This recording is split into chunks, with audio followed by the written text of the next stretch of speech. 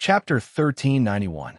With the help of Ming Ri, Popo, Yun Sheng, and the others finally escape from the jaws of death and return to the boundless land. With the help of the magic array, they arrived at the entrance of a relay station near the Dutian Blood Realm. Popo, this time, I have already disobeyed the will of Mother Goddess and saved their lives for you. However, the calamity of the human world has not ended. An even greater crisis is approaching. Ming Ri turned his head to look at the sky. He saw the clouds roiling in the sky above Bloody Sky, Metropolis Jia. The clouds had already turned the color of blood. A black bolt of lightning flashed across the sky like a dragon. Ming Ri's brows were tightly knitted together. I know. Whatever calamity, I will deal with it myself. Popo waved her hand. Night Fox, Yun Sheng supported Yi Baiming. As a large amount of flesh was directly absorbed by the magic array, Yi Baiming looked terrible now. Half of his body had almost turned into white bones, and his handsome face was almost completely destroyed. Seeing Yi Baiming in such a state, no matter how strong Yun Sheng was, she could not help but cry. If an ordinary person became like this, they would have died long ago. However, Yi Baiming relied on his strong willpower to hold on. Little wild cat, don't cry. I'm fine. Just as he finished speaking, Yi Baiming spat out a mouthful of blood. He coughed violently and vomited out a black blood clot. Seeing all this, Yun Sheng and Popo's faces turned even uglier. Ming Ri, quickly think of a way. Qilin Kid won't die, right? I want you to save a living person. What's the meaning of you saving a half-dead one? Popo had the urge to strangle Ming Ri. If not for Ming Ri's unwillingness to save people, she would not have waited until that time to save her master and Qilin Kid. In her impression, Qilin Kid was a cockroach that could not be killed. He had never been in such a situation. More than half of his Qilin flesh was devoured. If it wasn't for the life and death talisman in his body, he would have died long ago. At this time, even if the immortals came to the world, they wouldn't be able to save him. Ming Ri looked at Yi Baiming and shook his head. Even a god of the god realm would find it difficult to survive if more than half of his divine body was devoured, let alone Yi Baiming. But from the looks of it, this man was really a tough guy. Even Ming Ri couldn't help but look at Yi Baiming in a new light. Is there no other way? Bobo looked worried. She knew that if anything happened to Yi Baiming, Master would definitely. No, there must be a way. There were still tears in Yun Sheng's eyes. She hugged Yi Baiming tightly and stared at the sun of the underworld without blinking. There seemed to be an irresistible force in her eyes, causing Ming Ri's heart to tremble. This woman, god of the underworld, why don't you tell them about that method? Just as Ming Ri was hesitating, a voice came from Yun Sheng's body. Ji Rumo. Yun Sheng was shocked. She took out the Heaven's Mandate mirror from the beast language ring. Ji Rumo, who had been unconscious for a while, woke up again. It was just that he didn't expect that so many things would happen while he was unconscious. Ji Rumo had long felt that there was something wrong with the high priest. It was just that he didn't expect that the high priest was actually Yi Xiu's shadow guard. Even if that method will cause his soul to scatter, you still want to try it? Ming Ri saw Ji Rumo and knew that he couldn't hide the matter anymore. As the top light magic genius in the Boundless Continent, Ji Rumo had dabbled in a lot of things. It was unknown how he found out about the secret method of the underworld. Ming Ri pondered for a moment and said faintly, even as the god of the underworld, he felt that that method was cruel. I'm willing. The one who answered Ming Ri was Yi Baiming. He laughed bitterly. His eyes were already blurred by blood, but he could feel that Yun Sheng, who was beside him, was crying. As long as he could make Yun Sheng smile again, he was willing to do anything. He is the holy infant that Yi Xiu created with the power of the Qilin King's relic. He has no father or mother. Besides the Qilin King's relic, he was also nurtured by the Qilin King's body. Just now, I didn't feel Yi Xiu's corpse in the Qilin Forbidden Land. If I'm not wrong, the real corpse of the Qilin King should still be in the Dutian Blood Realm. Ming Ri hesitated for a while, but still decided to help Yi Baiming under Bo's threatening gaze. However, he asked Yun Sheng and the others to find Yi Xiu's corpse first. Only when they found Yi Xiu's corpse could Ming Ri use hellfire to rebuild Yi Baiming's bones and flesh. Logically speaking, the corpse of the ancient Qilin king Yi Xiu should be buried in the Qilin tomb. No, back then, I entered the Qilin tomb.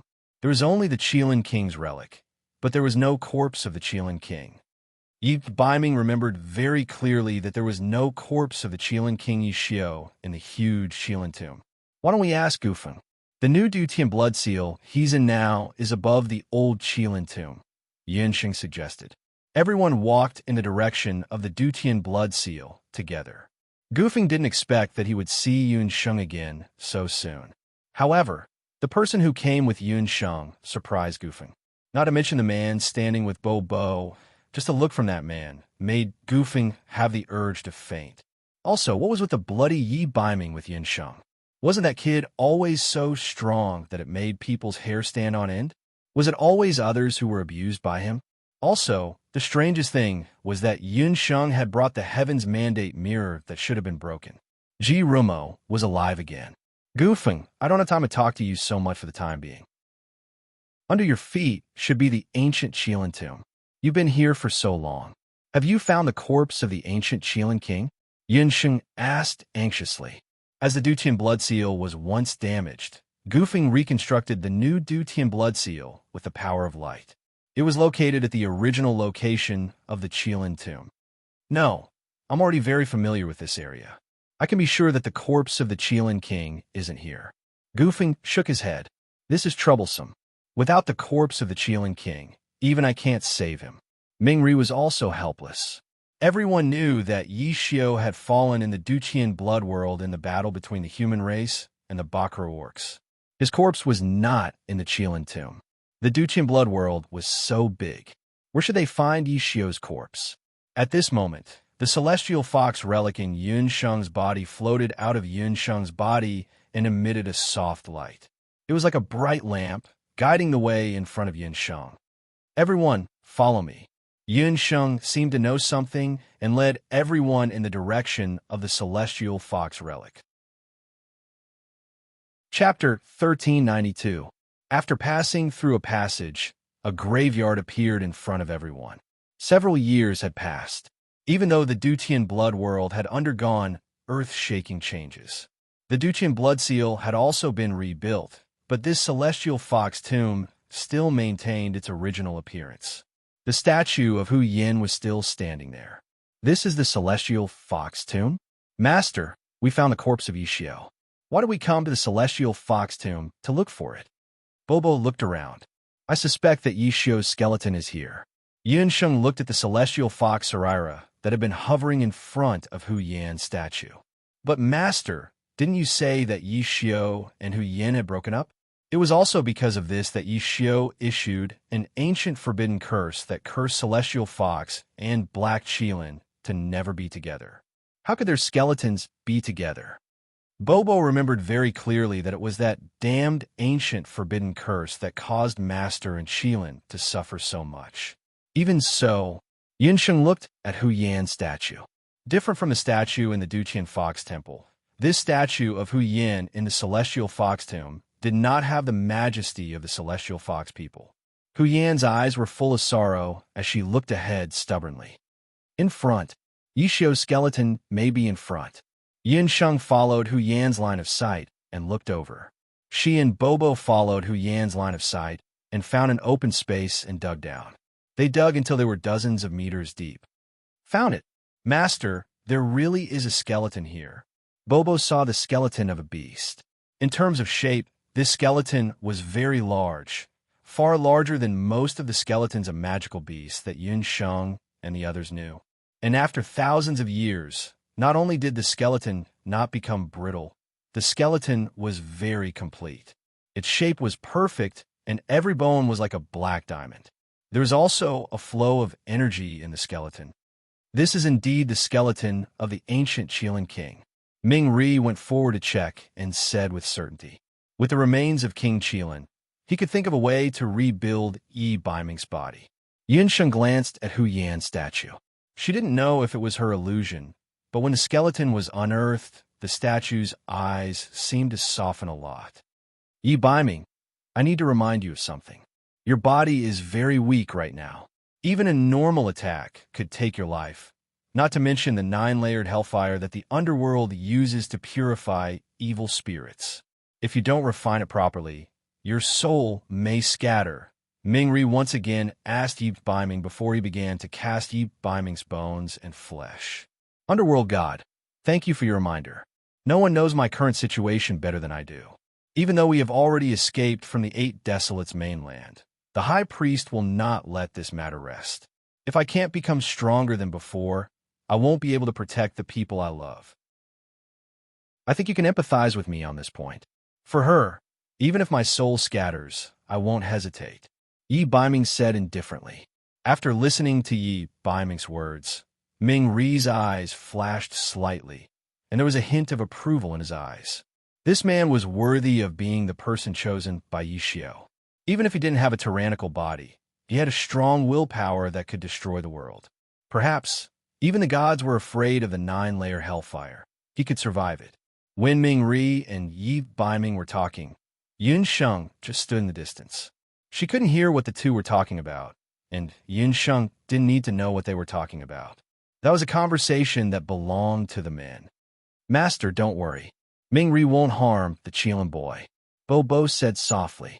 Yes, no matter what he does, I will stand by his side. Yun Sheng also made up her mind, and there was more determination in her eyes. Everyone, I will take Yi Biming to the 9-layered hell. That is the ghost prison of the underworld, and ordinary people can't enter. In order to preserve Yi Biming's physical strength as much as possible, Ming Ri supported him with one hand. We'll go too. Yun Sheng and Bo Bo said in unison. Yun Sheng had a strong dark soul in her body, and Bo Bo was a world god in the mortal world. The two of them could barely avoid being eroded by the ghost chi in the 9-layered hell. Looking at the two's concerned eyes, Ming Ri pondered for a moment, and with a gust of wind, he took the 3 of them into the 9-layered ghost prison of the underworld. Yun Sheng only felt darkness in front of her eyes, and the gloomy wind that was rolled up by Ming Ri's sleeve was bone-chilling. When she opened her eyes again, she was already in the middle of the hellfire. Around her, there were countless blood-red iron chains hanging. The black and purple flames were burning the bodies of the ghosts that were chained by the iron chains. The 9-layered hell was the place where the mortal world, the divine world, and the underworld punished sinners. The hellfire here would not be extinguished all year round. Ming Ri took Yun Sheng and the other 2 and fell into the deepest part of the 9-layered hell. Over there, the fire soared into the sky, and the evil aura was so thick that it made people feel suffocated. You guys stay here. No matter what happens later, you guys are not allowed to go down. Ming Ri added a magic barrier beside the 2 of them. Then, he took Yi Biming and stood in the air above the sea of fire. Fusing with the skeleton of the ancient Qilin king is a very painful process. Whether you can endure it or not, it depends on your own willpower. Ming Ri rolled up his sleeve, and the black skeleton of the Qilin king fell into the sea of fire. The purplish-black hellfire turned into a tongue of fire and swallowed the skeleton. Go! Ming Ri used his evil aura to wrap Yi Biming up and sent him into the sea of fire. Inside the magic array, Yun Sheng was so nervous that her body stiffened. Bo Bo held Yun Sheng's hand tightly. Only Bo Bo knew that her usually strong-willed master would only reveal her weak side in the face of the Qilin brat. In the flames, Yi Biming's body was quickly swallowed by the flames. What kind of pain was that? It was as if his soul was about to be destroyed. At this time, the Qilin bone had been melted into molten iron by the ghost fire. The temperature of the entire 9-layered hell was even hotter than 10 suns burning together. Ming Ri kept chanting. A large amount of yin qi rushed out of his body and merged into the 9-layered hellfire. Crack, crack, crack. At this time, Yi Biming's flesh and blood had almost completely melted. He was no longer in human form. In the fire, only a brightly colored magic soul was still emitting a dim light. Whoa, Yinxing finally couldn't bear it anymore. She bit down on her lips. In her mouth, there was a strong taste of blood. Even Bo was shocked to see this. Yi Biming, I know you can hear me. The next step is the most important. If you can endure it, you can be reborn. At this step, Ming Ri's expression became serious. He closed his 5 fingers and slowly moved Yi Biming's magic soul and the skeleton of the Kailan King in the Sea of Fire, trying to fuse the two together. Chapter 1393. The Qilin King's skeleton, which had been melted into liquid by the ninefold ghost fire, merged with Yi Biming's spirit soul. When she first came into contact with Yi Biming's spirit soul, Yunsheng clearly saw the Qilin King's skeleton rejected. Boom! The skeleton that had been dead for many years seemed to have come alive. A terrifying aura shook the entire ninefold hell. The fire burned even more fiercely. Even Yunsheng and Bobo, who were in the magic formation, could feel the repulsion. The Qilin King's skeleton continued to resist for more than an hour. These 2 hours felt as long as a lifetime. In this hour, Yi Biming's spirit soul, which had been dim, grew stronger. In contrast, the Qilin King's skeleton's resistance weakened. In the end, the spirit soul and the skeleton fused together. The ninefold ghost fire was still burning. The Qilin King's skeleton enveloped Yi Biming's spirit soul. The fusion of spirit and bone caused a vigorous vitality to radiate from the skeleton. Ming Ri's eyes lit up. With a roar, the ninefold ghost fire transformed into 9 fire WRMS. The 9 fire WRMS howled as they charged toward the newly born Qilin King skeleton. Boom! The 9 fire WRMS exploded. At this moment, the Qilin King's skeleton underwent a strange change. Tiny blood-red veins grew on the originally black skeleton, as if the earth had recovered in spring. Those tiny veins grew from thin to thick. Then, new muscles that were forged by flames also grew. It was a very strange process. After a hellish baptism, Yi Biming perfectly fused his spirit soul and the Qilin King skeleton in about an hour. Although she knew that more than half of the process was successful, Yunsheng didn't make a sound during the entire process. She didn't even know that her bloody lips had split open. Bobo, who was watching from the side, sighed inwardly. As expected, the word love was the most misleading. She had never seen such a master. 3 hours later, a surging baleful aura swept out from the purple-black flames. Ming Ri's eyebrows twitched, and his eyes were filled with shock. He seemed to have created something incredible. He didn't know what kind of impact this would have on the mortal, divine, and netherworld realms in the future. But now that things had come to this, it was too late for Ming Ri to regret. It's done. Everyone cheered. Yunsheng couldn't help but hold her breath as she looked at the figure walking out of the fire step by step. With every step the man took, the ghostly flames within the ninefold ghost prison would tremble, and an indescribably terrifying might covered the heavens and earth, causing the entire ninefold ghost prison to twist. But just as Yunsheng and Popo were overjoyed, a strange scene occurred. Yi Biming, who had already walked out of the willow, the wisp, suddenly stopped. He suddenly let out an angry roar, and with a shake of his body, he turned into a golden Qilin. Inside its body, a new wave of qi soared into the sky. Yi Biming's body also emitted rays of golden light, and his entire person was like a scorching sun, bathed in golden light. The flames of the ninefold hell were extinguished as if a bucket of water had been poured over them. What's wrong? Seeing Yi Biming's sudden change, Yunsheng thought that something had happened and anxiously asked Popo and Ming Ri. Ming Ri and Popo also revealed strange expressions at the same time. Master, the Qilin boy seems to be breaking through after casting his bones and growing his muscles. He seems to be breaking through to become a demigod. After hesitating for a moment, Popo made a smacking expression. Yes, after fusing with the Qilin King bone and the 9 hell's ghostly flames, he intends to break through to become a demigod. This boy is actually breaking through in my ninefold hell. This is really...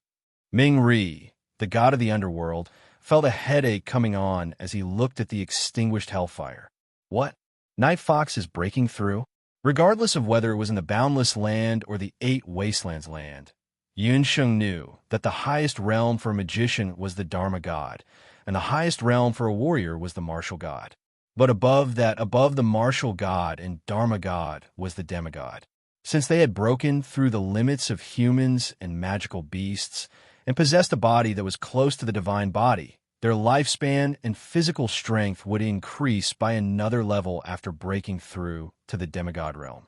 As Yi Baiming broke through to the demigod realm at the last minute, the evil aura of the ninefold hell was suddenly sucked dry.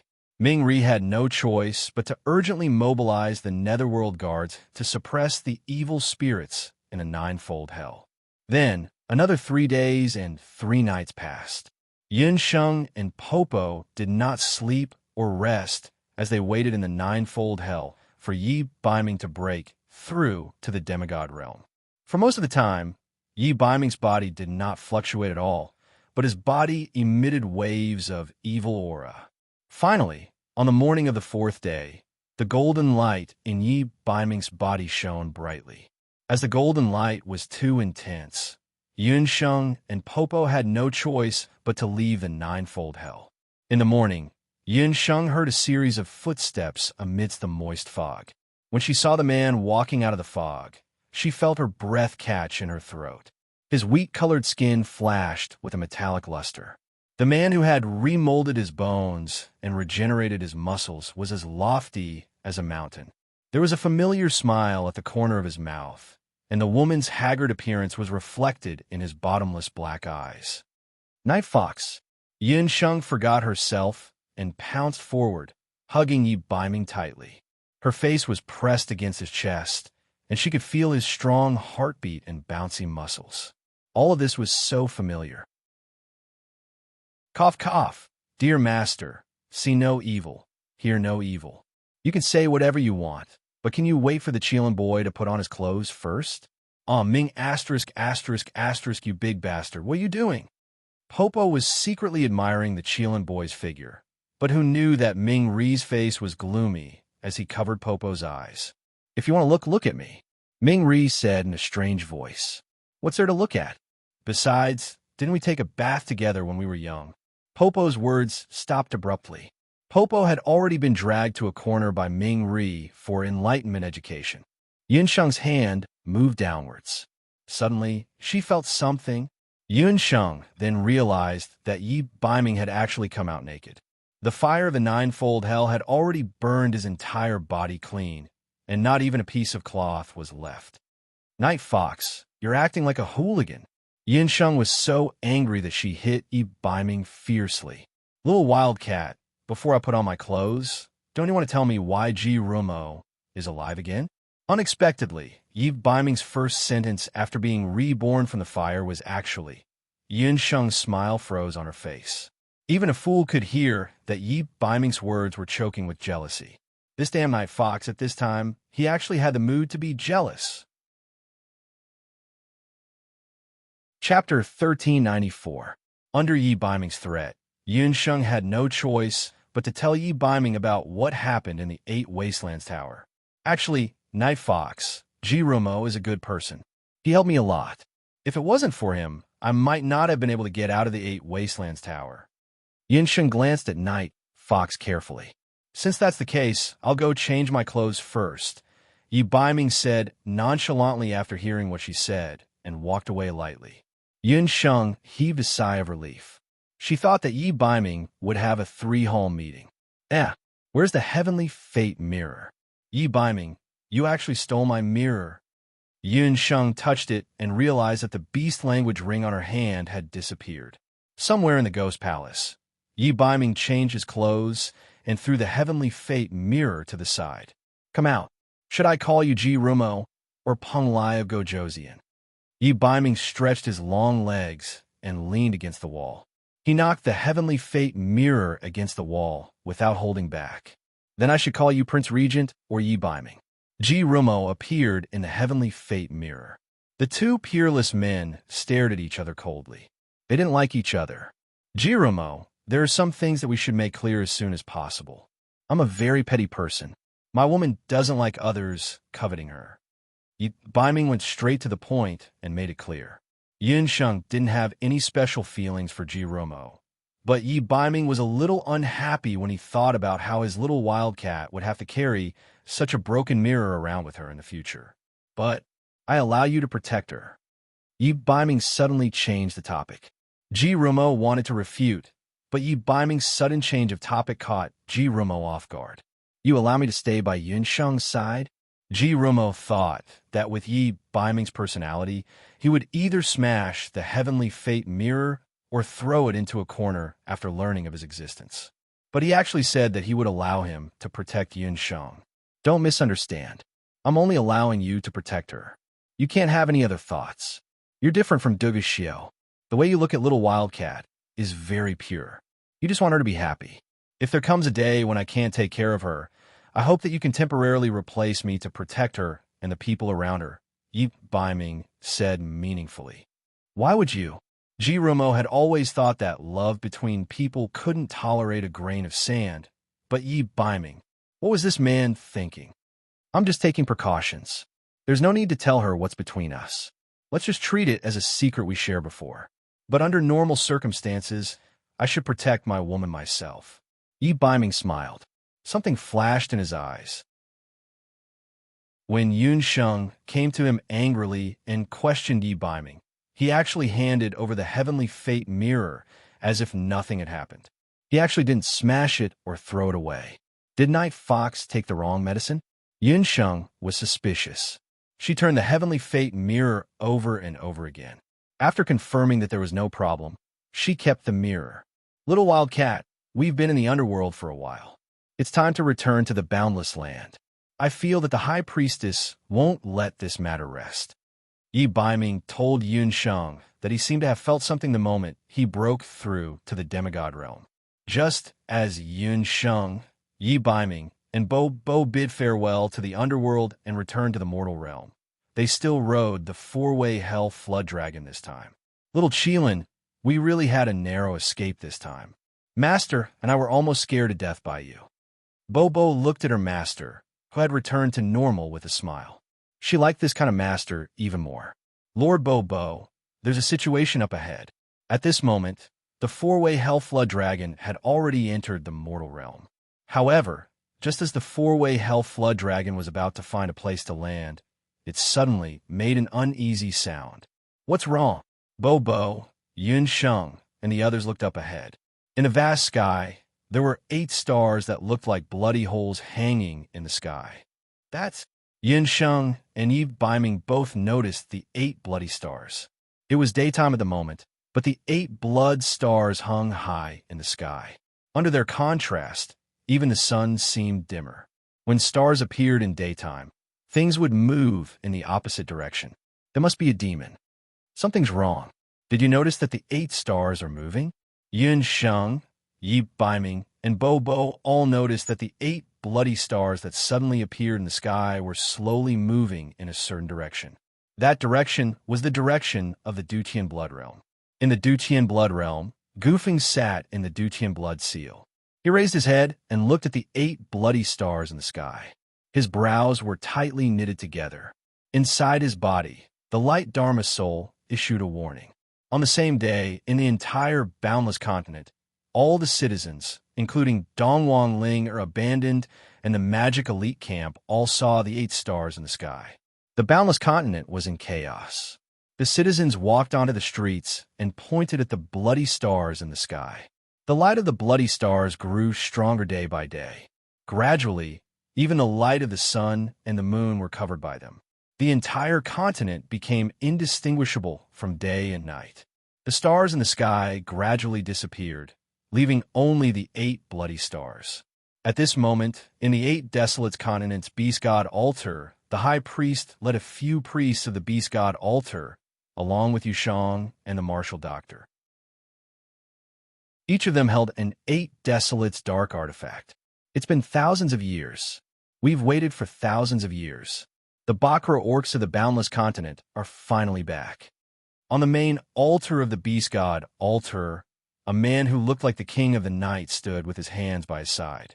He had fiery red hair, sharp brows, and a pair of eagle eyes that were filled with murderous intent.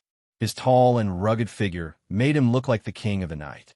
He exuded a domineering aura that could destroy the world. He was Duguxiu, but not the Duguxiu of the past.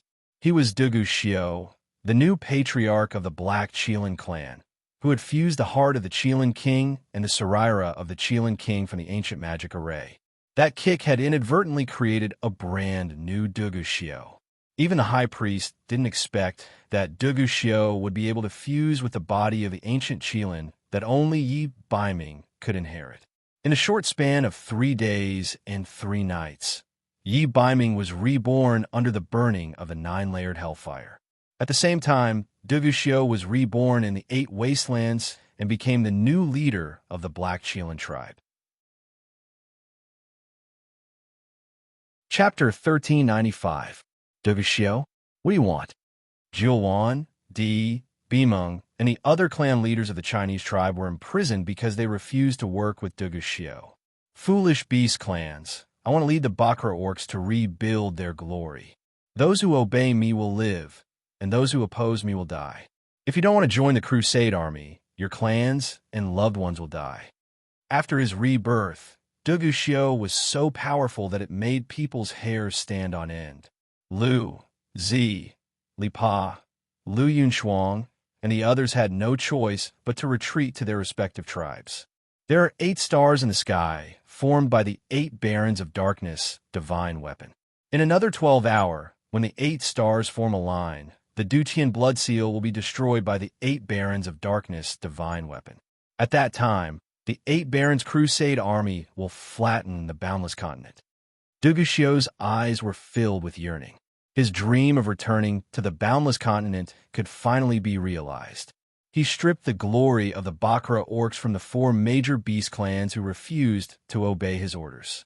The 8 barons of darkness now belonged to the Black Qilin and Duguxiu.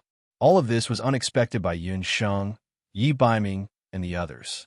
Boundless continent. This time, I, Duguxiu, will make your blood flow like a river. Duguxiu waved his sleeves. Outside the beast god altar, the 1,000,000-strong army from the 8 barons let out an earth-shattering roar. Their hatred engulfed the entire 8 barons of darkness. Give us back the boundless continent. Massacre the boundless continent. Wave after wave of arrogant shouts broke through the sky of the 8 barons of darkness. The 8 stars of calamity from the 8 barons of darkness divine weapon were still shining brightly in the sky. Yin Sheng, after seeing the 8 blood stars slowly moving toward the Dutian blood realm, Yin Sheng, Yi Baiming, and Popo quickly rushed to the Dutian blood realm. Once they arrived at the Dutian blood realm, they saw a few familiar faces. Behind them, the armies from the other countries had gathered there for a few days. Ling abandoned. Other than Dongwang Ling, and Qi, Yinsheng also saw Penglai's elder Si Ming and a few elders from the mainland's elite camp. Yinsheng was pleasantly surprised to see her former comrade in arms, but the anxiety in her heart grew even more. Do you see the 8 stars in the sky? What was that thing? Right now, the continent is in chaos, and the people are in turmoil. Just a few days ago, when the 8 great ominous stars first appeared, Elder Si Ming, who had been silent for a long time, suddenly informed the leaders of the few big countries, including Dongwang Linger, to quickly gather in the Dutian blood realm. It turned out that when Elder Si Ming was observing the stars at night, he discovered that there were 8 strange stars in the sky. The 8 stars were blood red in color, and they were moving slowly. Elder Si Ming knew that something was wrong.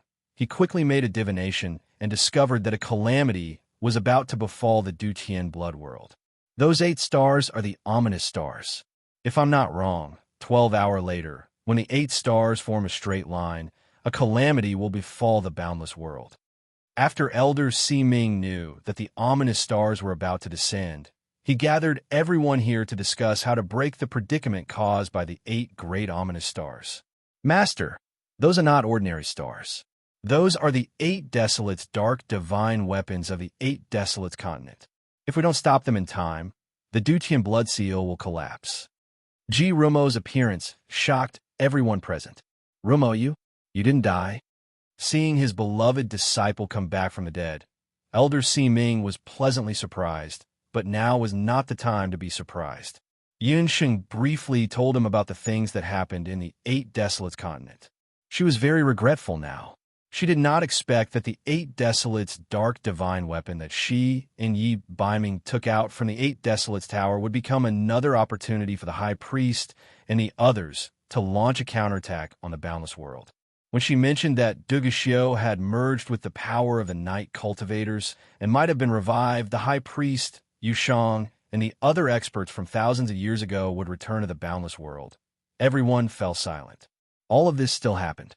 A few years ago, Gufeng used the life-burning technique to rebuild the Dutian Blood Seal.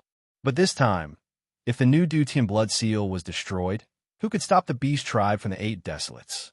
There's only one way now. Yun Sheng looked at everyone, and then at her good friend Gufeng, who was trapped in the Dutian Blood Seal. That is to use the 8 Desolates' divine weapon to stop the 8 Desolates' dark divine weapon. The High Priest has gathered the 8 Desolates' dark divine weapon, and we also have the 8 Desolates' divine weapon. Elder Siming, do you have a way to create an array to break the 8 Desolates' dark divine weapon within 12 hours? Fortunately, it was not the worst time yet. The other party had the 8 Desolates' dark divine weapon, and they also had the 8 Desolates' divine weapon. But Yun Sheng, our 8 Desolates' divine weapon, is not complete. You also know that I only have a part of the halberd of the divine battle god's power. Yi Baiming was talking about the halberd's power in his right hand. Back then, he and Duguxiu had shared the halberd of the divine battle god. This also meant that the Boundless World did not have the complete 8 Desolates' divine weapon. You don't have to worry about this. This is because the High Priestess and the others don't possess the complete 8 Desolation Darkness divine artifact. You should have noticed that one of the 8 blood stars is slightly dimmer than the others. Yin Sheng pointed at the star as she spoke. Indeed, the blood star in the middle was slightly dimmer. That is the heavenly fate mirror of darkness? Ji Rumo was suddenly enlightened. That's right. I have long felt that the High Priest did not have good intentions when he took the 8 Desolates' dark divine weapon. So I gave the heavenly fate mirror of darkness to him. I'm afraid that even he did not realize that there was something wrong with the heavenly fate mirror of darkness. Yin Sheng shrugged. Whether it was the heavenly fate mirror of darkness or the heavenly fate mirror of darkness, the most important part was the mirror spirit. The heavenly fate mirror of darkness contained Ji Ruxue, who had already been devoured by Ji Rumo. Now, the heavenly fate mirror of darkness could only be considered as an empty shell. In terms of its true power, it could only unleash 10 to 20%. Under such circumstances, the 8 Desolates' dark divine weapon was also incomplete. In that case, I will leave the rest to Master and the others from the Dharma Temple. Ji Rumo heaved a sigh of relief. Elder Siming and the disciples of the Dharma Temple began to read the ancient books together. 24 hours passed by in minutes and seconds. Everyone was waiting anxiously. The 8 blood stars in the sky were getting closer and closer. Yun Sheng, if we don't find a way to stop the 8 Desolates' dark divine weapon, will Gufeng be in danger? Dong Wangling seemed to be very uneasy. Although Dong Wangling was dressed like an empress, her eyes were filled with anxiety and fear. Back then, she could never forget the scene where she was separated from Gufeng. But this time, if the Dutian Blood Seal completely collapsed, Gufeng, who had become one with the Dutian Blood Seal, would definitely. Dong Wangling did not dare to think about it anymore. No, he won't. We managed to guard the 8 Desolates' dark divine weapon. This time, we won't fail either. Yin Sheng looked at the 8 blood stars in the sky and said firmly. Chapter 1396. These 12 hours felt like years to both the Boundless and the 8 Desolates continents. In the sky, the 8 great bane gradually gathered in a straight line from 8 different directions. Inside the beast god altar, Duguxiu raised his head and looked at the sky. His fiery red hair was blown up by the wind like a ball of fire. At this moment, he couldn't tell what he was feeling.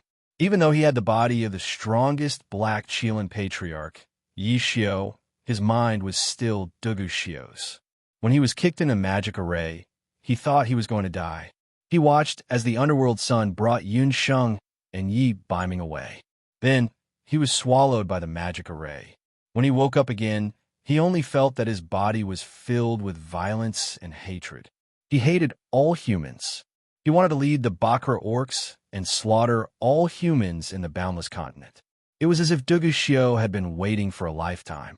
Finally, he saw a scene that made him excited. A blood-red light shot out from the 8 great blood stars. The 8 lights connected and formed a blood-red spear that pierced through the sky. Chi, a blood-red light pierced through the sky. The 8 Desolates' darkness divine weapon, sky-piercing spear, was formed. In the sky, it was as if a pot of boiling water had been boiled, and the clouds began to break apart. A tremor ran through the sky between the Boundless Continent and the 8 Desolates' continent. The blood-red spear formed by the 8 Desolates' darkness divine weapon descended from the sky like a million soldiers.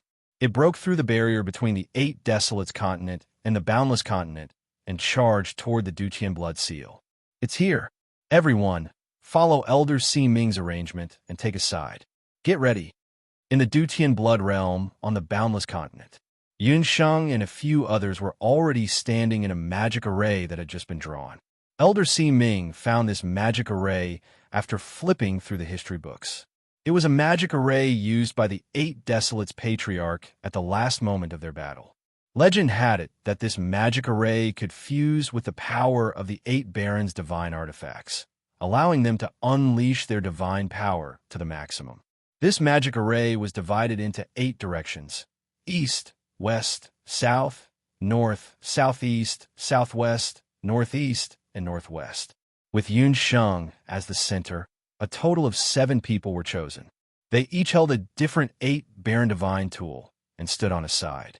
Yun Sheng's summoning demon hand, Yi Baiming's war god halberd, Ji Rumo's heaven's mandate mirror, forsaking law bracelet, Dong Wang Ling, Dong Wang Qing, Sister Land's heart distress lantern, Elder Judge Ming's netherworld ghost key, Elf Queen's immortal holy grail. The 8 of them began to chant at the same time. With the help of the magic formation, the 8 desolate artifacts in their hands began to emit a snow-white light. In the sky, the blood-red spear shot out. The evil aura contained in the spear turned into countless meteorites and rocks, forming the first wave of attack, attacking the Dutian blood seal. Inside the blood seal, Goofing's expression didn't change when he saw the meteorites and rocks raining down like a storm. He was like a boulder, not moving at all. His body emitted a warm light. The warm light that he had never seen before caused the Dutian blood seal's light to tremble. Before the meteorites and rocks could even get close, they were turned into dust. As if it had sensed Goofing's resistance, the blood-red spear suddenly began to buzz. The spear's body suddenly became several times bigger. Suddenly, it was like a huge red spear that could pierce through heaven and earth. With the power to devour heaven and earth, it charged straight towards the Dutian blood seal. It was like a greedy beast that wanted to devour the entire Dutian blood world. Seeing this, Yun Sheng and the other 8 people roared in anger. Battle chi and magic power erupted from their bodies like 8 volcanoes. The 8 Desolation divine artifacts formed a majestic ball of light that rose from the ground. The ball of light grew bigger and bigger, enveloping the Dutian blood seal, Gufeng, and the entire Dutian blood world. It became a huge shield that covered the sky. 8 Desolation divine artifact, Heaven Shrouding Shield, form. The Heaven Breaker met the Heaven Shrouding Shield, and the Blood Spear met the Light Shield. It was like 2 meteorites colliding. The Blood Spear and the Light Shield clashed, neither willing to back down. On the Beast God altar of the 8 Desolation continent, everyone also exerted their strength. In the Boundless Continent's magic array, the 8 Desolation divine artifact was also exerting its last bit of divine power. Crack, crack, crack. On the light shield, like a spider web, layer after layer of cracks appeared, quickly spreading out in all directions of the light shield. Haha, it's useless. The 8 Desolation Divine artifact is already dead. With just your motley crew, it's impossible to resist the 8 Desolation Divine artifact. The high priest saw that Yun Sheng and the others were still fighting like trapped beasts and let out an ear-piercing laugh. Could it be? Yun Sheng stared at the blood spear in the sky with great difficulty. That blood spear was like a chisel that did not know fatigue, constantly breaking through the light shield. No matter what, we have to hold on. Yun Sheng took a deep breath. Demon God transformation. Yun Sheng's Dharma soul was released in an instant, forcibly increasing the Dharma power in the magic array by 10%. The heaven-shrouding shield, which was originally full of cracks, suddenly became more resilient. That's right, this is a matter of life and death for the Boundless Continent. We definitely cannot admit defeat, everyone said in unison. Everyone was united, and the heaven-shrouding shield's power became even stronger. What a bunch of troublesome ants. Since that's the case, don't blame me for being merciless. Duguxio's gaze was eerily cold. He suddenly flew up, and the fist aura in his hand shot towards the sky like a torrential rain. That fist aura shot straight into the sky, forcibly tearing apart the boundary between the Boundless Continent and the 8 Desolates Continent, and bombarded towards the heaven-shrouding shield. Duguxio, don't you dare be presumptuous. Yi Biming also punched out. The 2 fist auras collided in midair. Boom! The ground shook. Boom! Duguxio's fist aura still hit the heaven-shrouding shield. Everyone felt as if their chests had been hit by a heavy punch. Their feet sank, and their bodies unknowingly sank a few inches into the ground. The heaven-shrouding shield was also unable to bear the burden, and the cracks continued to expand. Yi Biming's expression changed slightly. Duguxio's strength. Yi Biming, I didn't expect you to still be alive. However, the current you is simply no match for me. Duguxio, who possessed the Qilin King's heart and Qilin King's relic, as well as a portion of the Holy Infant's flesh and blood, was actually stronger than the reborn Yi Biming in terms of strength. Admit defeat. You guys are simply no match for us. Amidst the high priest's savage laughter, the blood spear inched closer and closer. It was only a few dozen meters away from the Duqian blood seal. It's still too early for you to be happy. Just as the high priest was getting carried away, Yun Sheng's slightly sarcastic voice was like a bucket of cold water being poured over his head. The high priest could not help but be stunned. Chapter 1397. Just as Yun Sheng finished speaking, the high priestess looked at the sky again. Something strange happened. Blood Spear, which had already gained the upper hand, suddenly cracked and broke into 2 halves at the end of the spear. The high priestess who was holding the Dark Destiny mirror in the Beast God altar felt her blood boiling. She was powerless and spat out a mouthful of blood. Instantly, the array was in chaos. With a shattering sound, the heavenly fate mirror of darkness exploded. The 8 Desolate Darkness Divine artifact had lost one of its parts. Its power was greatly reduced. With the blood spear broken, the high priestess attack was greatly reduced. On the other hand, the people from the Boundless Land saw that their opponents were defeated and their morale was greatly boosted. The power of the heaven-shrouding shield increased by a few times. Yin Sheng, it's your doing. A pair of blood-red eyes appeared in the sky. Those were Duguxio's eyes. Duguxio, tell the high priestess that a fake will always be a fake.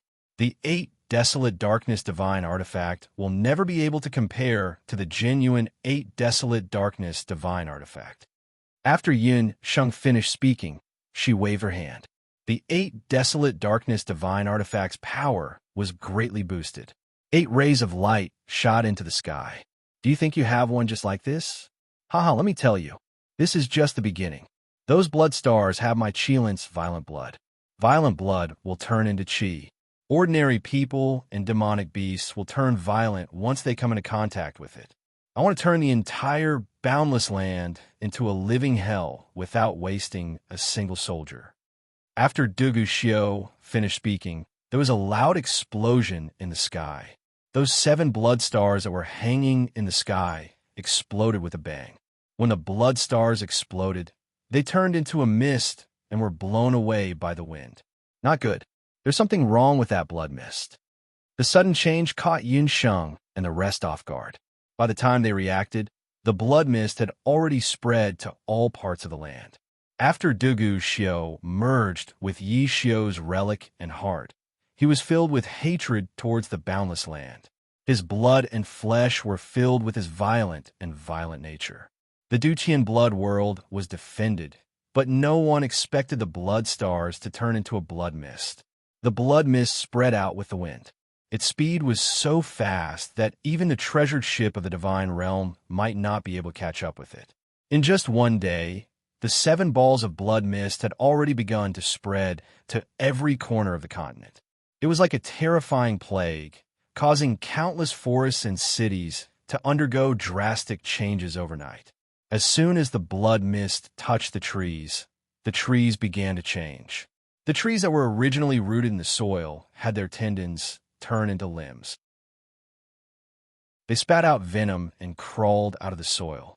Once the blood mist touched the demonic beasts went berserk and attacked anyone they saw. The blood mist entered the city. The humans did not recognize their own family and killed their wives and children. Blood flowed like rivers in countless cities. Witnessing this tragic scene, Yun Sheng and the rest realized that the Bakra orc's hatred for the human race had reached such a level. That won't do. This blood fog is even more difficult to control than the Duqian blood cloud of the past. Even with the armies of the various countries, it is still very difficult to control.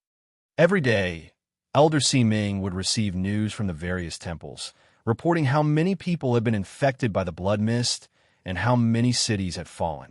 Violence turned into a bloody mist. It was an executioner more terrifying than war and disease. Before we find a way to control the blood mist, we have to think of a way to protect the people of the various countries. I think this time, we have to ask Ming Ri for help. Yin Sheng made a prompt decision and told Bo her plan. You're saying that we should let the people of the major countries who haven't been infected by the blood fog go to the underworld to hide. Bo's expression was also very serious. She was a world deity, so she had to be responsible for the safety of the mortal world. At this moment, she was already regretting that she had kicked Dugu Xiao into the magic array. She really should have killed that brat to get rid of all future troubles. Now, that brat's strength was even more terrifying than that Shilin brat. Bo found Ming Ri. At first, Ming Ri was unwilling to agree to Bo's request. After all, he had already helped Bo once. Moving the people of the human race who had not died to the underworld on a large scale without permission was against the rules of the underworld. You have to save them even if you don't want to. Otherwise, when these people die, they will all go to the underworld. When the underworld explodes, you, God of the underworld, will also have a headache. Bo said angrily. Ming Ri was pestered to the point that he had no other choice.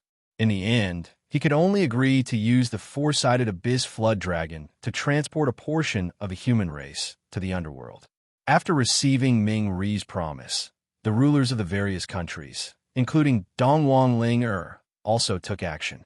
They informed the people of the various cities about the urgency of the current situation. However, due to the limited number of four-sided abyss flood dragons, the transfer of the human race was still very slow. After weighing the pros and cons of each country, they decided to prioritize the elderly, children, and women. Mother, I want to be with my mother. On the four-sided abyss flood dragon, a child cried, wanting to look for his mother. Due to the problem of manpower, the four-sided abyss flood dragon could only transport 500 people at a time. Looking at the families being separated, the crying children, and the reluctant relatives and friends, Yin Sheng stood at the side, not saying a word. Little wild cat, don't be sad. This is not your fault. You have already done your best. Yi Baiming walked to Yin Sheng's side, unknowingly. He knew that, during these days, Yin Sheng had been working hard to unite the medical practitioners and light magicians from all over the continent to find a way to get rid of the blood fog. Those martial artists and magicians who possessed do qi and magic power could still barely hold on for a few days. However, ordinary people would not be able to do so. She had not rested for a few days and nights. Her eyes were already bloodshot. This made Yi Baiming's heart ache. As a medical practitioner, I should save the dying and heal the injured. Seeing so many innocent people falling down one by one because of my mistake, I am unable to find any way to treat them. This was the first time in Yunsheng's life that she felt powerless. This blood fog should be a kind of modern infectious disease. Only people and magical beasts that were contaminated by the blood fog or contaminated by the blood fog would be able to undergo a second infection. However, no matter how hard she tried, she was still unable to find the source of the pollution and the treatment method. We will definitely find it. Ji Rumo and the rest are also discussing through the night. You are all the best medical practitioners and magicians in the continent. You just need some time, and you will definitely be able to find a way to control and treat the blood fog. Yi Baiming hugged Yunsheng in his arms. In terms of medical skills, he could not give her any advice. All he could give was encouragement. Actually, Night Fox, I have an idea. If it succeeds, there might be a chance to find a way to control the pollution of the blood fog. Yunsheng hesitated for a while. Then, she clenched her teeth and told him the idea that had been in her mind for a few days. What? You said you want to enter the heavily polluted area of the blood fog to find a treatment method? This is too dangerous. Yi Baiming frowned after hearing Yunsheng's idea. Chapter 1398. Yunsheng's idea was for her to take the risk and enter the area contaminated by the blood fog. She would come into contact with the first line of pollution and see if she could find a way to resolve the blood fog's pollution. Night Fox, I know you're worried about me. This time, you have to listen to me.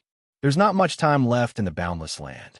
Even the underworld could make such a huge concession for the human world, let alone us, who are originally from the boundless land.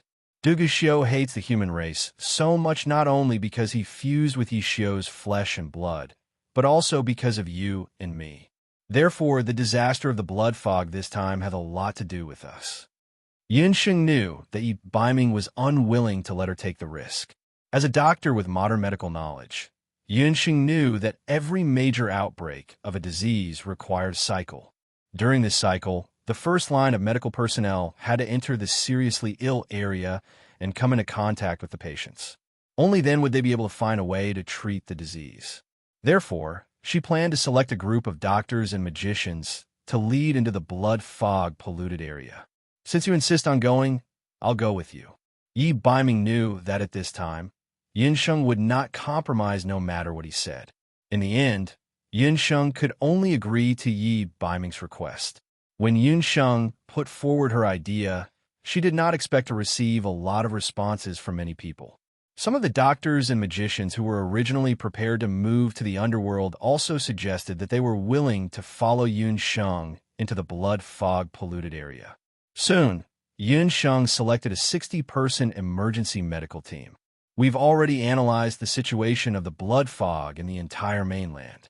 Currently, the most seriously polluted areas in the entire mainland are Penglai Island and the area around Grand Empress City.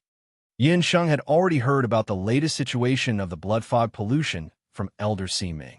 Grand Empress City. Yunsheng did not expect to hear this familiar name again. Penglai was a sealed island. When the blood fog spread to Penglai, Penglai was now an isolated island due to the demonization of flying magical beasts and the suspension of shipping. Therefore, Yunsheng could still understand why Penglai Island was so badly affected. But why was Grand Empress City also a disaster area? The situation in Grand Empress City is a little special.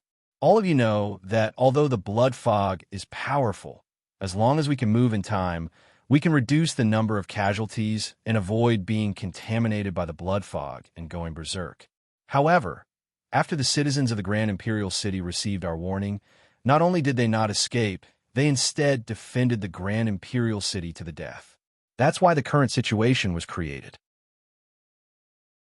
Chang Si-ming admitted that he was already a stubborn old man, but he didn't expect that there would be someone who was 100 times more stubborn than him. That person was the city lord and the citizens of Grand Emperor City. Before the blood mist had spread, Elder Si Ming had already notified the major forces of the mainland. He had also quickly evacuated the members of the Dharma Temple from Penglai Island. Other forces on the continent, including the Yun family in Taiyuan Mountain, had also listened to Yun Sheng's suggestion and temporarily moved to Skywing City. However, not a single person from the Grand Emperor City left. Even Elder Si Ming could not explain the reason behind this. That's bad. Even if it's Uncle Yuan and the others, it's unlikely that they will survive the blood mist. Yin Sheng frowned as she thought of Yuan Shahua. There's no time to lose. Let's rush to Grand Emperor City and check out the situation. After Yun Sheng and Yi Baiming weighed the pros and cons, they decided to make Grand Emperor City their final destination. A day later, Yun Sheng, Yi Baiming, and the others were already standing outside the barrier of Grand Emperor City. Yun Sheng, it's great to see all of you. Before Yun Sheng arrived at Grand Emperor City, she had already contacted Yuan Shahua. She had rushed over accompanied by her second uncle, Yun Songlong. Second aunt? Second uncle, are you all right? Our grandfather and the others well? Yun Sheng hadn't seen her second uncle and his family for a while. Everyone is fine. Your mother asked me to tell you to take good care of yourself. Tianny Yu and the others also asked me to send their regards. When Yun Songlong saw Yun Sheng, he gave her a big hug before nodding at Yi Baiming. After the upheaval of the blood mist, Yun Songlong only allowed a few of his young children to follow the four-sided abyss flood dragon to the underworld. He, Yuan Shahua, and the rest of the mercenary band moved to Skywing City to act as backup for Yun Sheng and the others. As it was high up in the sky, Skywing City was less affected by the blood mist. Second aunt, we want to enter Grand Emperor City, but there's a barrier set up outside the city. We can't enter at the moment. Yun Sheng and the others only realized that the situation was more serious than they had imagined when they arrived outside Grand Emperor City. Once the barrier of Grand Emperor City was activated, the people outside could not enter, and the people inside could not enter. Yun Sheng, you must save the people of Grand Emperor City. Actually, we have our own difficulties and have no choice but to stay in Grand Emperor City. I'll activate the barrier, and all of you will follow me. But I beg of you, no matter what happens to the people in the city, you must not harm their lives. Yuan Shahua's eyes were already red as Yun Songlong comforted his beloved wife softly. Over the past few days, Yuan Shahua had not been having an easy time. She wanted to return to Grand Emperor City at all times. However, her father had already sent her a letter, telling her not to return no matter what. Second aunt, don't worry. We will definitely not harm anyone. Yun Sheng and I are only entering the city to help the people in the city. Yi Baiming nodded. After receiving Yi Baiming's promise, Yuan Shahua slit her wrist. When the dark red blood seeped into the city, the barrier that enveloped Grand Emperor City was quickly removed. The moment the barrier was removed, Yi Baiming raised his thick eyebrows and shielded Yun Sheng behind him. An invisible pressure spread out from Yi Baiming's body. It was as if it had hit a wall. The unknown object that flew out from the barrier was sent flying with a bang. Brother, Yuan Shahua exclaimed. In front of her was the young city lord of Grand Emperor City, Yuan Bu Pe, whose limbs were on the ground like a demonic beast. His eyes were scarlet, and his entire body was covered in strange scales. Everyone back off. He must have been demonized by the blood fog. Everyone, put on the special helmet that I have prepared before you can enter. With that, Yun Sheng took out a special helmet from her beast language ring. These helmets were made by Yun Sheng based on the anti-poison biochemical helmets of modern medical equipment. Although they were not as sophisticated as the modern helmets, they were blessed with special light magic and could resist the blood fog very well. With them, as long as Yun Sheng and the rest did not come into direct contact with the blood of the infected, they would be able to avoid being contaminated by the blood fog. After putting on the helmets, Yi Baiming walked forward and temporarily restrained Yuan Bu Pe, who had fallen into a demonic state. Night Fox, you walk at the front. Second aunt, You follow behind and lead the way. I think we have to find the City Lord's family. Yun Sheng looked at the blood fog in Grand Emperor City and frowned even more. Chapter 1399. The deeper they went into Grand Emperor City, the more frightened Yun Sheng and the rest were. They did not expect Grand Emperor City to become like this. Their impression of Grand Emperor City could be said to be a paradise on Earth. But now, Grand Emperor City had completely become a dead land. Along the way, they encountered many violent citizens of Grand Emperor City. Thanks to Yi Baiming and Yin Songlong, those citizens did not hurt them. Father, mother! Yuan Shahua went all the way to the City Lord's residence, but what she saw was the tragic scene of the City Lord and his wife committing suicide. Shahua calmed down. Seeing that his wife was about to throw herself forward, Yin Songlong hugged her tightly, unwilling to let her take another look. The City Lord must have been infected by the blood fog. To prevent himself from harming others after becoming violent, he committed suicide. The City Lord's wife probably could not accept it, so she followed the City Lord.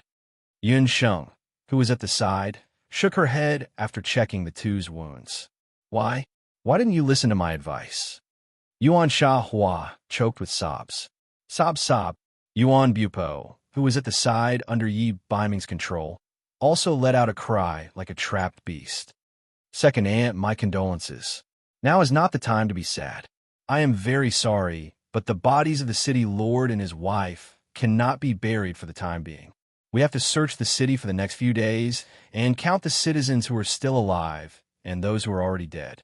Remember, you have to capture them alive without harming the citizens as much as possible. Also, I need some violent demonic beasts. Yin Sheng instructed the accompanying doctors and sorcerers. After about 3 days, Yun Sheng and the rest finally imprisoned the citizens of Grand Emperor City who were still alive.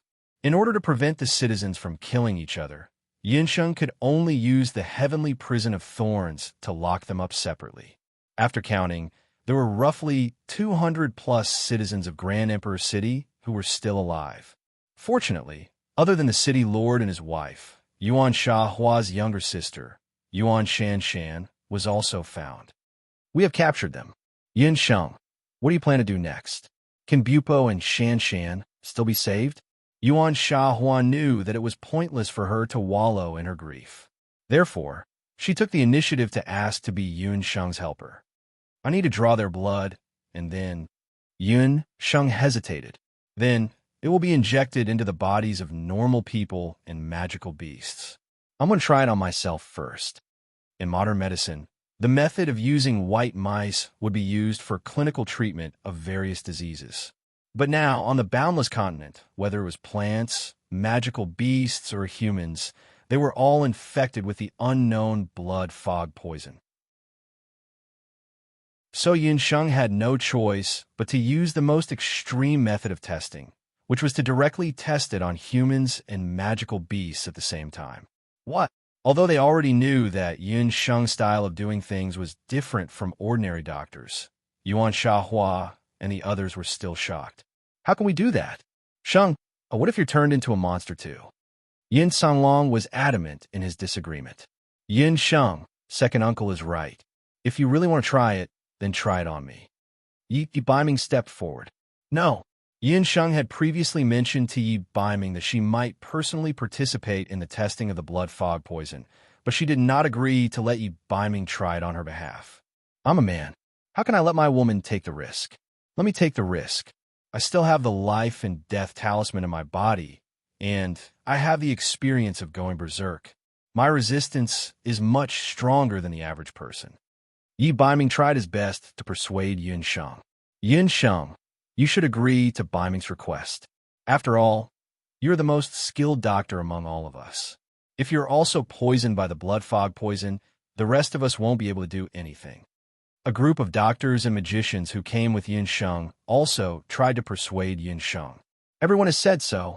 Little Wildcat, don't worry. I will definitely pull through. Yi Baiming said gently. All right, Night Fox. Trust me, I will find a cure. Yin Sheng took a deep breath and finally made up her mind. Duguxiu looked up at the lonely sky from the Octaterra Divine Beast altar. It had been 10 days since the 8 crimson stars disappeared. Don't worry, no one can cure the blood fog poison. Once the boundless continent becomes a land of death, we will be able to invade it. The Great Witch Doctor said excitedly. The Great Witch Doctor had combined the witchcraft of the Octaterra Divine Beast altar to create the blood fog poison after decades of refinement. The Great Witch Doctor believed that even the gods of the divine realm would not be able to resolve the boundless continent's calamity. Are you sure that the blood fog poison is incurable? Duguxiu asked. Well, to be honest, the blood fog poison is not completely incurable. Since your blood was used as the catalyst for the poison, the one who tied the bell must untie it. The catalyst used to create the antidote is also in your possession. The Great Witch Doctor said carefully. Understood. You may leave. Duguxiu said flatly. After the Great Witch Doctor left as well. A land of death? Haha, is this really what I want? Duguxiu asked himself. Why? Are you regretting it? The high priest appeared behind Duguxiu like a ghost and looked at him with a dark expression. Regret? Why should I? Taking revenge on the boundless continent has always been my long-cherished wish. Don't forget, I am no longer the Duguxiu of the past. Duguxiu turned around abruptly, his expression cold. That damned old man. Yishio looked at the high priest with disgust. He could tell that the high priest had special feelings for Yishio, the patriarch of the Black Qilin clan. Every time the high priest looked at him like that, he felt goosebumps all over his body. He was Duguxiu, not Yishio. However, he could not break off his relationship with the high priest just yet. Yin Sheng, you forced my hand this time, but I know you won't back down just like that. I'm waiting for you to come back for me. Looking at the pitch-black night sky again, Duguxiu's eyes seemed to have turned into a sea of blood. More than 10 days had passed. Everyone in Skywing City was still anxiously waiting for news from Grand Empress City. Still no news? It's already been more than half a month. Master and the others won't be in danger, right? After returning from the Netherworld, Bobo temporarily separated from Yun Sheng and the others. She waited in Skywing City for a while, but there was still no news. The situation in Grand Empress City is very complicated. Right now, we have no way of contacting them. Bobo, don't be impatient. We have to believe in Yun Sheng. Dong Wang Ling patiently persuaded Bobo. I can't wait any longer. I plan to make a trip to Grand Empress City. Bobo was really impatient. Ignoring Dong Wang Ling and the others' attempts to stop her, she insisted on leaving the relatively safe Skywing City alone and rushed in the direction of Grand Empress City. Chapter 1400. In the Grand Imperial City, Yin Sheng had not slept for more than 10 days. Yin Sheng, you should rest for a while. We are here. If there are any changes, we will inform you.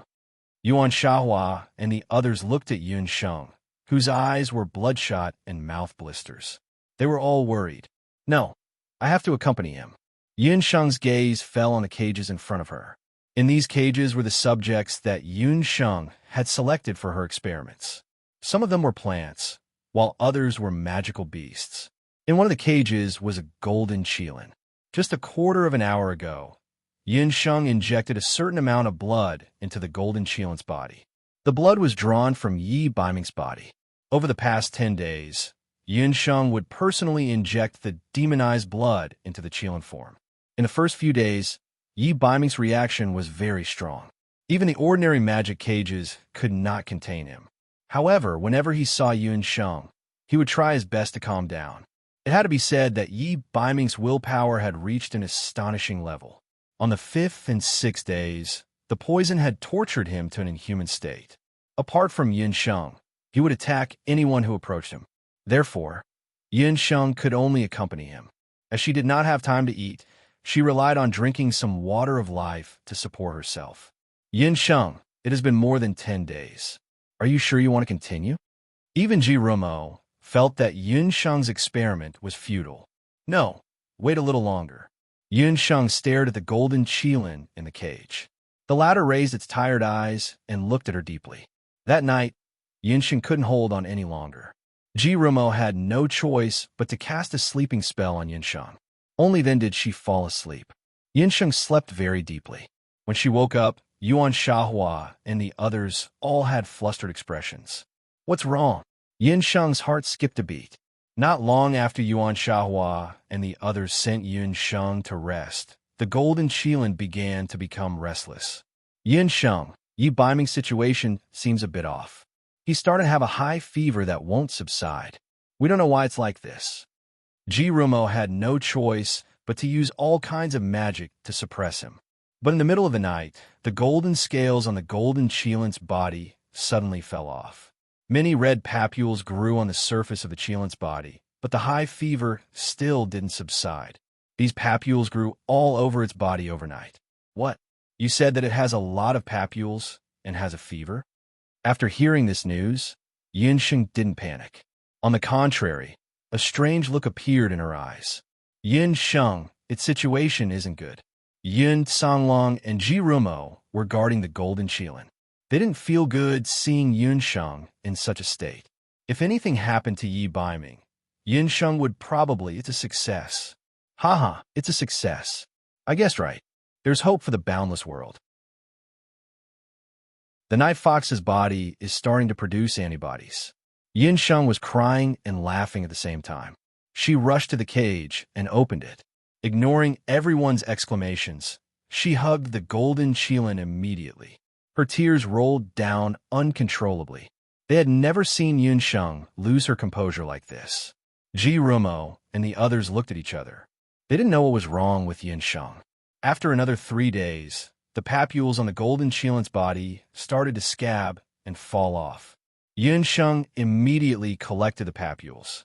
The golden qilin's fever also subsided. Its appearance gradually returned to its original state. On the 7th day, Yi Baiming finally returned to his human form. After confirming that Yi Baiming was fine, Yinsheng immediately disappeared from the scene. No one knew what she was doing. Second aunt, second uncle, here's some medicine. Distribute it to the people in the city. When Yinsheng appeared in front of everyone again, she took out some medicine. Yuan Shahua and the others didn't know what Yinsheng's intention was. They followed Yinsheng's instructions and gave the medicine to Yuan Bupo and the others.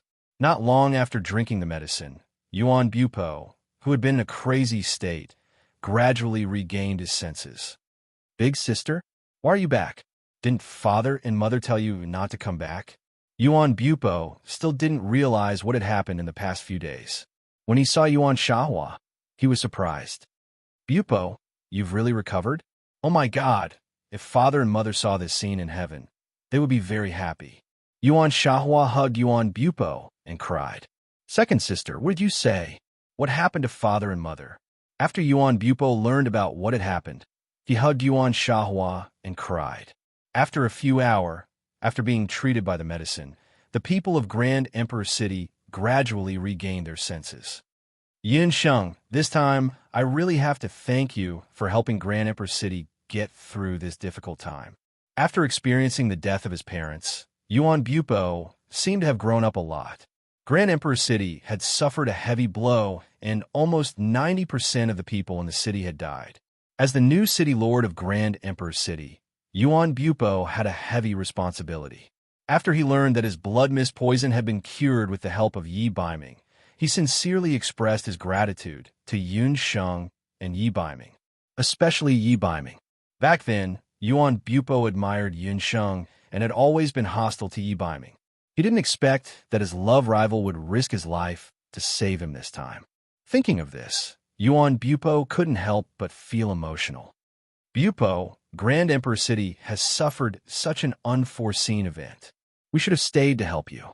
However, the Boundless Land is still under the threat of the blood mist poison. We have to think of a way to promote this medicine on a large scale.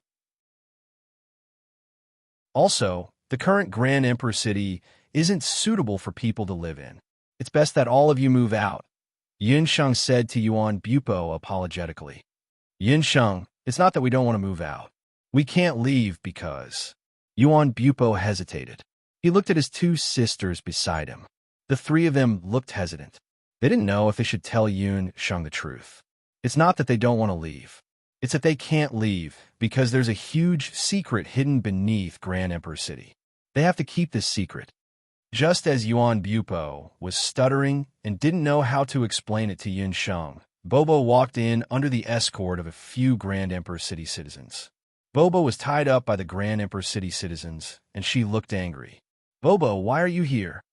Yun Sheng was afraid that Bobo would cause trouble and quickly went forward to untie her. Chapter 1401. It turned out that Bobo was worried about Yun Sheng and Yi Baiming. Hence, she left Tianyi City without permission and rushed to Dihong City. However, at such a crucial moment, Bobo dropped the ball again. Her bad sense of direction acted up again. At first, she went around in circles and almost went to Penglai. She only found Dihong City when she finally came out from the sea. However, she met Yuan Shahua again. In order to prevent the people of Dihong City from going out and hurting others, she had activated the maze outside Dihong City. After Bobo broke into the maze, she got lost again. That was really a case of crying for help. When she finally found the outskirts of Grand Emperor City with great difficulty, she was discovered by a few citizens. Without saying a word, she was caught and brought in. However, the moment she entered Dihong City, Bobo realized that something was wrong. Coincidentally, she found Yun Sheng and the others at that moment. Forget it. Bupo, we, Xin Yuan family, have kept this secret for many years. This time, father and mother even sacrificed their lives for it. It's time to tell the real secret of Dihong City to the world. Yuan Shahua sighed and gave Yuan Bupo an encouraging look. I think so too. Little brother, you're the governor of Dihong City now. Yun Sheng and the others aren't outsiders. You can tell them about Dihong Ancient Tomb. Yuan Shanshan looked calm too. You've been blabbering for so long. You just want to say that there's a huge tomb below Dihong City. Isn't there an ancient tomb of Emperor Yin in there? Bobo was getting impatient from listening to them. She pointed out the worries of the Yuan siblings. How do you know? Is it about Emperor Fiery? Yuan Bupo was alert. I know a lot. I even know that at the bottom of the ancient tomb, there's actually a seal that opens path of gods left behind from ancient times. Bobo pouted. Seriously, who was she? She was a universe god from the mortal world. And no, she was a universe god. Path of gods? What's that? Unexpectedly, the Yuan family's siblings were confused when they heard the name. It's the Imperial Emperor's mausoleum that you've been guarding. What a bunch of idiots. After guarding that thing for thousands of years, they actually didn't know that it was the passageway to the path of the gods. Bobo truly felt sorry for the people of Grand Emperor City. Almost everyone had died, yet these people still wanted to defend this city to the death. However, they did not know the true secret of this city. Bobo had only just discovered this secret. Speaking of which, when Bobo was still an egg, she had been to Grand Emperor City. But at that time, she had not fully recovered her strength and did not have the divine skill to find the path of gods, so she did not discover the secret of Grand Emperor City. Earlier, when Bobo and Yun Sheng mentioned that there might still be a path of the gods on the continent, she didn't expect that the path of the gods she had been searching for was right below the Grand Emperor City. This time, it was different. When she saw the Grand Emperor City, she suddenly discovered that there was a stretch of auspicious light below the city. Although the auspicious light was not eye-catching, it faintly carried a divine aura. Bobo immediately understood. Bobo, are you sure? Yun Sheng had stayed in Grand Emperor City for so long, but she did not discover any signs of the path of the gods. If you don't believe me, you can ask them. Speaking of which, I have a slight impression that before the Imperial Emperor of the Divine Realm became the Emperor God, he seemed to be from the Grand Emperor clan. Bobo's brain was really not working well. She had actually forgotten such an important clue. Yun Sheng, us three siblings do not know what Path of the Gods is, but there's indeed a large mausoleum below the Grand Emperor City. You should have heard that the Dihong song that our Xian and Yuan clan had always been learning came from the mausoleum. Yuan Bupo and the others did not hide the secret from Yun Sheng, and told her the secret of the underground mausoleum. However, the three of them also told Yun Sheng at the same time that in the deepest part of the underground mausoleum, where the 9th chapter of the Di Hong song was hidden, even the ancestors of the Xian and Yuan clan had not been able to enter. The Path of the Gods is very likely to be hidden there.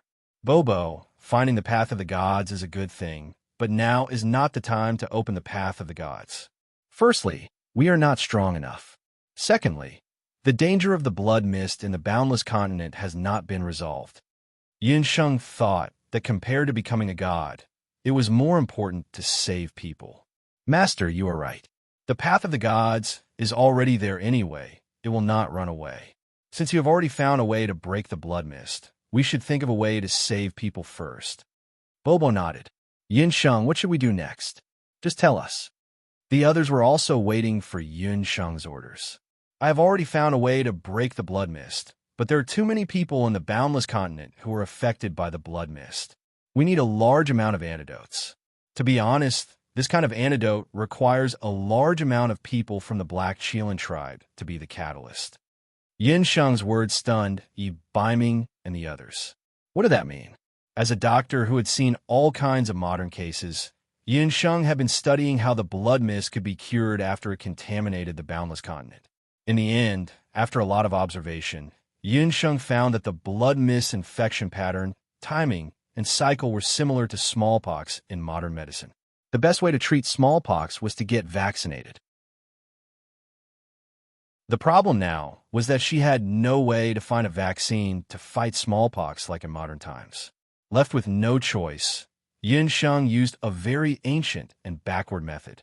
She tried to inject blood infected with the blood fog poison into various experimental subjects to test which species could ultimately produce a vaccine similar to the vaccinia vaccine in modern medical history based on their own antibodies. However, she did not expect that in the end, Yi Baiming's body would produce something similar to a vaccine.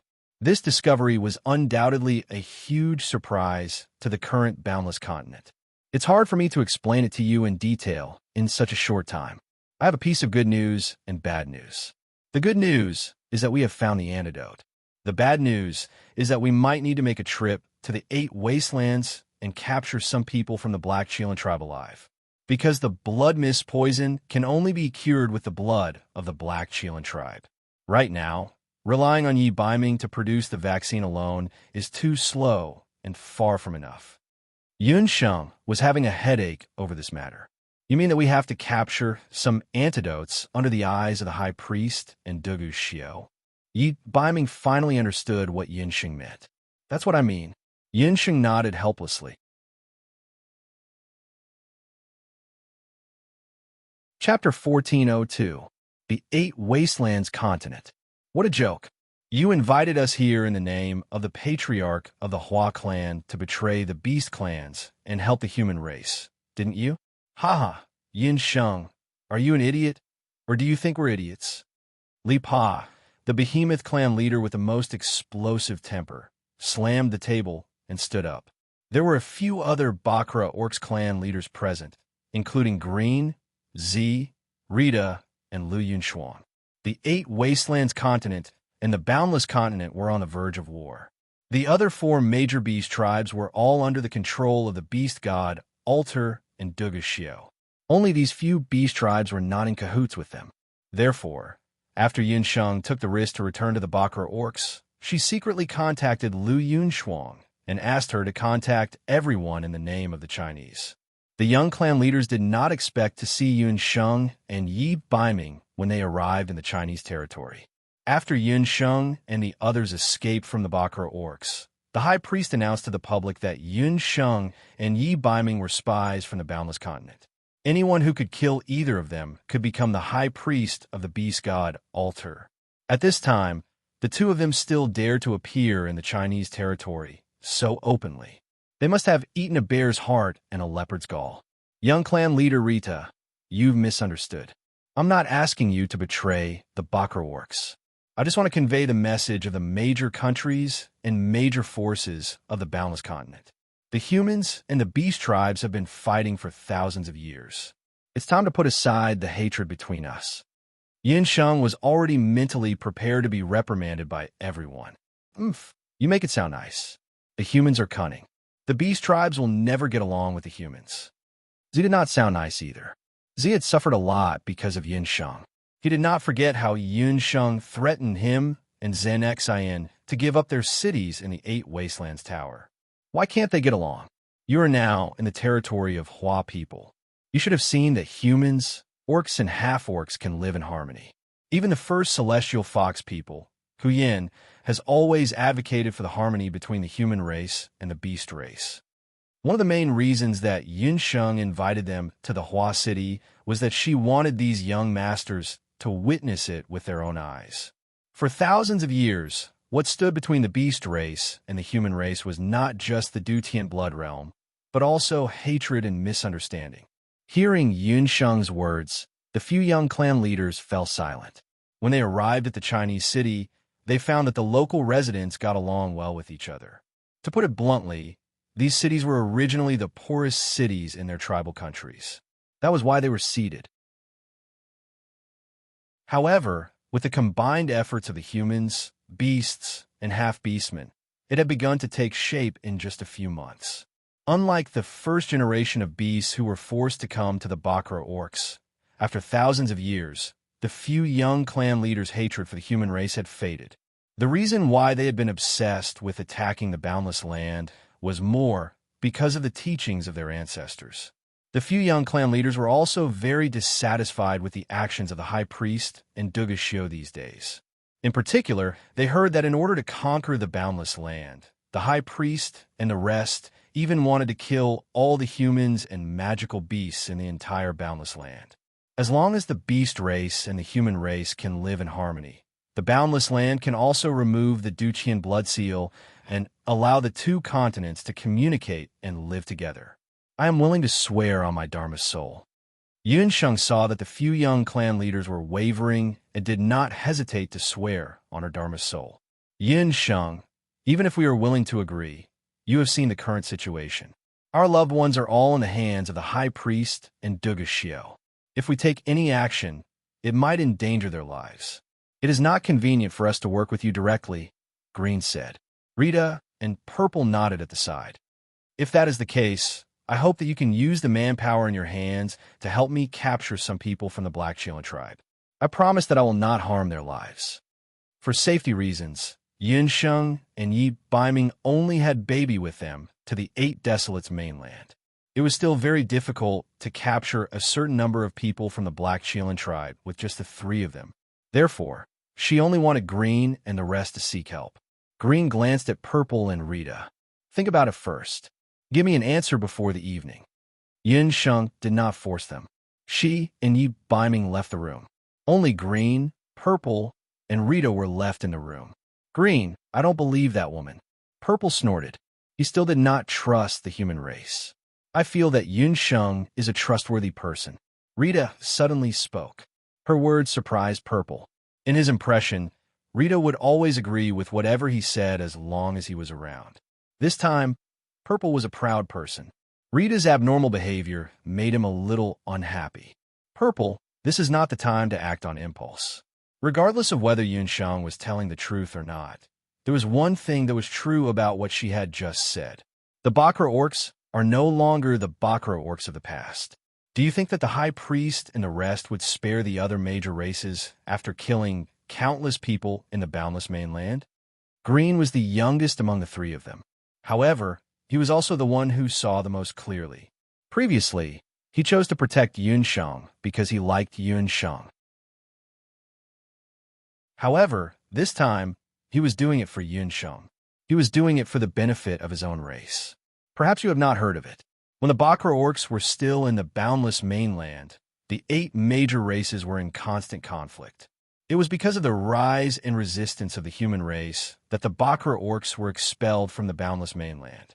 That was why the Bakra orcs were united today. However, all of this will definitely fall apart because of the dominance of the beast god Alter and the Black Shailen tribe.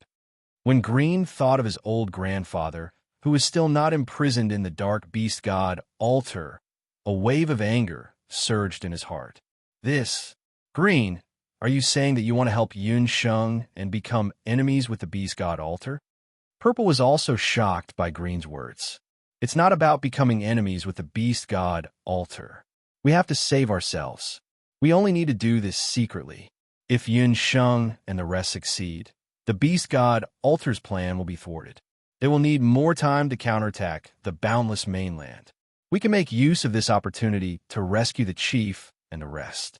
However, if they fail, it won't be much of a loss for us. After Green's analysis, Purple and Rita felt that what he said made sense. If that's the case, let's do it. However, we have to be extremely careful. The few young chiefs immediately decided to help capture some people from the Black Chelan tribe.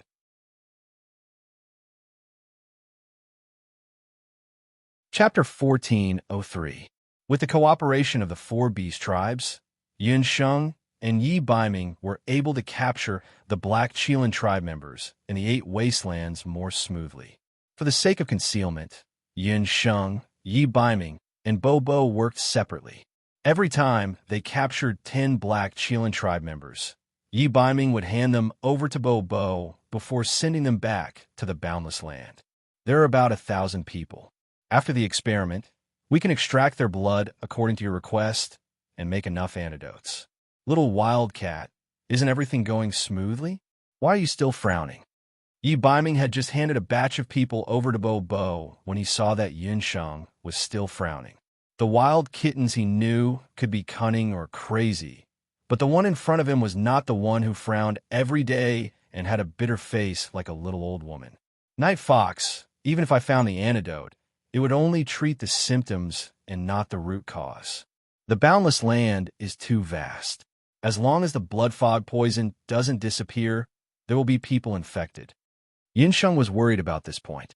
This newly developed antidote was similar to the modern scientific definition of cowpox. It could indeed treat and prevent the spread of the blood fog poison.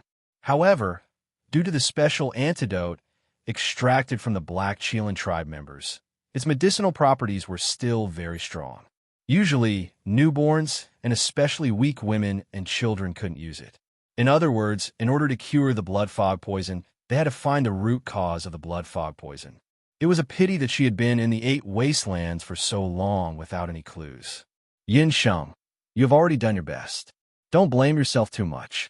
Now, we have to stabilize the situation in the Boundless Land.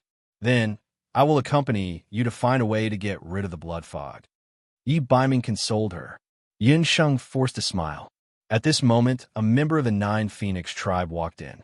Miss Yun Sheng, we have discovered 2 groups of Black Chelan tribe caravans. They are quite strong, and we are lacking in manpower. Since that's the case, Night Fox, we will split up. Yun Sheng didn't suspect anything. In order to not expose the identities of the beast tribes, the young tribe leaders didn't show up for this secret cooperation. If they encountered stronger Black Chelan tribe members, Yun Sheng and Yi Baiming would have to take action personally. After separating from Yi Baiming, Yun Sheng and a few members of 9 Phoenix tribe hid in an ambush on an open area. The sky gradually darkened. This area was a rocky mound, and the line of sight was still quite wide. After waiting for more than an hour, a group of carriages appeared in front of them. In front of the carriages, the flag of the Black Chelan tribal country was flying. Go! After confirming his identity, Yun Sheng waved his hand and rushed out with a few people from the 9 Luan tribe. There were about 7 or 8 people in the convoy, led by a man wearing a bamboo hat. Yun Sheng landed on the ground and felt that something was wrong. Yun Sheng, I didn't expect you to come to 8 desolations alone. The man's deep voice startled Yun Sheng. He took off his hat and revealed his face. Dugu Xiao, why are you here? Yun Sheng was shocked. I knew you were here, so of course I came. We should have a good chat. Dugu Xiao stared at Yun Sheng. Even in the dark night, this little woman was like a bright pearl. She was so bright that people couldn't take their eyes off her. Looking around, a few members of the 9 Phoenix tribe had already retreated behind Dugu Xiao. One of them was the 9 Phoenix tribe member who had informed her earlier. That tribe member removed her disguise. She was Yaoji from the 9 Phoenix tribe who had a conflict with Yun Sheng earlier. She was fooled. Behind her, The members of the Black Qilin tribe and the Nine Phoenix tribe had already surrounded her. Yaoji, why did you collude with Duguxiu? Yinsheng believed that Green wouldn't betray her. It seemed that Yaoji had informed Duguxiu. You're asking me why? You're such a vixen. It's not enough for you to hook up with a young chief. You also want to implicate the entire Nine Phoenix tribe? The young chief was bewitched by you. I won't be fooled. Chief Dugu, I've already handed her over to you. Why don't you kill her? Yaoji gnashed her teeth. These days, in order to help this woman, the young chief had captured many members of the Black Qilin tribe. Yaoji was very anxious when she knew about it. She thought that it was all because of this woman in front of her. As long as she got rid of her secretly, the young chief would forget her sooner or later. Hi, you're right. She's already in my hands. It's useless to keep you alive. Guards, the Nine Phoenix tribe has colluded with the enemy. Kill all of them. Duguxiu said coldly. Duguxiu didn't plan to let other people know that Yunsheng was in the Eight Wastelands, especially the High Priest. What? You promised me that as long as I lure Yunsheng here, you'll let go of the Nine Phoenix tribe and the old chief. Yaoji was terrified. Unfortunately, she would never get Duguxiu's answer. Several warriors of the Black Qilin tribe rushed up like hungry wolves. The members of the Nine Phoenix tribe were quickly killed. On the empty plain, there was a suffocating smell of blood. Stupid, you're actually negotiating with an inhumane killer. Yinsheng watched coldly as Yaoji and the others were killed. She had no sympathy for them. Traitors were not worthy of sympathy. Killer? It turns out that I'm such a person in your mind. Why don't you run? The Yinsheng I know is not a person who'll compromise easily. Duguxiu walked to Yinsheng. I don't think that you'll give me the chance. Yinsheng subconsciously took a few steps back. She didn't run because she knew that Duguxiu had absolute confidence in capturing her. After merging with the ancient Qilin King's heart and the Qilin King's relic, Duguxiu looked even taller. Yinsheng had just retreated a few steps when she felt an indescribable pressure coming from all over her body. Her footsteps suddenly froze, and she was unable to retreat any further. Not only that, she also felt an invisible pressure that forced her to get closer to Duguxiu. This is... Yinsheng frowned. Such a strong pressure. This pressure even surpassed the pressure that Yinsheng felt when she faced the Phantasm Ghost King. The situation was worse than she had imagined. Could it be that Duguxiu had become so strong? Do you feel it? The power of the Qilin realm? Duguxiu was only a step away from Yinsheng. Looking at Yinsheng's stiff expression, he suddenly laughed out loud. His unbridled laughter echoed in the empty plain.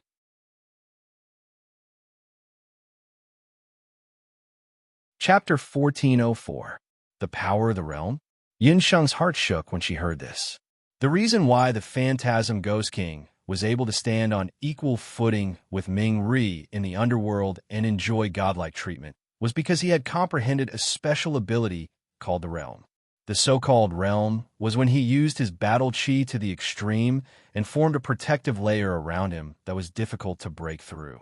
As long as he was within the protection of the Realm, no magic, battle skills, or even sovereign god-level divine skills could harm him. It could be said that under the protection of the Realm, Duguxiu was invincible. Yinsheng's body stiffened as she felt the evil aura emanating from Duguxiu, who was close by. The Black Qilin warriors not far away acted as if they didn't hear anything. Duguxiu's realm had reached the point where he could freely control it. As long as he wanted to, he could do anything to anyone within the range of his realm. He could even crush them instantly. Yinsheng's expression changed. Speaking of which, I have to thank Yi Baiming for all of this. This power originally belonged to him. He was the one who gave up this power. Yinsheng, have you ever regretted choosing him and not me back then? Duguxiu enjoyed the benefits of this powerful power. Not everyone is like you, addicted to power and power. In my eyes, even if you become a god, you still can't compare to Night Fox. Before Yinsheng could finish speaking, Duguxiu's gaze sharpened and he grabbed Yinsheng's neck. Her delicate skin was like a soldering iron, burning Duguxiu's skin. He glared at Yinsheng furiously. This damned woman always had the ability to enrage him in the shortest amount of time. Yin Sheng, don't think that I'm still the Dugu Xiao for back then. I won't let you look down on me again and again. Don't think that just because I like you, you can trample on me as you wish. I've already tolerated you countless times. Dugu Xiao's anger dyed his eyes red. You can try. I promise that when you do, I won't even make a sound. Yin Sheng's neck had already turned red from Dugu Xiao's grip. She could feel that the air entering her lungs was getting lesser and lesser. Dugu Xiao was so angry that his nostrils flared. He clenched his 5 fingers one by one. As long as he used a bit more strength, he could kill this woman who was always going against him. Do you know what the boundless continent has become? Later Qin is now a land of death, Yun Sheng said intermittently. Shut up. Dugu Xiao angrily threw Yun Sheng to the ground. Cough, cough. You don't allow me to say it. Dugu Xiao, you should stop. Half of your blood is from the human race. You were once the emperor of Later Qin. Although you were an iron-blooded emperor, you did your best for the people of Later Qin. Think about the great rivers and mountains of the Later Qin and the tens of thousands of people. Are you willing to see everything you've done in the past be destroyed in a single day? Yin Sheng's words made Dugu Xiao's heart feel like it was being pierced by needles. Later Qin, his motherland. Although he had been in the 8 Desolates mainland for many years, everything that had happened in Later Qin seemed to have happened yesterday. In those years, he was still the iron-blooded crown prince of Later Qin. His father was still alive, and his mother was still so kind. All of this was still vivid in his mind. When he saw the 8 blood stars explode and the people of the boundless continent fall into madness, Dugu Xiao's heart throbbed a little. That used to be his motherland. Dugu Xiao, I know you care about it too. Do you know how to make the blood fog disappear? Yin Sheng's words cut off Dugu Xiao's memories abruptly. He took a few steps forward and stared at Yin Sheng. There were still 2 purplish finger marks on her neck. These were all caused by him. After fusing with the Black Qilin King's heart and the Saraira, he had become even more violent and bloodthirsty. Just now, there was a moment when he really wanted to kill Yin Sheng. If this continued, would he become someone who could not even recognize himself? Yin Sheng, don't bother about the boundless continent and the 8 Desolates mainland. Leave with me, okay? Dugu Xiao said in a low voice. He raised his hand and wanted to touch Yun Sheng's face. Yun Sheng wanted to reject him, but she noticed the look in Dugu Xiao's eyes. Dugu Xiao's eyes were very complicated. There was pleading and sorrow. Yun Sheng's face was reflected in his eyes. At that moment, he was like a patient who had placed all his hopes on Yun Sheng. As long as she nodded, he was willing to let go of everything. As long as she nodded, Yin Sheng's heart skipped a beat. She acted out of character and did not immediately break free from Dugu Xiao's hand. In her body, the power of the celestial fox, Saraira, slowly radiated out.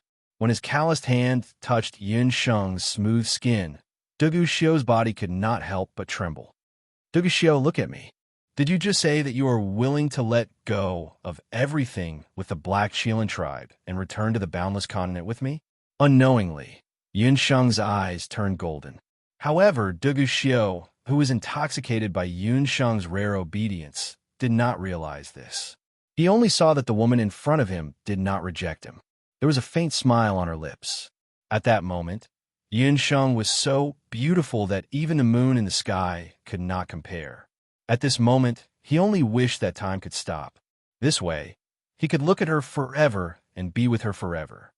I can return to the boundless continent with you. However, Yun Sheng, it is impossible for the blood fog to disappear.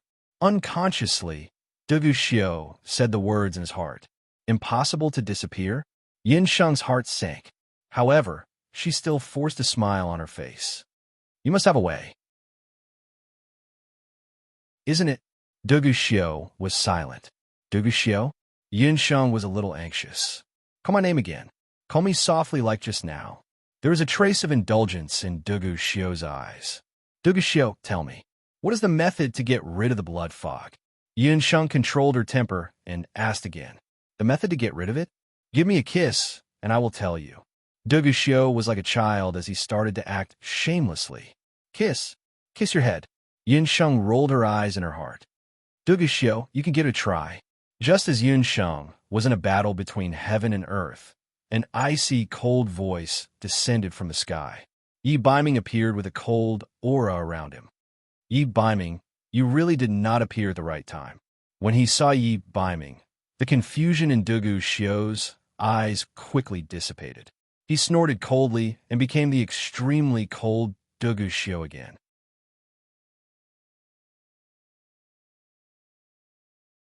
Chapter 1405. Duguxiu had already guessed that after knowing that Yun Sheng might be ambushed, Yi Biming would definitely appear.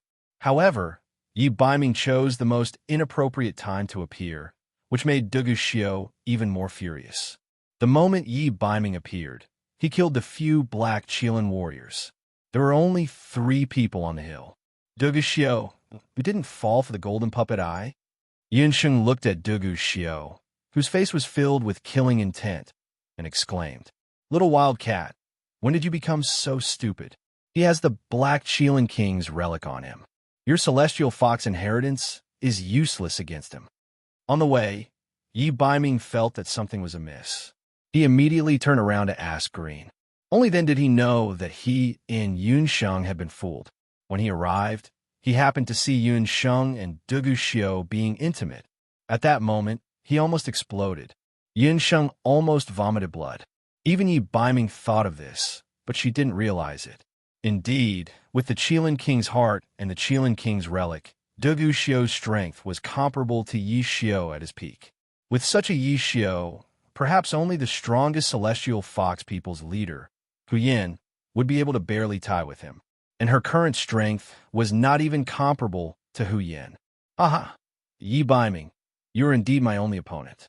I almost tricked her. However, you are wrong about one thing. The Celestial Fox tribe's illusion techniques are indeed very powerful. Just now, for a moment, I was really bewitched by her. Duguxiu curled his lips. Yi Biming was right. A Celestial Fox inheritance at the level of the Golden Puppet, I was no longer useful to him. However, Yi Biming and Yun Sheng did not expect it at all. Just now, if Yun Sheng had agreed to his request, Duguxiu might have really let go of everything and left the 8 Desolates continent with her. Unfortunately, he knew that it was impossible. As for the reason, it was because of the man in front of him. As long as Yi Biming was around, Yun Sheng would never accept him. Yun Sheng, are you curious why the Celestial Fox relic in your body is useless to me? Duguxiu was no longer the same as before. When he touched Yun Sheng, he sensed that there was a Celestial Fox relic in Yun Sheng's body. Logically speaking, He Yao and Hu Yin were 8 Desolates experts of similar strength back then. Even if Duguxiu had both the ancient Qilin heart and the Qilin King's relic, Yun Sheng, who had the Celestial Fox relic, should be able to put up a fight against him. However, the truth was that Yun Sheng was no match for Duguxiu now. This was also what frustrated Yun Sheng the most. Because the Celestial Fox relic in your body is incomplete. Duguxiu's words revealed the truth. Incomplete? How is that possible? I clearly obtained the Celestial Fox relic from the Celestial Fox tomb. Yun Sheng had actually suspected that she was an 8-tailed Celestial Fox. Back then, Hu Yin was also an 8-tailed Celestial Fox. With the combination of the strong and possessing the Celestial Fox relic, her strength should have broken through. However, ever since Yun Sheng broke through to the magic god realm, her cultivation had remained stagnant for a long time. So it was because her Celestial Fox relic was incomplete. So, you can't defeat me with just you. Just now, didn't you want to know how to make the blood fog disappear completely? I can tell you the answer to that. There is only one way to make the blood fog disappear, and that is to kill me. As Duguxiu spoke, Yi Biming had already stepped forward. Release her. Your opponent is me. From the moment Yi Biming saw Duguxiu, he knew that a battle between the two of them was unavoidable. Yi Biming clenched his fists. Boundless battle aura gushed out from his knuckles. Duguxiu also stepped forward. With every step he took, the black battle aura in his body became denser and was emitted from his body. Battle auras gathered behind the two of them, forming 2 Qilins, one golden and one black. The two Cheelants were glaring at each other covetously. They let out furious roars that resembled dragon roars and thunder.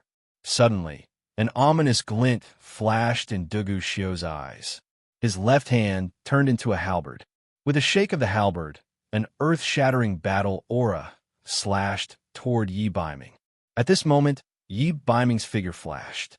The halberd of the divine battle god in his right hand turned into many shadows and stabbed toward Dugu Xiu. In an instant, the shadows enveloped Dugu Xiu's entire body. Clang, clang, clang. The halberds of the divine battle god clashed. Metal and stone collided. The sky was filled with their battle auras and halberd shadows. Whoosh! At this moment, a cold smile appeared on Dugu Xiu's face.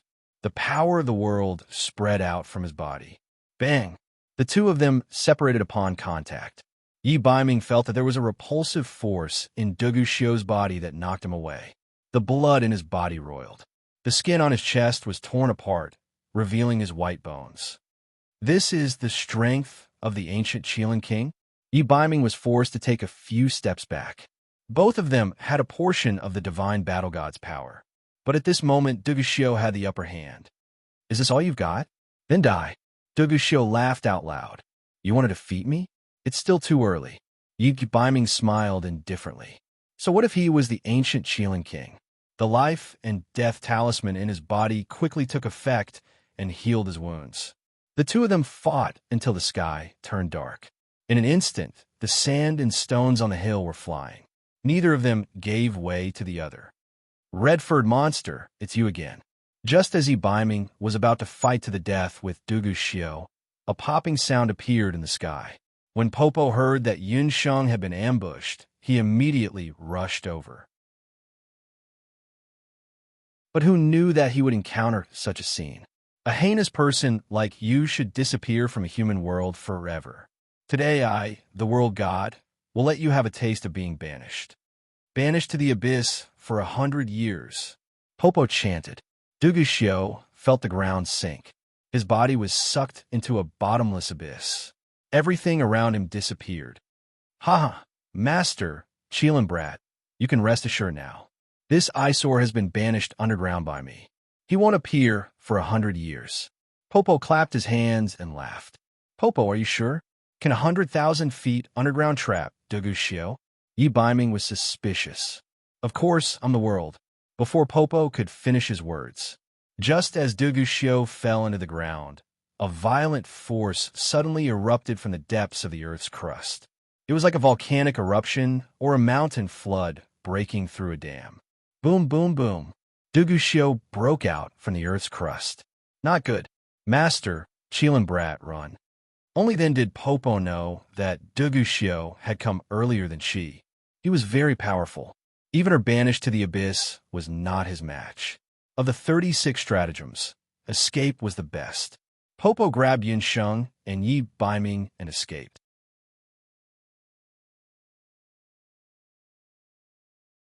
Chapter 1406. Damn it, what the hell is she? Dugu Xiu had never met an opponent like Bo since his rebirth. He didn't expect the pink-haired girl to have such a powerful skill. Humph, she's a world deity of the mortal world. After Dugu Xiu broke out of the ground, he heard a sneer behind him. The High Priestess and Yu Shang appear behind him. World deity of the mortal world? So what? Her skill can trap me once, but it might not be able to trap me a second time. When Dugu Xiu saw that Yun Sheng and Yi Baiming had disappeared, he was extremely annoyed. He ignored the High Priestess and Yu Shang and left. High Priestess, what's going on? Didn't you say that he would become a Yi Xiu after fusing with the Qilin Heart and Qilin Relic? How does he look like a Yi Xiu? The fact that Dugu Xiu had left the Black Qilin tribe without their permission made the High Priestess and Yu Shang very angry, especially Yu Shang. She had always thought that as long as Yi Xiu could be reborn, she would have a chance to gain his favor. However, Dugu Xiu had only absorbed Yi Xiu's power and hadn't become a Yi Xiu. He was still indifferent to Yu Shang. The High Priestess also realized that after Dugu Xiu became stronger, he became more difficult to control than before. especially when things involve that celestial fox bastard Yun Sheng. Duguxiu would always act strangely. Tonight's incident was a good lesson. This won't do. That kid is getting harder and harder to control. If this continues, it might mess up our overall plan. The plan now is to revive Yi Xiu, who is sleeping in that kid's body. The High Priestess had an idea in her mind. What? Your Yi Xiu is still alive in that kid's body? Yu Shang was surprised and happy.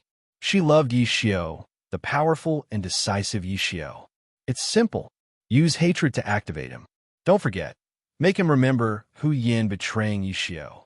As for whether it will succeed or not, it will all depend on the illusion of your celestial fox tribe. This should be your specialty. The High Priestess glanced at Yu Shang. Yu Shang hesitated for a moment and nodded. That scared me to death. I thought we were going to die in the 8th desolate continent. That red-hair monster is too scary. Ye's name. This was the first time she had met someone who could dispel her divine skill. Or he. Or... Although they had already captured enough people from the Black Shielan tribe, if the blood mist was truly like what Duguxiu said and could only disappear after killing him, it meant that they would have to face Duguxiu sooner or later. There was something else that Yun Sheng was more worried about. Duguxiu had said that her celestial fox relic was incomplete. Where did the missing part of the celestial fox relic go? Yun Sheng's mind was in a mess. She didn't even know when Yi Baiming had sent Bobo away. Little wildcat, shouldn't you explain to me what happened just now? Hearing a sour voice, Yun Sheng shuddered. She looked at Yi Baiming and saw that he was looking at her with a dark expression. Yun Sheng suddenly remembered that in order to trick Duguxiu, she seemed to have... Night Fox, don't misunderstand. I didn't do anything. Yun Sheng was embarrassed. Night Fox was jealous again. Oh, so you're saying that if I didn't appear, you would have kissed him? Yi Baiming narrowed his eyes dangerously. It's not like that. Night Fox, it's actually nothing to kiss him. When I was in my world, I would occasionally do mouth-to-mouth resuscitation in order to save people. Yun Sheng still wanted to argue. At this moment, Yun Sheng was full of confidence. Anyway, she had already told Night Fox about her past. Night Fox had also said that he wouldn't be calculative about her and Lu Minglang's past. Yun Sheng's original intention was to brainwash Yi Baiming and let him know that as the intimate lover of a medical staff, under certain circumstances, even if the patient was a toad, she would still kiss him. Mouth-to-mouth resuscitation? What's that? Yi Baiming's expression didn't change much. He looked like a humble student. It's mouth-to-mouth, like a patient, Yun Sheng said, and realized that something was wrong. Why did Yi Baiming's expression look so ugly? Looking at Yi Baiming's handsome face that was getting uglier, Yun Sheng already knew that she had committed a big taboo. Night Fox, don't be angry. Okay, I was wrong this time. What will it take for you to forgive me? Yun Sheng tugged at Yi Baiming's sleeve pitifully. She looked like a kitten that had been abandoned by its owner. A certain part of Yi Baiming's heart softened, but his face still had a foul expression. It's good that you know your mistake. Then, I'll punish you by kissing me 100 times as compensation. With that, a cunning look flashed past Yi Baiming's eyes. Okay, 100 it is. Huh. Yun Sheng's eyes widened. What? 100 times? After more than an hour, Bo bounced in. He discovered that Yi Baiming, who had a dark face earlier, was now beaming with joy. On the other hand, his master's cheeks were red, and his lips seemed to be swollen. My dear master, do you have a fever? Why is your face so red? Bobo leaned forward with a face full of curiosity. No. Bobo, where are the people from the Qilin tribe? I'm going to start the experiment. Yun Sheng looked embarrassed. She found an excuse and slipped away. Next time, even if he died, he wouldn't dig his own grave and let that guy hit him when he was down. Qilin brat, you can't be bullying master, right? Why do I feel that master is strange? Bobo glanced at Yi Baiming. The more he looked, the more he felt that something was wrong. Bobo, you're still young. There are many things you don't understand. I was just trying to make your master happy. Yi Baiming took advantage of him and was in a good mood. What method is there to make someone happy? I also want to know that I can use it on Ming Ri next time. Every time he sees me, he looks like I owe him a pile of gold coins. Hearing that, Bobo immediately turned into a good student who was full of curiosity and looked at Yi Biming expectantly. Hee hee, you really want to know? All right, I'll reluctantly tell you. Yi Biming whispered a few words into Bobo's ear. Really? As long as it's like this, Ming Ri will be happy. All right, I'll try it next time. Hearing that, Bobo realized that the method to make Ming Ri happy was actually so simple. Her face was filled with joy. She made up her mind that the next time she met Ming Ri, she would definitely try it.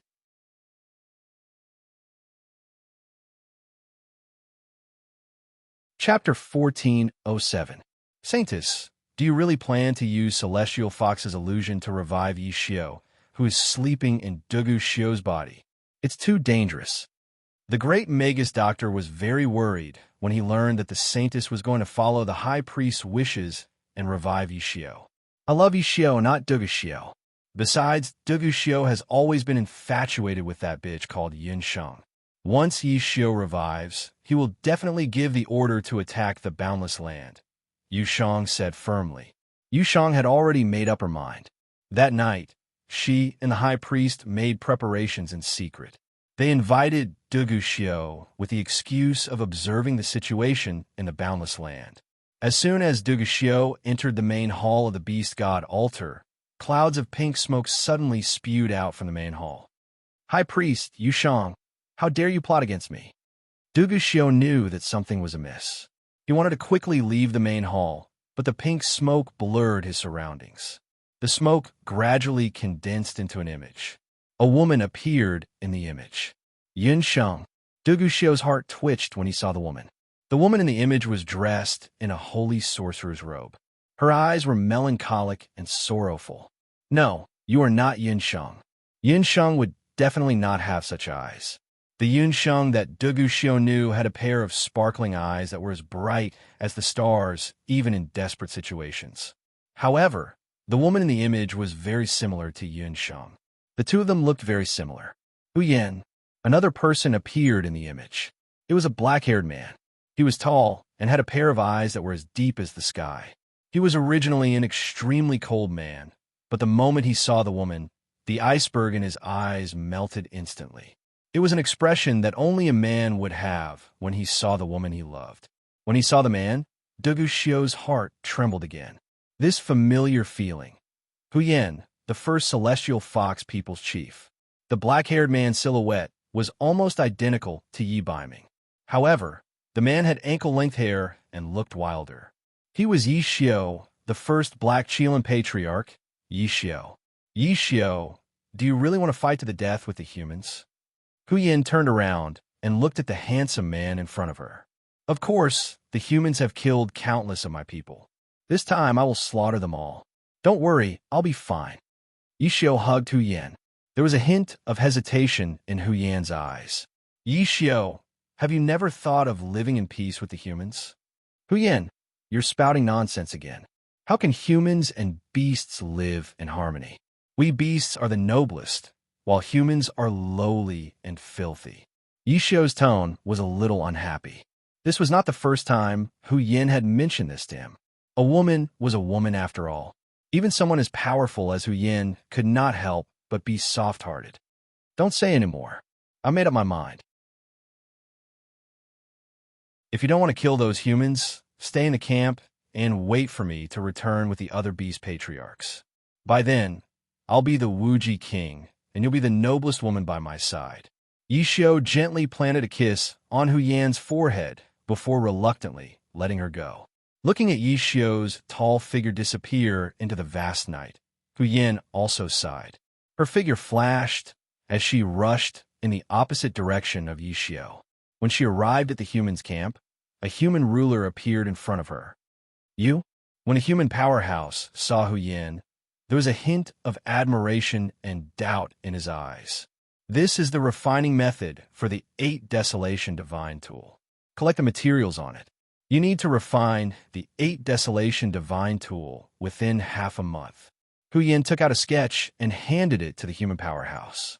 What? Dugu Xiao's body could not help but lean forward.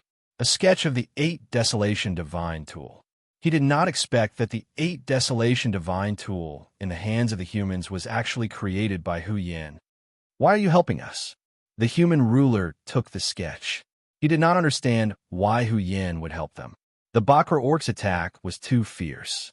The humans were already an arrow at the end of its flight and could be killed at any time.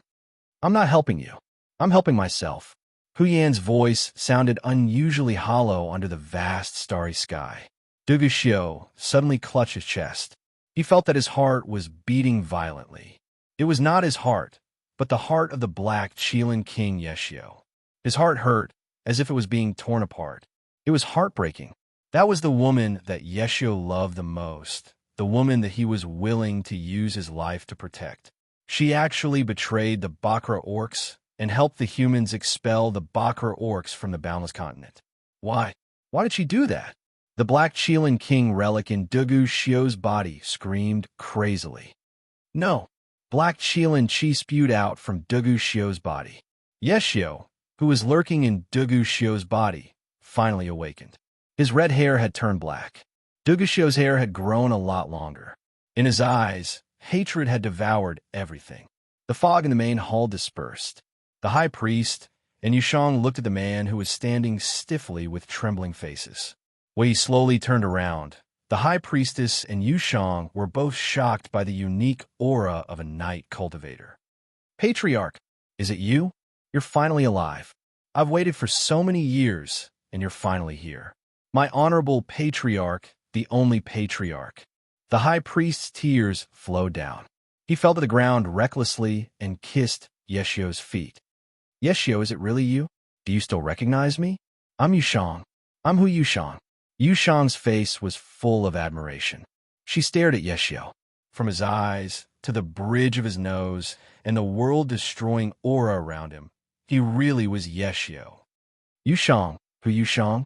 Yexiu hesitated and looked at Hu Yushang. Yes, it's me. I saw the illusion just now when I secretly followed Hu Yan. That bitch Hu Yan secretly hooked up with a human emperor. She even secretly drew the blueprint of the 8 Desolation artifact and gave it to the humans. If it weren't for her, we wouldn't have lost. Yushang continued to speak ill of Hu Yan. She had told Yexiu about this back then, but Yexiu was stubborn. He even went to the Dutian Blood Realm in the midst of the chaotic battle to find Hu Yan. It was also there that Yexiu was besieged by 8 human powerhouses with the 8 Desolation artifact and died in battle. Yes, I remember. I remember everything. I have to thank you for helping me come back to life. Yexiu took a deep breath and looked at Yushang. A strange cold light flashed in his eyes.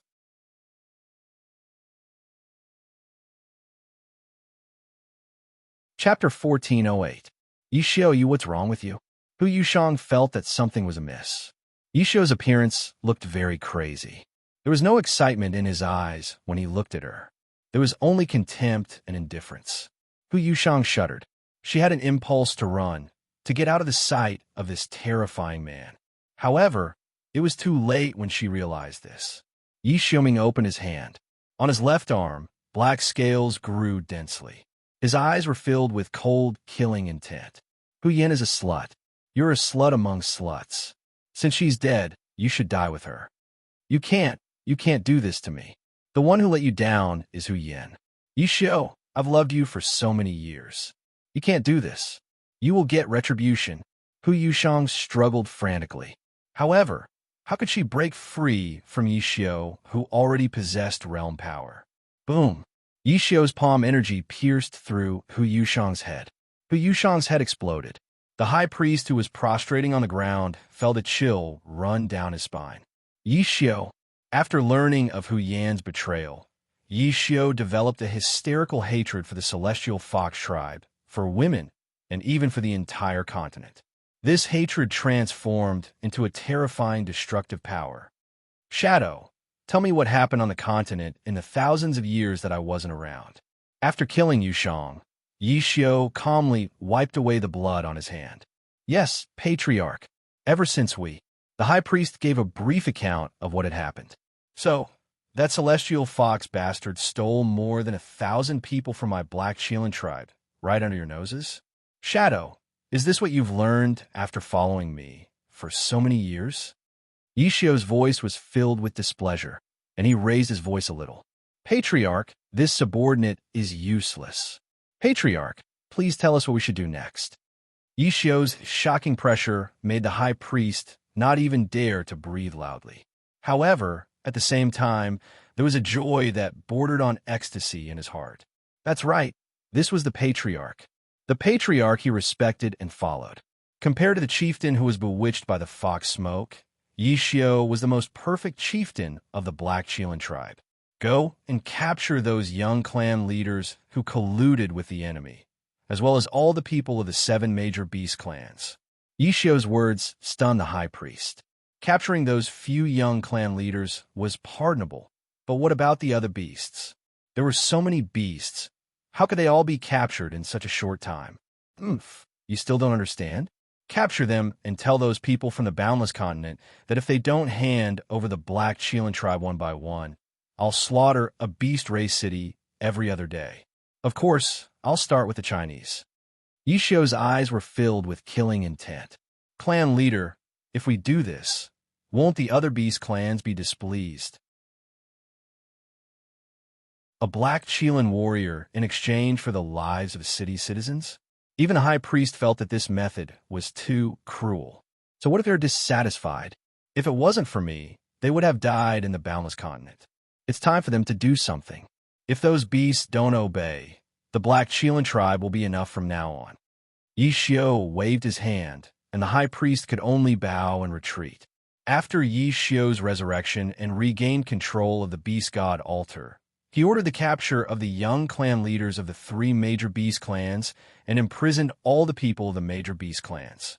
This set off a bloodbath in the 8 wilderness mainland. After hearing the news, Green, Z, Rita, and the rest left the city under the escort of their subordinates. Green, I've already said that we shouldn't have cooperated with that woman. She escaped back to the Boundless Continent, and all of us and countless people are going to suffer. Z was filled with regret when she thought of the tens of millions of people being massacred under the D clan. Z, you still don't understand. It's only a matter of time before Yishio is resurrected. Just like what Yin Sheng said, the Black Cheelan tribe is arrogant. It's only a matter of time before they annihilate the other beast clans. Green was more worried about the 9 Phoenix clan leader who was restrained by Yishio. Yishio couldn't capture them for the time being, so he would definitely target the clan leaders first. Both of you, stop arguing. The only thing we can do now is to tell Yun Sheng about the situation in the 8 wilderness mainland. Rita's heart was burning with anger. What's the use of telling her? If she could defeat Yishio, she wouldn't have run away. Z was annoyed. Have you forgotten that Yun Sheng is the successor of the Celestial Fox? She has the Celestial Fox's relic in her body. If there was anyone in the 8 wilderness mainland who could go against Yishio, it would be the Celestial Fox people, Long Huyin. The Celestial Fox people back then looked the same as Yun Sheng now. They both had 8 tails. As long as Yun Sheng can perfectly merge with the Celestial Fox's relic, she can go against Yishio. Rita and Yun Sheng had crossed paths a few times. She firmly believed that only Yun Sheng alone could resolve the current crisis. We must find the Chinese as soon as possible and see if we can contact Yun Sheng through Lu Yunshuang and the others. Rita's words calmed Green and Z down for the time being. The 3 of them decided to inform Yun Sheng and the others about Yishio's resurrection first. In Grand Imperial City, Yin Sheng had just learned about this from Popo. To facilitate communication, Popo had left a special World God Voice transmission magic array with Lu Yunshuang so that she could find out about the situation in the 8 wilderness mainland from Lu Yunshuang. I didn't expect Yishio to really be resurrected. When Yun Sheng heard this news, her heart could not help but sink a little. Yishio was much more difficult to deal with than Dugashio. Judging from the previous situation, Dugashio at least still had some feelings for the Wuji continent, but Yishio was different. The resurrected Yishio's hatred for the human race was almost insane. Master, what should we do? They still don't know that the celestial fox Sarira in your body is incomplete. We can't even defeat Dugushio, let alone Yishio. Popo recalled the last time she fought with Dugushio and felt a little scared. I don't know what to do either. Popo, the only thing we can do now is to stop Yishio from killing innocent people in the city. Let's first hand over some of the people from the Black Chilean tribe. After Yun Sheng weighed the pros and cons, this was the only way. Ah, Master, what about the people on the mainland who have been poisoned by the blood fog? Popo was puzzled. Don't worry, we'll hand them over batch by batch. As long as Yishio doesn't kill anyone for the time being, I'll think of a way to test out more vaccines among the remaining people as soon as possible. Although she said that, Yunxing knew very well that her method was actually just a stopgap measure. She had to give it a try.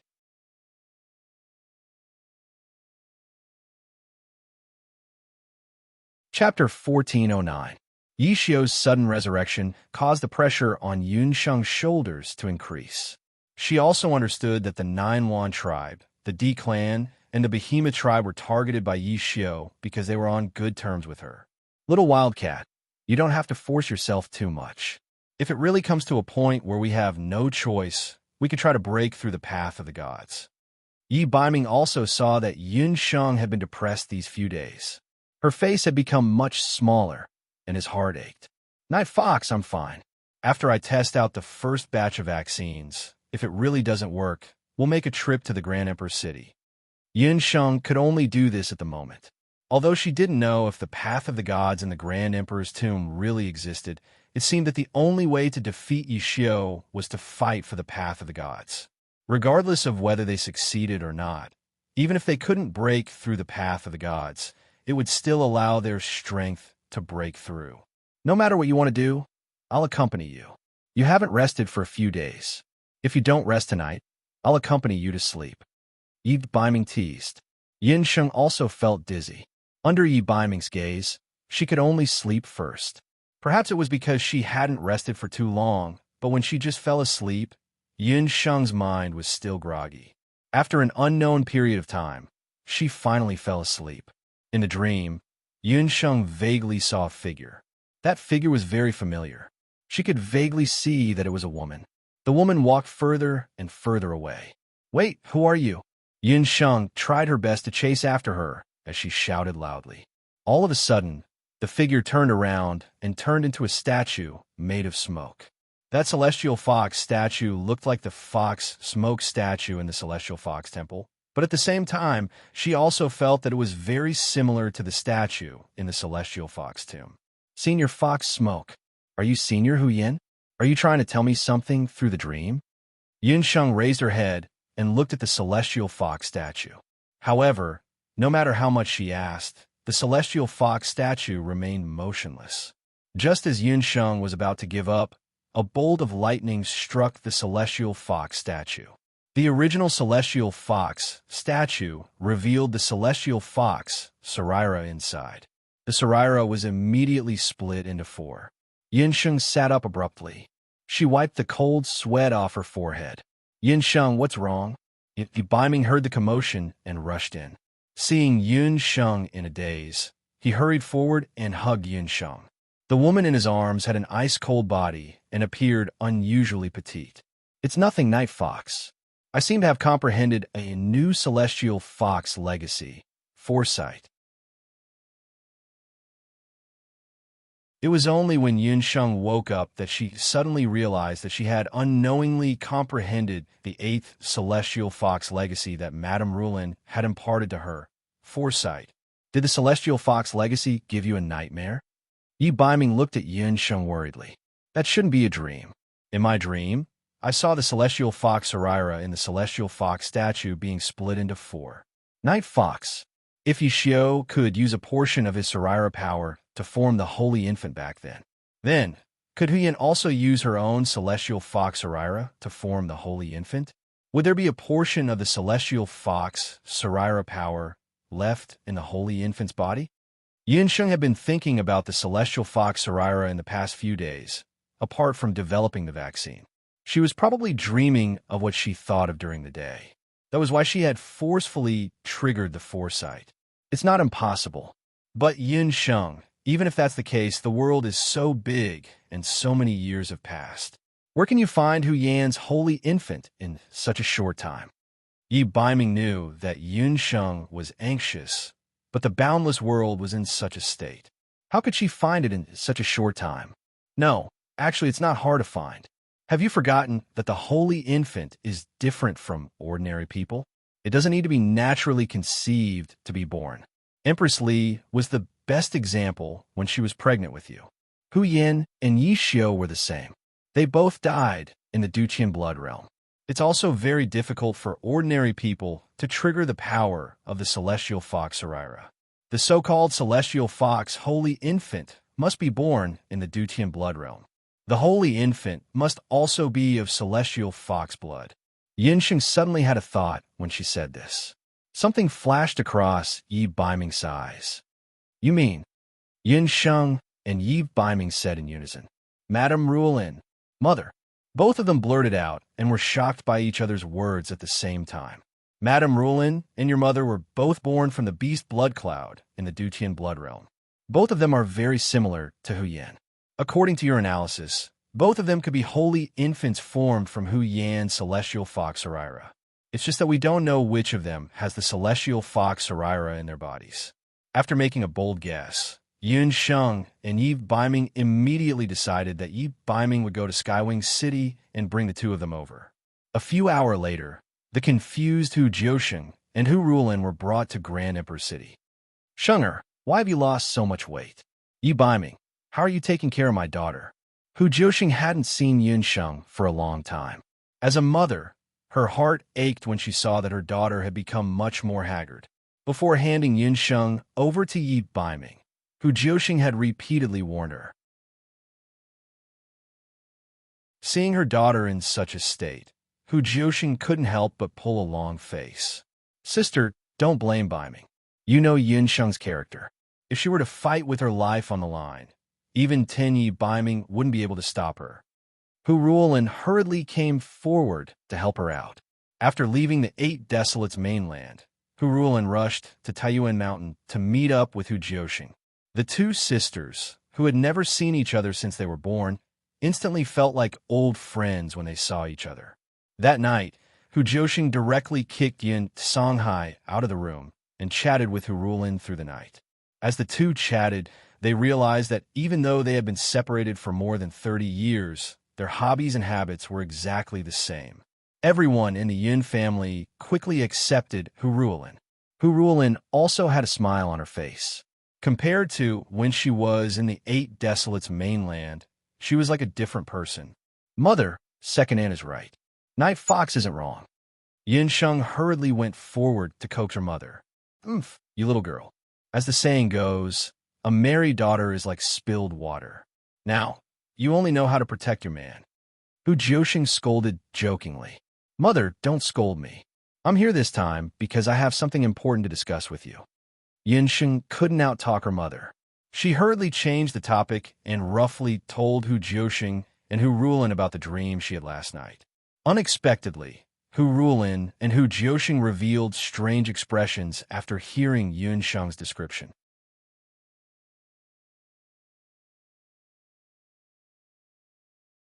Chapter 14:10. Sheng, did you also have the same dream? Hu Jiusheng and Hu Ruolin looked at each other in dismay. It turned out that ever since the two of them met, they would have the same dream every few nights. The two of them did not pay much attention to it.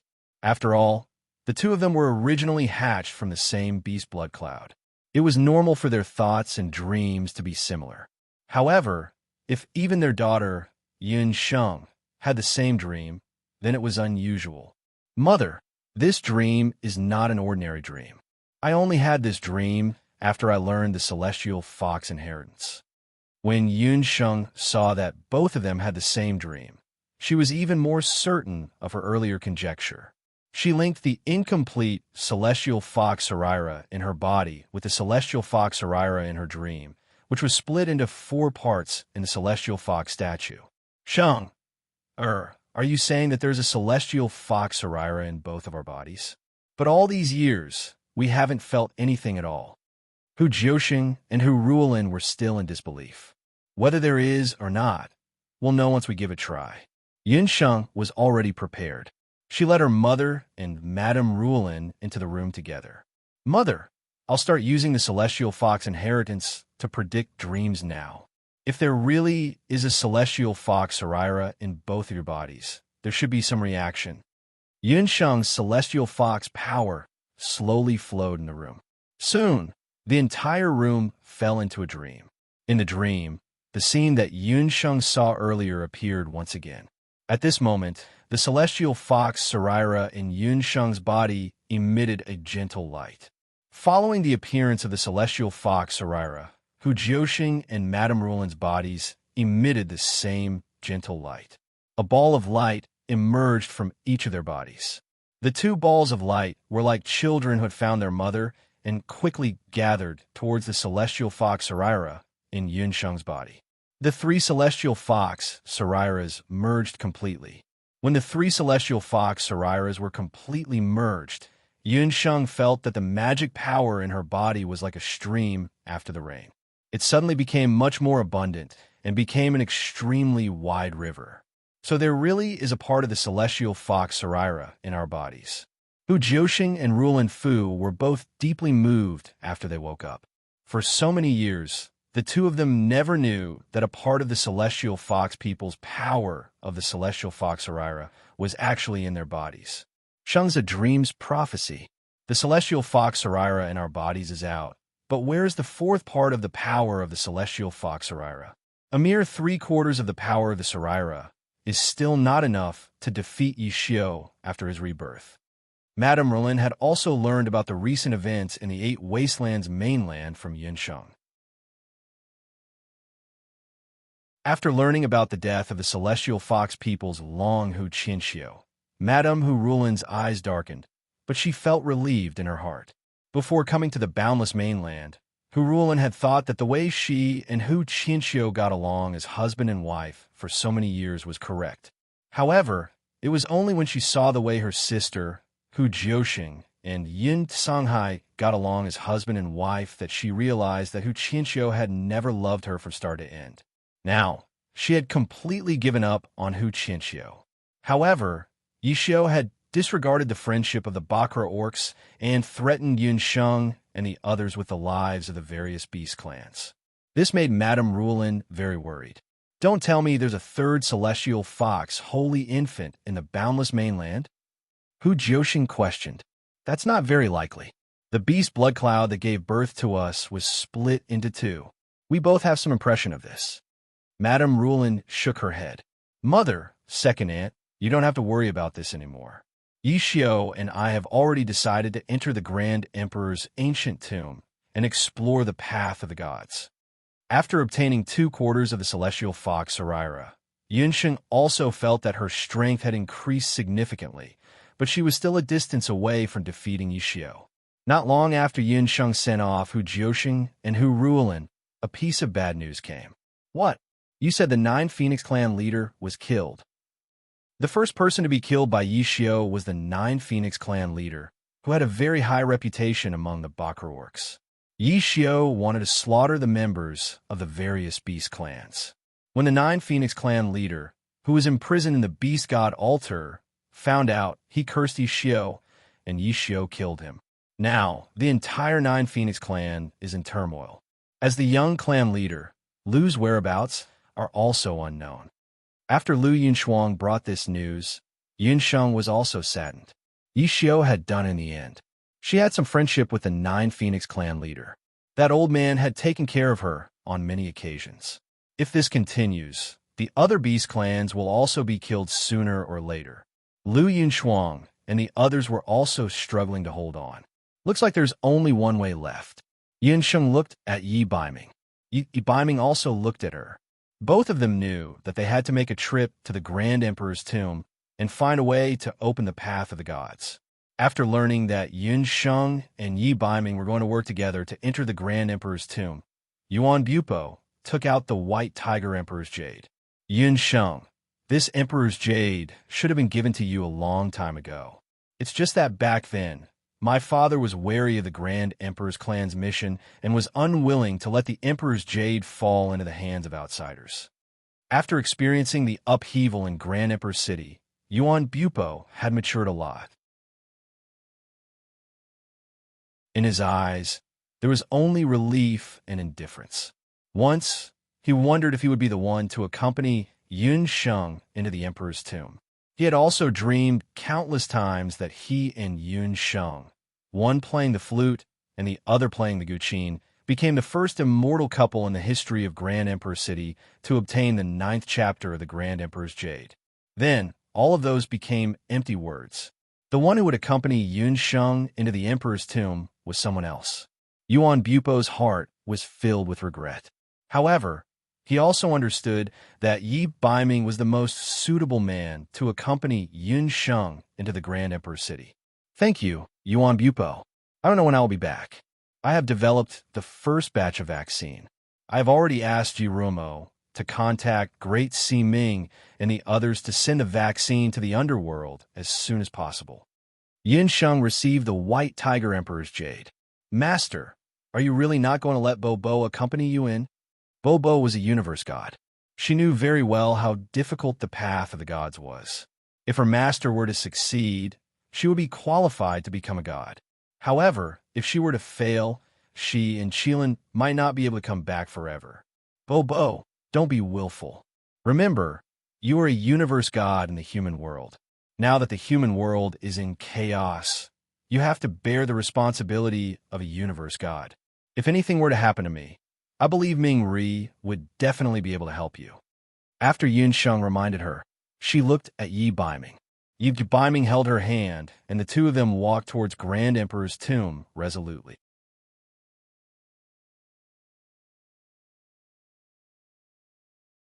Chapter 1411. Dihong's ancient tomb was located at the bottom of Dihong City. For generations, other than the direct descendants of the Xian and Yuan family, no one was allowed to step into the ancient tomb, let alone the depths of Dihong's ancient tomb. It was said that only the first Dihong City lord and his wife had entered the bottom of Dihong's ancient tomb. Unfortunately, the two of them did not succeed in opening the path of gods. Yun Sheng and Yi Baiming were the first pair of outsiders to enter the ancient tomb since Dihong City was built. The entrance of the ancient tomb was a heavy stone door with a seal. On the opening mechanism of the stone door, there were 4 indentations of totem emperor jades. Yun Sheng embedded the green dragon, white tiger, vermilion bird, and black tortoise emperor jades into the door. After the 4 emperor jades were completed, the 4 totem divine beasts revealed their appearances. Everyone, I'm very sorry. It took me so long to bring you back to the path of the gods. Moreover, I can't guarantee that I'll be able to open the path of the gods. Yun Sheng looked at the 4 divine beasts in the air with an apologetic expression. Only those who passed Emperor Huayan's test could obtain the qualification to open the path of gods. Master, you don't have to be too concerned. Everything is destined in the unseen world. Us 4 siblings being able to once again step onto the path of gods is already beyond our expectations. The 4 totem divine beasts also looked at Yun Sheng with respect. After following Yun Sheng for the past few days, the 4 totem divine beasts admired Yun Sheng's bravery and wisdom. Since that's the case, let's enter the Emperor's tomb. I heard that there are many mechanisms in the Emperor's tomb. I'm afraid it'll take some time to reach the path of gods. Yun Sheng looked at the open stone door. In the Emperor's tomb, there were many twists and turns like a huge maze. According to Yuan Bupo, many of the ancestors of the Xian and Yuan family who entered the Emperor's tomb in Dihong City had lost their way in the maze. Some of them were trapped for months or even a year. Master, you don't have to worry about the maze and mechanisms. To tell you the truth, us 4 siblings are also the totem guardian beasts of the Emperor's tomb. The 4 totem beasts said, the mechanisms and labyrinths of the Grand Emperor's tomb were meant to trap those with impure thoughts and evil intentions towards the path of the gods. However, Yun Sheng and Yi Baiming were different. The 2 of them did not enter the Grand Emperor's ancient tomb to open the path of gods for their own selfish reasons. They had come for the sake of all the humans and beasts in the boundless continent and 8 desolate continent. Thank you, Lord Divine Beasts. Yun Sheng and Yi Baiming heaved a sigh of relief when they heard this. Not having to go through mazes and decipher traps could save a lot of time. The longer they stayed in Di Hong's ancient tomb, the greater the danger of the continent. However, even though the maze and traps are gone, the deepest part of Di Hong's ancient tomb, where the 9th chapter of Di Hong is stored, is not something that we can control. That place is also the last checkpoint to open the path of the gods. If you succeed, you will have the chance to receive the guidance of Emperor Huayin and step onto the path of the gods. However, if you fail, you will be trapped in Di Hong's ancient tomb forever. The 4 totem beasts told Yun Sheng everything they knew. It's not too late for you to retreat now.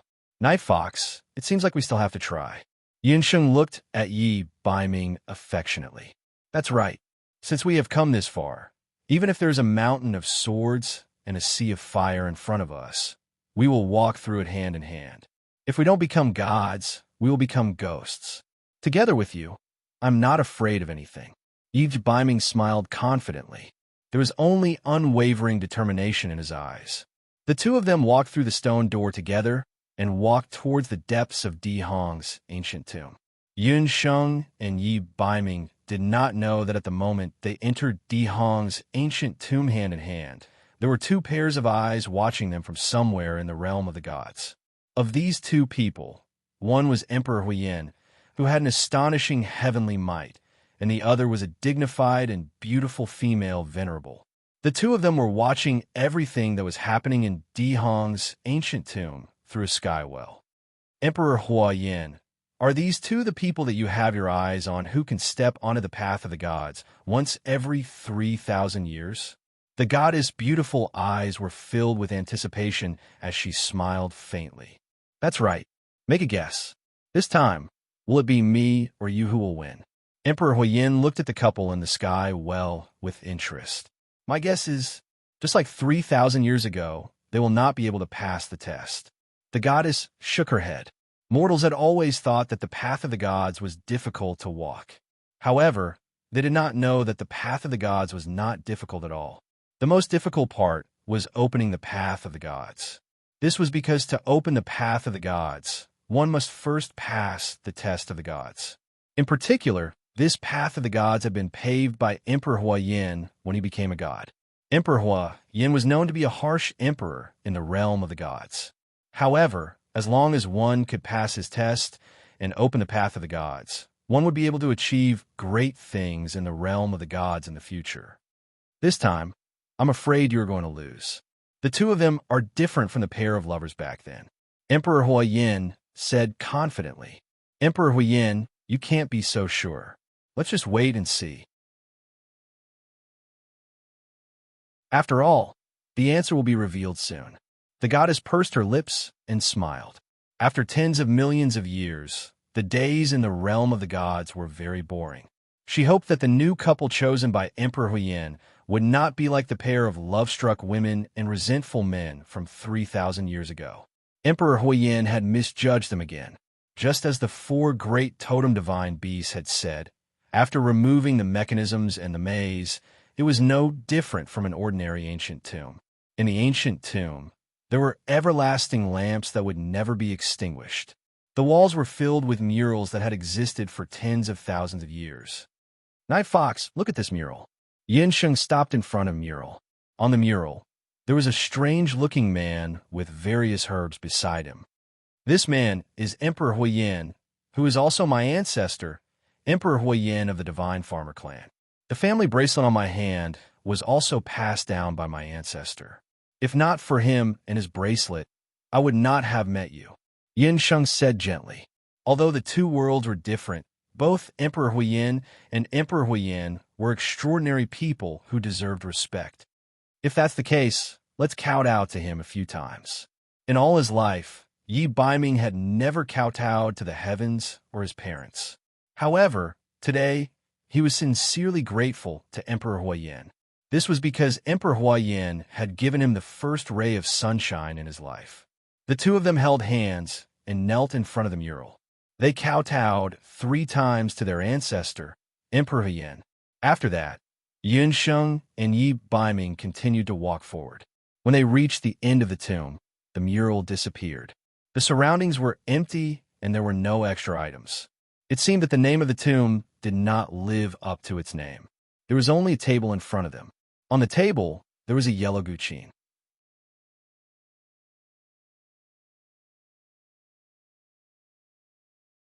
Chapter 14:12. Is this the end of the tomb? Yun Sheng hesitated as she looked around.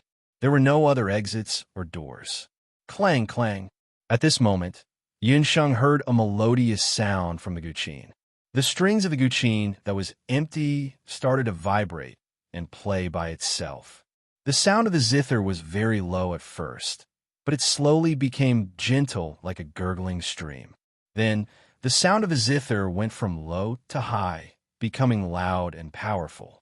Yun Sheng and Yi Baiming were both people who knew how to play the zither, but the two of them had never heard such a beautiful zither sound. The sound of the zither seemed to have played into their hearts. All the troubles in the world disappeared. The 8 wastelands and the boundless world disappeared. Unknowingly, the two of them closed their eyes and immersed themselves in the sound of the guqin. Gradually, the surrounding environment changed.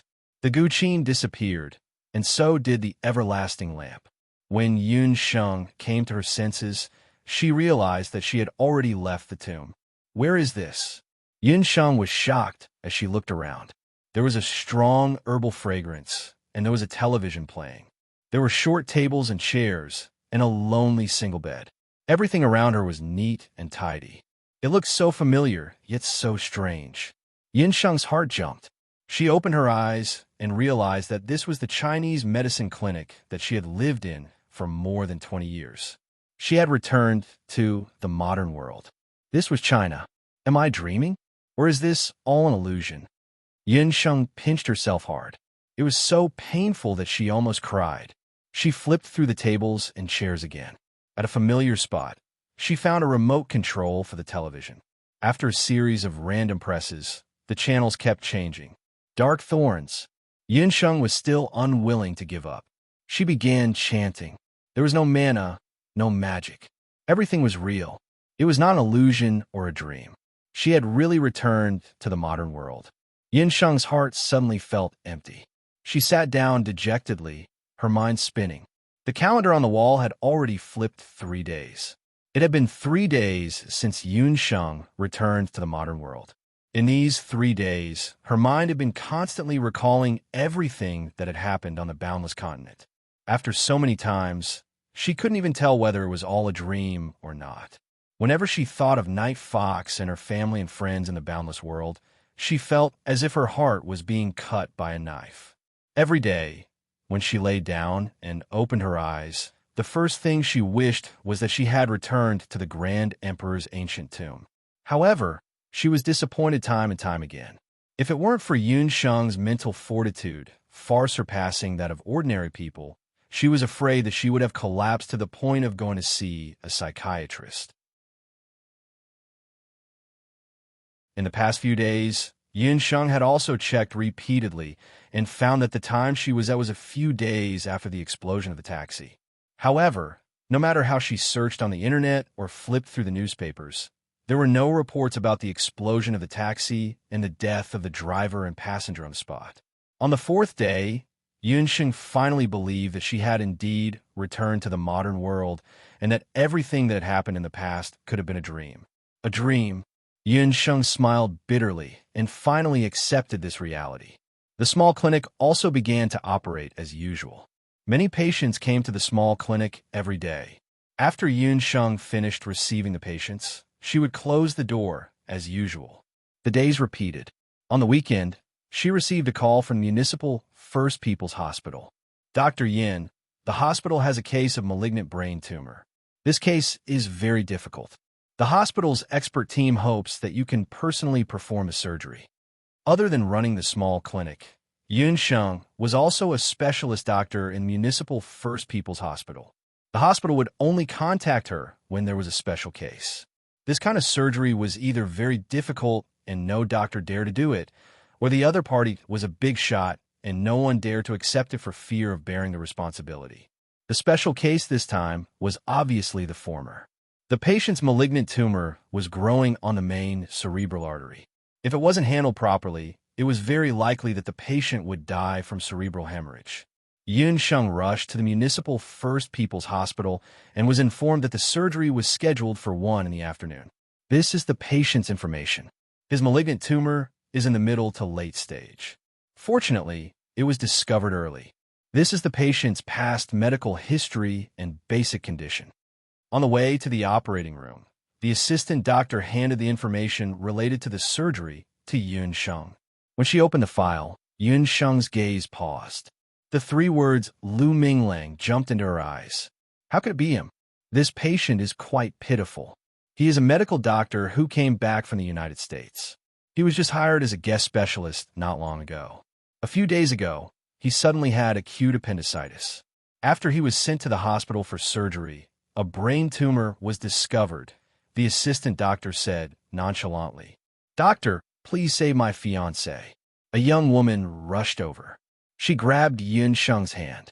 When she saw Yun Sheng's face clearly, the woman screamed in shock. "It's you. How could it be you? Yun Sheng, why are you here?" Qian Weiwei didn't expect that the person who treated Minglang's illness was his ex-girlfriend. "You can't operate on Minglang. You'll kill him." Qian Weiwei hated Yun Sheng. If it weren't for her, Minglang wouldn't have suddenly had appendicitis and wouldn't have been diagnosed with brain cancer. This woman was a jinx. "I'm sorry. I don't want to operate on him." When Yun Sheng saw Qian Weiwei, she felt disgusted. Although she didn't have any feelings for Lu Minglang, she wasn't broad-minded enough to operate on a scumbag. A doctor was also a human. She couldn't return good for evil. If you don't want to do it, then don't do it. How great do you think you are? You're just a broken shoe that Minglang doesn't want. Any doctor would be 1,000 times better than you. Who do you think you are? You're just a Mongolian doctor in a broken clinic. What's wrong with a city hospital? Do you think we don't pay enough money to let someone like you do the surgery? Qian Weiwei's official temper flared up on the spot. "This family member, please pay attention to your words. Dr. Yin is recognized by the Chinese Medical Association and the International Red Cross as the best all-round specialist. She is also a specialist specially hired by our hospital. If you insult her, it's equivalent to insulting our entire medical profession. The city hospital doesn't welcome you." Seeing Yun Sheng being insulted for no reason, the doctors and nurses in the hospital were dissatisfied. They all knew Dr. Yin. She was young, but her medical theory and clinical experience were very rich. "If you don't welcome me, then you don't welcome me. I'll call my father and ask him to transfer Minglang to the hospital in the capital." Qian Weiwei didn't expect that these people would speak up for Yun Sheng. She was so angry that she took out her phone and dialed the number of the director's father. "Hello, Dad, I want to transfer Minglang to..." After a few words, Qian Weiwei's face was full of pride.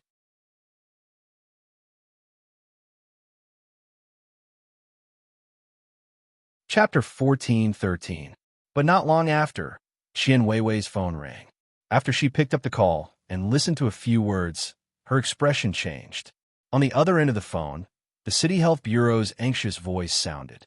"Weiwei, what's wrong with you? I've contacted several hospitals in the country, and they all said that Minglang has been blacklisted. Not only that, the hospital that hired Minglang earlier also said that there's something wrong with his personal style, and they want to terminate the contract with him." Qian Weiwei was so frightened that her phone fell to the ground. She looked at Yun Sheng in shock. She didn't expect that this ordinary-looking woman in front of her would have such a terrifying influence in the Chinese medical industry. But she was absolutely unwilling to let Qian Weiwei take back her words and beg Yun Sheng instead.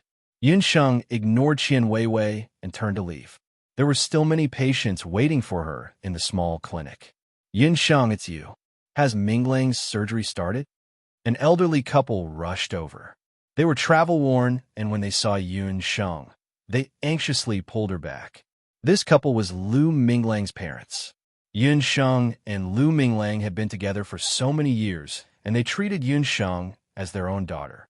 They lived in the countryside all year round and didn't know that Yun Sheng had broken up with Lu Minglang a few days ago. They also didn't know that the son they raised so painstakingly had abandoned Yun Sheng for the sake of his desires and work. Uncle Annie, Yun Sheng was about to leave when she was forced to stop in her tracks. If she didn't save Lu Minglang, there would be one less scumbag in the world. She had a clear conscience. However, the couple in front of them had lost all hope. At this moment, Yun Sheng's gaze fell on the Shinong medical bangle on her wrist. That mural appeared in her mind again. Shinong tasted all kinds of herbs to help the world. Did he ever think about who should be saved and who should not be saved? Life and death were the same for all patients. Whether it was Lu Minglang or Qian Weiwei, the past was like floating clouds. She was now someone else's daughter and someone else's lover. It was time for her to completely let go. Uncle, Annie, don't worry. I'll perform the surgery myself. Yun Sheng smiled in relief and turned to walk into the operating room. The operating room was right in front of her. The moment she pushed open the door of the operating room, Yun Sheng felt that her heart was lit up. Bright, everlasting lamps spilled all over the ground. With the sound of the zither still in her ears, Yun Sheng found herself back in Di Hong's ancient tomb. The guqin was still on the table, but it had stopped playing. Beside the guqin, there was an additional guqin score. Yun Sheng was slightly stunned. She looked around and saw Yi Baiming standing there, smiling at her. Night Fox. Even though they had only been separated for a moment, Yun Sheng felt as if the two of them had been separated by life and death. Her nose turned sour as she rushed forward and hugged Yi Baiming. I thought I would never see you again. Yun Sheng was really afraid that everything in front of her was a dream. It was not until she returned to China and returned to the modern world that she realized that she had completely integrated into the boundless land, be it her body or heart, because her family and friends were here, and the people she loved the most. The Yun Sheng who lived in the modern world was just a shell. Little wild cat, don't cry. I won't leave. Everything is just a test given to us by Di Hong's 9th chapter. When Yi Baiming saw Yun Sheng, whose nose and eyes were red, he felt pity and love for her. He kissed away her tears tenderly. Actually, he was also very nervous. He was really afraid that Yun Sheng would not pass the test. The test of Di Hong's 9th chapter was like a dream, but it was also incomparably real. If she could not pass it, Yun Sheng would have to stay in China forever. Didn't you go through the test? When Yun Sheng saw Yi Baiming's calm expression, she felt a little uneasy. Logically speaking, since both of them had heard Di Hong's 9th chapter, shouldn't they go through the test together? These few days, she had suffered a lot. However, looking at Night Fox, she did not seem to suffer at all. Could it be that Emperor Yin was so biased that he gave her such a difficult test, and gave Night Fox a test with a cheating artifact? To put it bluntly, this test was to test Yun Sheng's medical ethics. If not for the compassion she felt for Lu Minglang's parents, the Shinong medical bangle, and the many years of Emperor Yan's teachings, she might not have been able to pass this test. I also went through a test. However, it was just a small test. I came out without much effort. Yi Baiming said casually. When Yun Sheng was not paying attention, Yi Baiming's eyes flashed with an obscure look. Both of them had passed the test of Di Hong's 9th chapter. The guqin score recorded Di Hong's 9th chapter. However, with Di Hong's 9th chapter, where was Path of the Gods? Yun Sheng opened the guqin score suspiciously. Yun Sheng, why don't you and I play Di Hong's 9th chapter together? After Yi Baiming and Yun Sheng finished reading the guqin score, they were also amazed. Di Hong's 9th chapter was indeed a famous ancient song. Yun Sheng nodded. Both of them sat at the table. Yun Sheng played the guqin with her right hand, while Yi Baiming played the guqin with his left hand. Both of them were extremely talented people. Even though they had only seen and listened to Di Hong's 9th chapter once, their hearts were in sync. They went back and forth, and even though they were supposed to be playing the zither by themselves, they were able to work together seamlessly. The sound of the guqin was like a raging sea that flowed in all directions. It spread from Dihong's ancient tomb to the entire Dihong city. Those who had experienced the death of their family members and the pain of losing their wives and children stopped what they were doing to listen to Dihong's 9th chapter. Yuan Bupo, Yuan Shan Shan, and the rest held their breaths at the same time. Dihong's 9th chapter is such a heart-wrenching tune. I'm afraid only the two of them can play such a tune together. Yuan Bupo's heart was filled with emotions. In the end, he still lost to Yi Baiming. He was the most suitable person for Yun Sheng. As the sound of the guqin came to an end, Yun Sheng and Yi Baiming looked at each other and smiled. However, at that moment, a ray of golden light appeared in the sky above Dihong City. The golden light shot down from the clouds in the sky and landed in Dihong's ancient tomb. A majestic divine general in golden armor appeared in the clouds. He was dozens of meters tall and held a divine weapon in his hand. He was like a pillar that supported the heavens, standing between heaven and earth and the mountains. This divine general was Emperor Hua Yan's divine general. He was many times stronger than the Shi clan divine general that Yun Sheng and Yi Baiming had met earlier. Emperor Hua Yan was one of the few emperor gods in the divine world. His divine general had surpassed the overgod realm and was only second to an ultimate god. His strength was imaginable. The divine general's voice was like the rumbling of spring thunder, echoing in Yun Sheng and Yi Baiming's ears. Congratulations to both of you for successfully passing the test of Dihong's ancient tomb. I am Emperor Huiyan's former divine general. The path of the ancient gods is about to open. Are you ready to embark on the path of the gods and head to the divine world?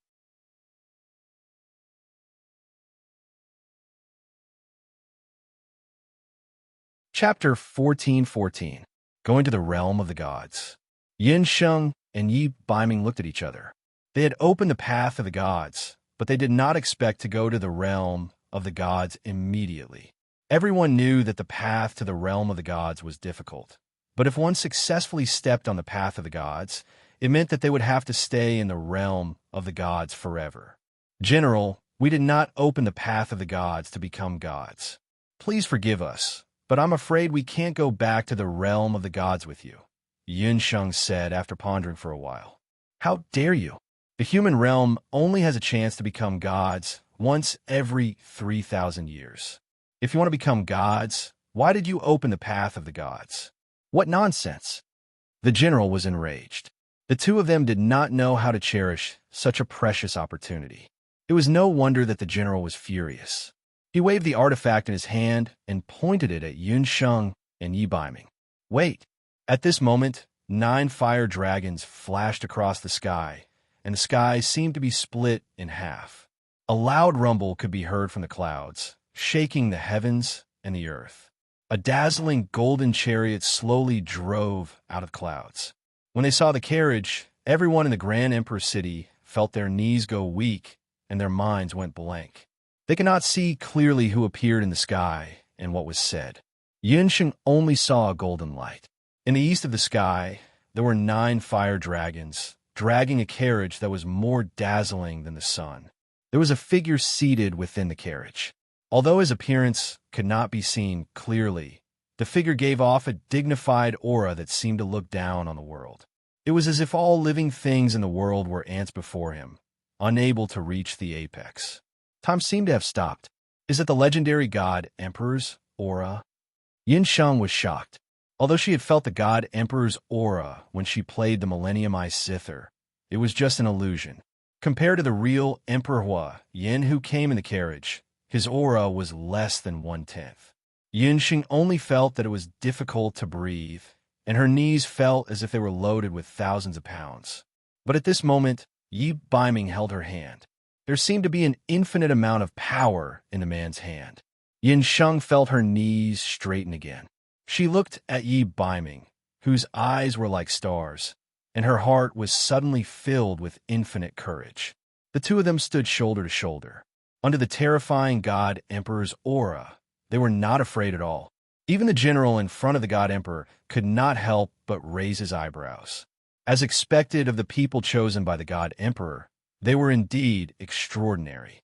The resentment he had for the two of them earlier had also lessened significantly.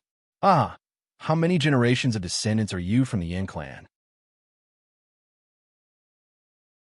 Emperor Fire could tell that Yun Sheng was not from this world at a glance. The Emperor Huayan had seen the test of the 9th chapter of the Great Emperor's Tomb. He laughed heartily and did not seem to be angry at Yun Sheng and Yi Biming for going against the flow. I am Yin Yunsheng, your 526th descendant. Yin Yunsheng was not intimidated by the great ancestor's godly aura. I am Yin Yunsheng. I am your 526th descendant. Just based on this point, it was clear that this descendant of his was superior to others in terms of temperament and courage. The Emperor Huayan liked her very much. He had been the emperor for so many years, and the ultimate gods and overgods were all respectful to him. Very few people spoke to him in such a neutral tone. Both of you have passed the test in the Great Emperor's Tomb, but why are you not willing to step on the path of gods and become gods? As far as I know, if you stay, you will face the most serious crisis in the history of the mortal realm, Emperor Huayan said, and looked at Yi Biming meaningfully. The Emperor Huayan was the incarnation of Emperor Huayan. His test for his descendant, Yun Sheng, was more of a test of medical ethics. However, the Emperor Huayan's test was different for Yi Biming. However, he had also passed the test, which surprised the Emperor Huayan. Emperor Huayan, your test for us is to see if our minds are strong enough to become gods. However, if we pass the test and become gods, but leave behind the mess of the mortal realm, then your test for us will be in vain. You don't want your descendant to become a deserter, do you? Yun Sheng replied, You're right, but you've missed this opportunity to enter the path of the gods. Next time, you might not be able to open the path of the gods so smoothly. Don't you regret it? Emperor Flame felt sorry for them. It had been 3,000 years. It was not easy to open the path of gods again. We won't regret it. However, Emperor Huayan, we have a purpose for opening the path of gods this time. We hope you could do us a favor. Yun Sheng and Yi Biming did not enter the Emperor's tomb to become gods. Their purpose was to find a way to resolve the calamity caused by Yi Xiu's rebirth. I'm well aware of your intentions. However, there is a great disparity between the mortal realm and gods.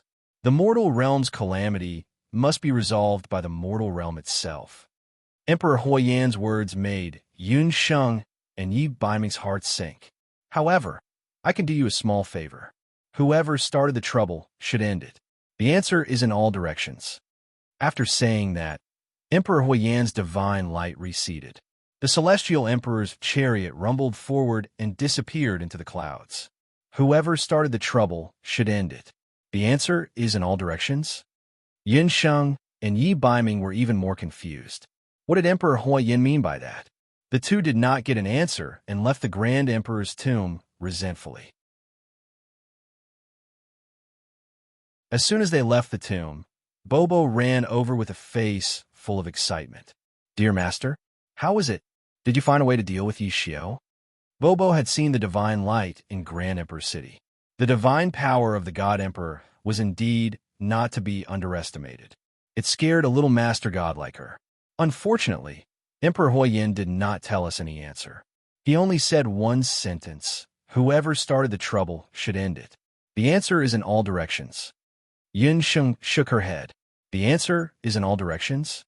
Bobo tilted her head and thought. Master, I can't be. A sudden thought popped up in Bobo's mind, and she jumped up. Master, I think I know what Emperor Huayan meant. The answer is in all directions. He must be talking about my mother god, supreme god of the four directions. In the god realm, supreme god of the four directions looked at the emperor's chariot with some annoyance. Emperor Huayan, you have done me in this time. The one who made the bet with Emperor Huayan was the mother goddess of Pops, the four directions supreme god. She was the supreme god of the four directions, supreme god of the god realm. She was once Emperor Huayan's subordinate, but later became his best friend. For directions, you said it yourself. Or do you really want your precious disciple to be a world god? Emperor Huayan's face was full of smiles. Forget it. This time, I admit defeat. Supreme God of the Four Directions looked helpless. She activated her divine sense and heard the message from the divine envoys in the 4 cardinal temples. Ming-Ri, that brat, still can't leave Bobo. Fine, I will help them this time. Supreme God of the 4 directions stepped into the void and disappeared. Emperor Huiyan's face was full of smiles, and his eyes were unfathomable.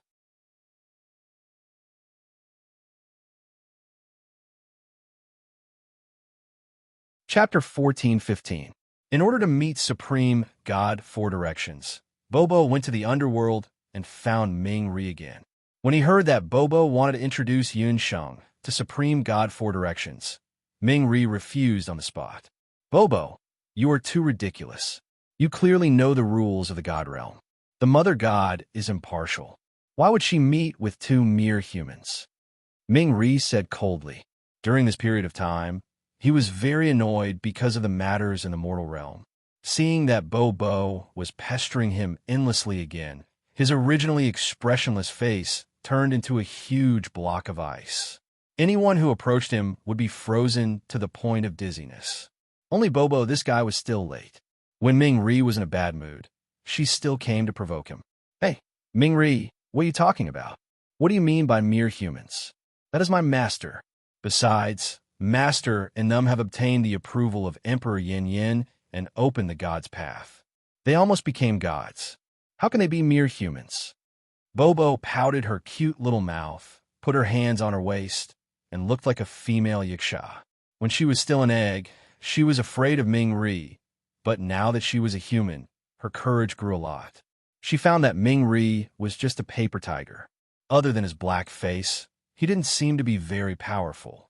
You said it yourself, almost, that is, they're not gods yet. Foolish humans, they gave up the chance to become gods once every 3,000 years. What kind of master, what kind of... Ming-Ri snorted coldly. Bobo repeatedly asked, but this time, Ming-Ri was determined and refused to help Bobo contact Supreme God 4 directions. Bobo was depressed. She was worried, but suddenly, a flash of inspiration flashed in her mind. Didn't Shilin Kid teach her a method earlier, saying that it was used to make people happy, and it would be 100% hit? Even if it was the cold Ming-Ri, it would be difficult for him to escape. Bobo's little face lit up, and she leaned in front of Ming-Ri. When Ming-Ri wasn't paying attention, she kissed him on the cheek. Ming-Ri didn't react at first. His face was stiff, and there was still Bobo's saliva on his face. Hey, it seems to be useless. It can't be, That day, when Shilin Boy used it on Master, Master looked very happy. Bobo glanced at Ming-Ri's face and found that he still didn't smile. That's right, the position must be wrong. Shilin Boy said that it must be mouth to mouth for it to be effective. Bobo secretly cheered herself on in her heart. She pulled Ming-Ri's shoulders over and hung her 2 hands on Ming-Ri's body. She pouted her mouth and firmly bit Ming-Ri's lips. After finishing it, Popo blinked and looked at the sun of the underworld. There's hope. Bobo was pleasantly surprised to find that Ming-Ri's eyes were a little different. His face, that was as black as the bottom of a pot, actually had a slight crack, and the corners of his lips seemed to be slightly raised. Continue to work hard. Kid Shilin said that the more times, the better the effect. It would be best to gather 100 times. Bobo felt a little pity for her small arms and legs. It was all Ming-Ri's fault for growing so big. There were still 98 times. Fortunately, although Ming-Ri looked cold, his mouth was quite soft and sweet. It was like the candy that Master bought for her when she was in the boundless world. Bobo felt that she still liked to bite Ming-Ri's mouth. Bobo pouted her lips, aimed at the target, and took another bite. Only this time, before she could bite Ming-Ri, she suddenly hugged him. Ming-Ri actually bit her first. Bobo suddenly felt that something was wrong, but it was all too late. Woo! Why did she feel that she seemed to have been sold by Shilin Boy? So, Ming-Ri agreed to help us introduce Supreme God 4 directions. When Bobo returned to the mortal realm again, Yin Sheng waited for a big piece of good news. Yes, Ming-Ri agreed. When Bobo mentioned Ming-Ri, her face turned red. Bobo, why is your face so red? Yin Sheng realized that there seemed to be something wrong with her little Bobo. Dearest Master, Bobo seems to be sick. Bobo threw herself into Yun Sheng's arms and cried. Yun Sheng was shocked. Bobo was sick. Bobo was a divine body. When she was still an egg, she was very healthy. Now that she had broken out of her shell, how could she fall sick so easily? Yun Sheng looked at Bobo from head to toe and found that other than her heart rate and pulse that were slightly abnormal, everything else was normal. Didn't you just go to see Ming Ri? Why are you sick? Yun Sheng was suspicious. But when Yun Sheng mentioned Ming Ri, Bobo's heart and pulse began to beat wildly. Her face was also like a Shaohui stove burning hot. Woo, master, you see, I'm sick again. Bobo continued to cry. Stop, Bobo. You tell master first what happened. Yun Sheng looked at Bobo and had a feeling of not knowing whether to laugh or cry. Woo, Bobo also doesn't know. Since Bobo followed Qilin Boy's method to make Ming Ri happy, she became like this. It must be that Ming Ri, that big bad guy, has some messy venereal disease on his body and passed it to her. Bobo looked angry. Venereal disease. Yun Sheng was speechless for a while. Who was the one who taught Bobo these nonsense words? Bobo, don't worry. Tell me, what method did Night Fox teach you? Yun Sheng had an ominous premonition. Although Bobo looked like a little Lolita, in terms of psychology, she was 100% pure. Yanran and a child were useless. That day, Bobo saw Master and Qilin Boy kissing. Bobo thought that Master was bullied and wanted to seek justice for Master. But Qilin Boy said that it was a way to make Master happy. Bobo told Yun Sheng that Qilin Boy said that the best way to make a person happy was to kiss 100 times. Bobo also secretly looked at her master. She seemed to be very happy. Yun Sheng's face was speechless. When Bobo said that, her face began to blush.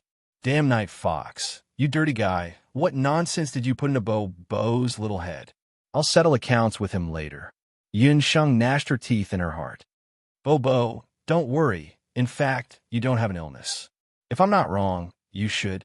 Like Ming Ri. Yun Sheng rubbed Bobo's hair with a look of love. This child finally grew up and became enlightened. Like Ming Ri. When Bobo heard this sentence, it was as if she had been struck by lightning.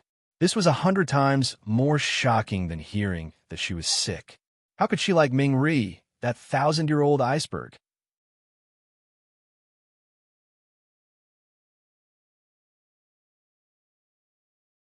Chapter 14:16. After listening to Bobo's explanation of what had happened in the underworld, Yun Sheng finally understood. She'd only been able to meet Supreme God Four-Way this time because of Bobo's little honey trap. Poor little girl. She didn't even know that Yi Baiming had sold her. She still hadn't come to her senses. In order to vent Popo's anger, Yun Sheng found Yi Baiming and gave him a good scolding. After knowing that Bobo had mistakenly thought that the person she liked was sick, Yi Baiming burst out laughing unkindly.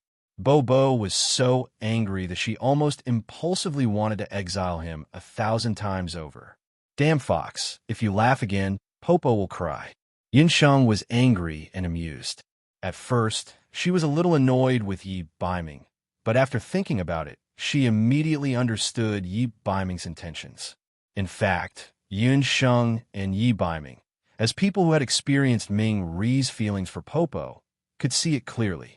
It was just that Popo didn't realize it. Because of this, Yi Baiming even mocked Yun Sheng in private, saying that Popo was the same as Yun Sheng in the early years. A typical ingrate who treated other people's infatuation as ill intent. Yi Baiming's actions were indeed a little unscrupulous, but it was undeniable that it had a very good effect. At least it proved that Ming Ri's feelings weren't unrequited. Popo also had feelings for him. Just based on this, Underworld God owes us a big favor, Yi Baiming said proudly.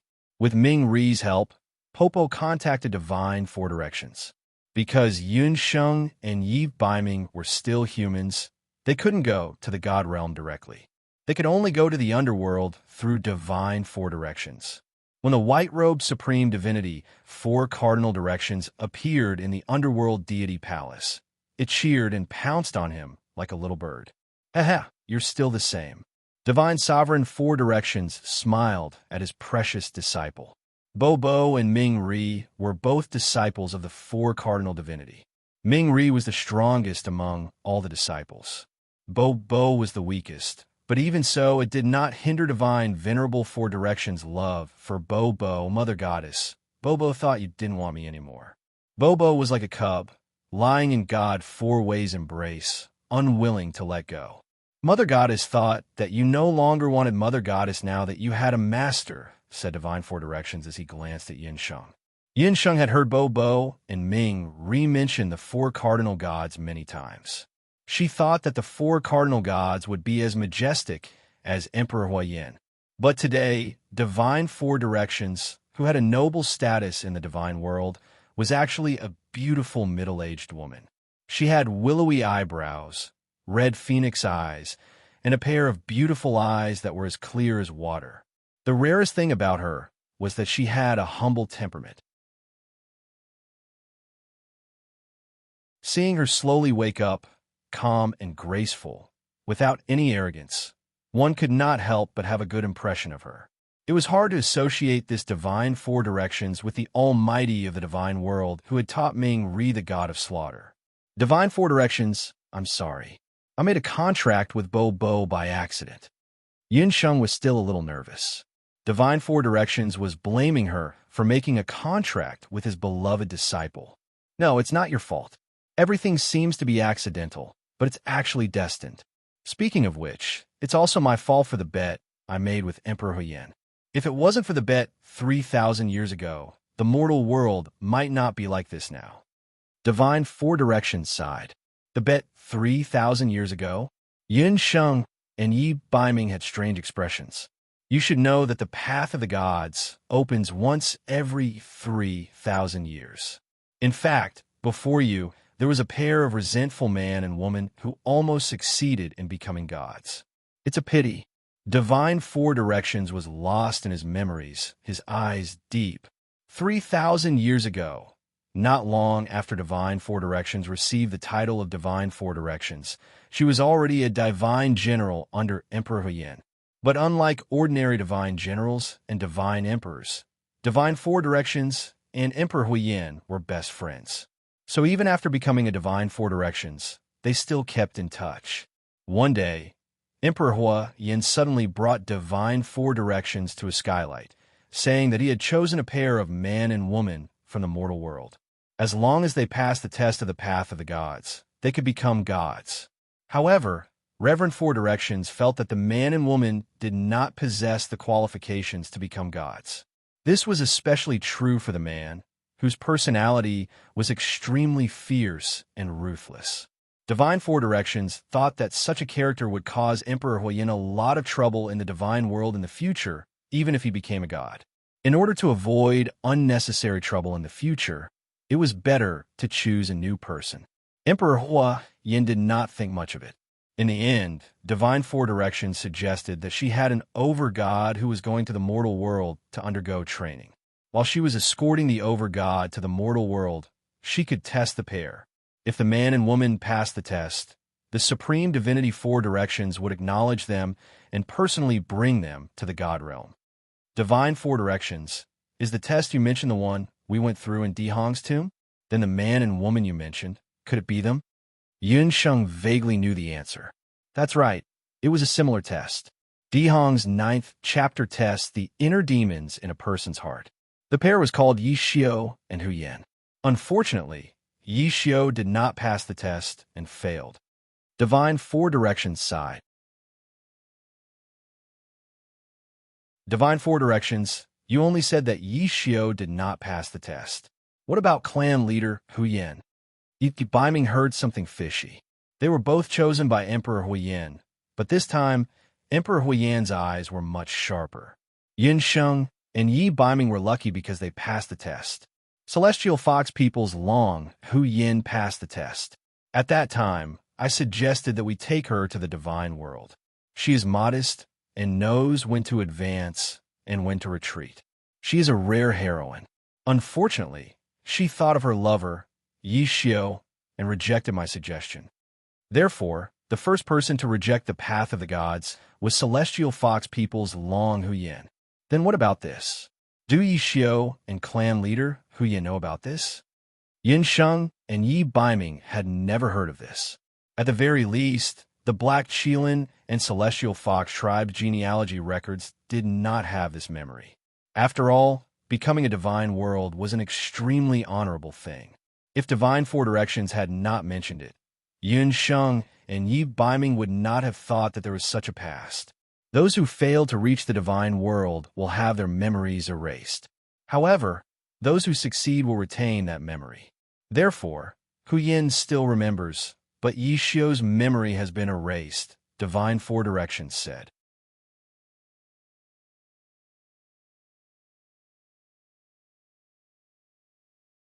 Chapter 1417. Hu Yin passed the 3,000-year test, while Yi Xiao failed. Then, Yi Xiao forgot all about it. Hu Yin could even give up the chance to become a god.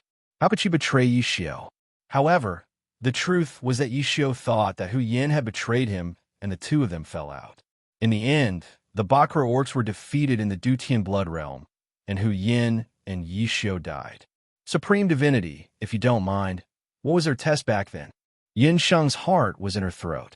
She could vaguely guess that this was the root cause of Hu Yan's and Yi Xiao's falling out. It was also the key to whether she could find the last part of Celestial Fox's Sarira. Yi Xiao's and Hu Yan's test was the same. Their test was whether they could accept humans and beasts to coexist peacefully. The result was obvious. It had been 3,000 years, but every time Supreme God Four Cardinal thought of the test, he could not help but sigh. Hu Yin was a broad-minded woman. She practiced medicine and had a good relationship with humans. However, Yi Xiao's parents were harmed by humans when he was young, so he had always hated them. Although the two of them loved each other deeply, they were fundamentally at odds with each other. I see. No wonder Hu Yin and Yi Xiao fell out at the last moment. Even so, Hu Yin did not betray Yi Xiao. She gave up on going to the divine realm alone and chose to stay with Yi Xiao. Isn't this enough to prove her feelings for Yi Xiao? Yin Sheng felt that it was not worth it for Hu Yin. That emotional and strong woman sacrificed her chance to become a god. In the end, she did not get to be with Yi Xiao. Instead, she became the person he hated the most. Yi Xiao did not hesitate to set up an ancient forbidden spell to curse Celestial Fox and the men and women of the Black Qilin tribe for generations. That's because you don't know that the beasts had the absolute upper hand during the war with the humans. At that time, Hu Yin gave the sketch of the Octaterra artifact that she had painstakingly drawn for many years to the human powerhouses. Even Popo and Ming Ri were stunned when they heard this. How is that possible? The Eight Desolates divine artifact was created by Hu Yin? Yin Sheng did not expect that the Eight Desolates divine artifact was not created by the human race. No wonder the artifact is called the Eight Barons artifact. However, Hu Yan's actions are tantamount to betraying the Bakra orcs. Bobo clicked his tongue. Why are these people's thoughts and actions so complicated? Hu Yan has never betrayed Yi Xiao. She is an intelligent woman and knows a little about divination, medicine, and witchcraft. Perhaps she had foreseen everything. That's why she begged me to teach her how to decompose Celestial Fox's relics back then. That's how the situation today came about. Divine Venerable Four-Way's heart was as clear as a mirror. She also knew that Yin Sheng's main purpose in inviting her here was to find out the whereabouts of the last Celestial Fox relic on Hu Yin. That's great. Mother Goddess, you really do know the whereabouts of the last Celestial Fox's relic. Mother Goddess, please do a good deed and tell Master that she has used all kinds of methods to find the Celestial Fox's relic. She is so anxious that she's turning into an old woman. Bobo tugged at Divine Venerable Four-Way's divine robe and shook it incessantly. Child, you're still the same after so many years. To think that I entrusted you to Hu Yin in order to train you. Divine Venerable Four-Way was at a loss for words. Everything was indeed predestined by the unseen world. When Divine Venerable Four-Way handed Bobo to Hu Yin, she did not expect that Hu Yin would use the divine technique that she had imparted to split the Celestial Fox's relic into four. Then where is Hu Yan's last Celestial Fox's relic? Yin Sheng became nervous. Are you sure you want to know the answer? Divine Venerable Four-Way Side. Life was unpredictable.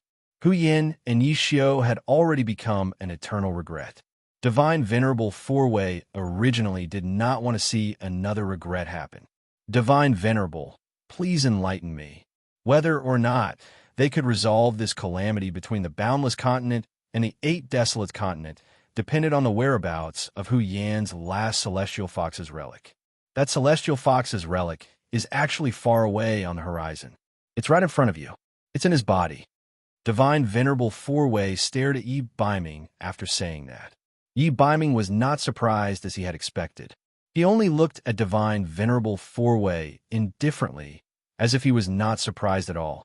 How is that possible? Yi Xiao is a black Qilin. How could he have a Celestial Fox's relic in his body? Yin Sheng could not believe it, and thought that Divine Venerable Four-Way must have made a mistake. There was originally no Celestial Fox's relic in his body.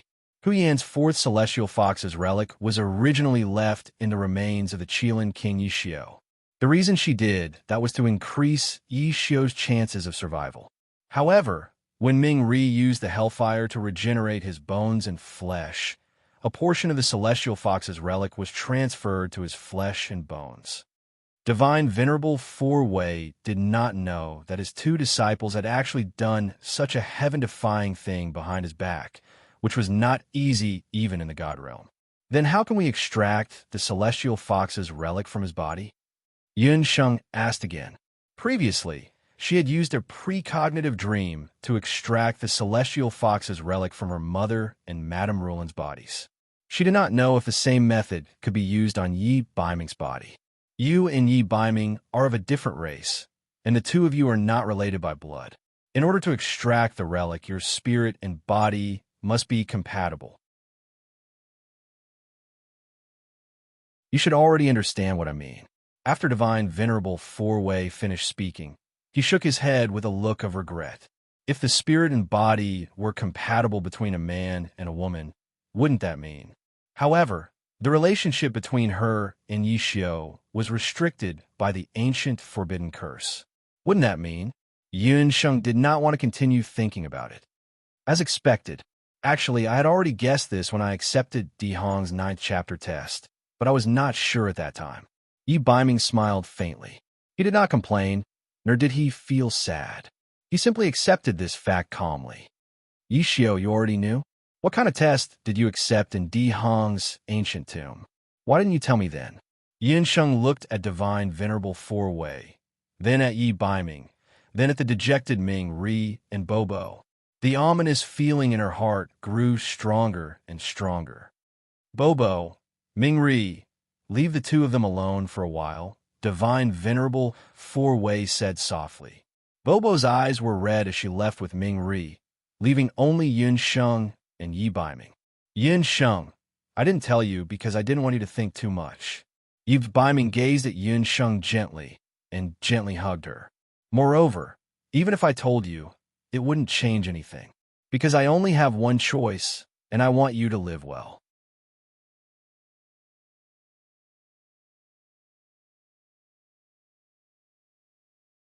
Chapter 14:18.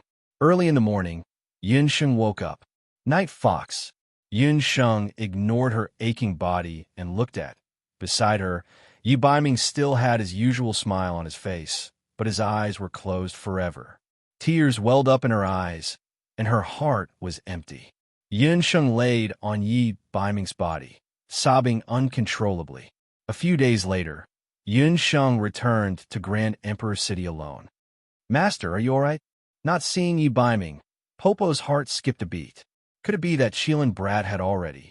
Popo looked at her master nervously, but she saw that there was no fluctuation in her master's eyes. Yuan Shahua, Yin Songlong, and his wife looked at Yun Sheng worriedly. They had already heard what had happened from Bobo. Why was it so cruel?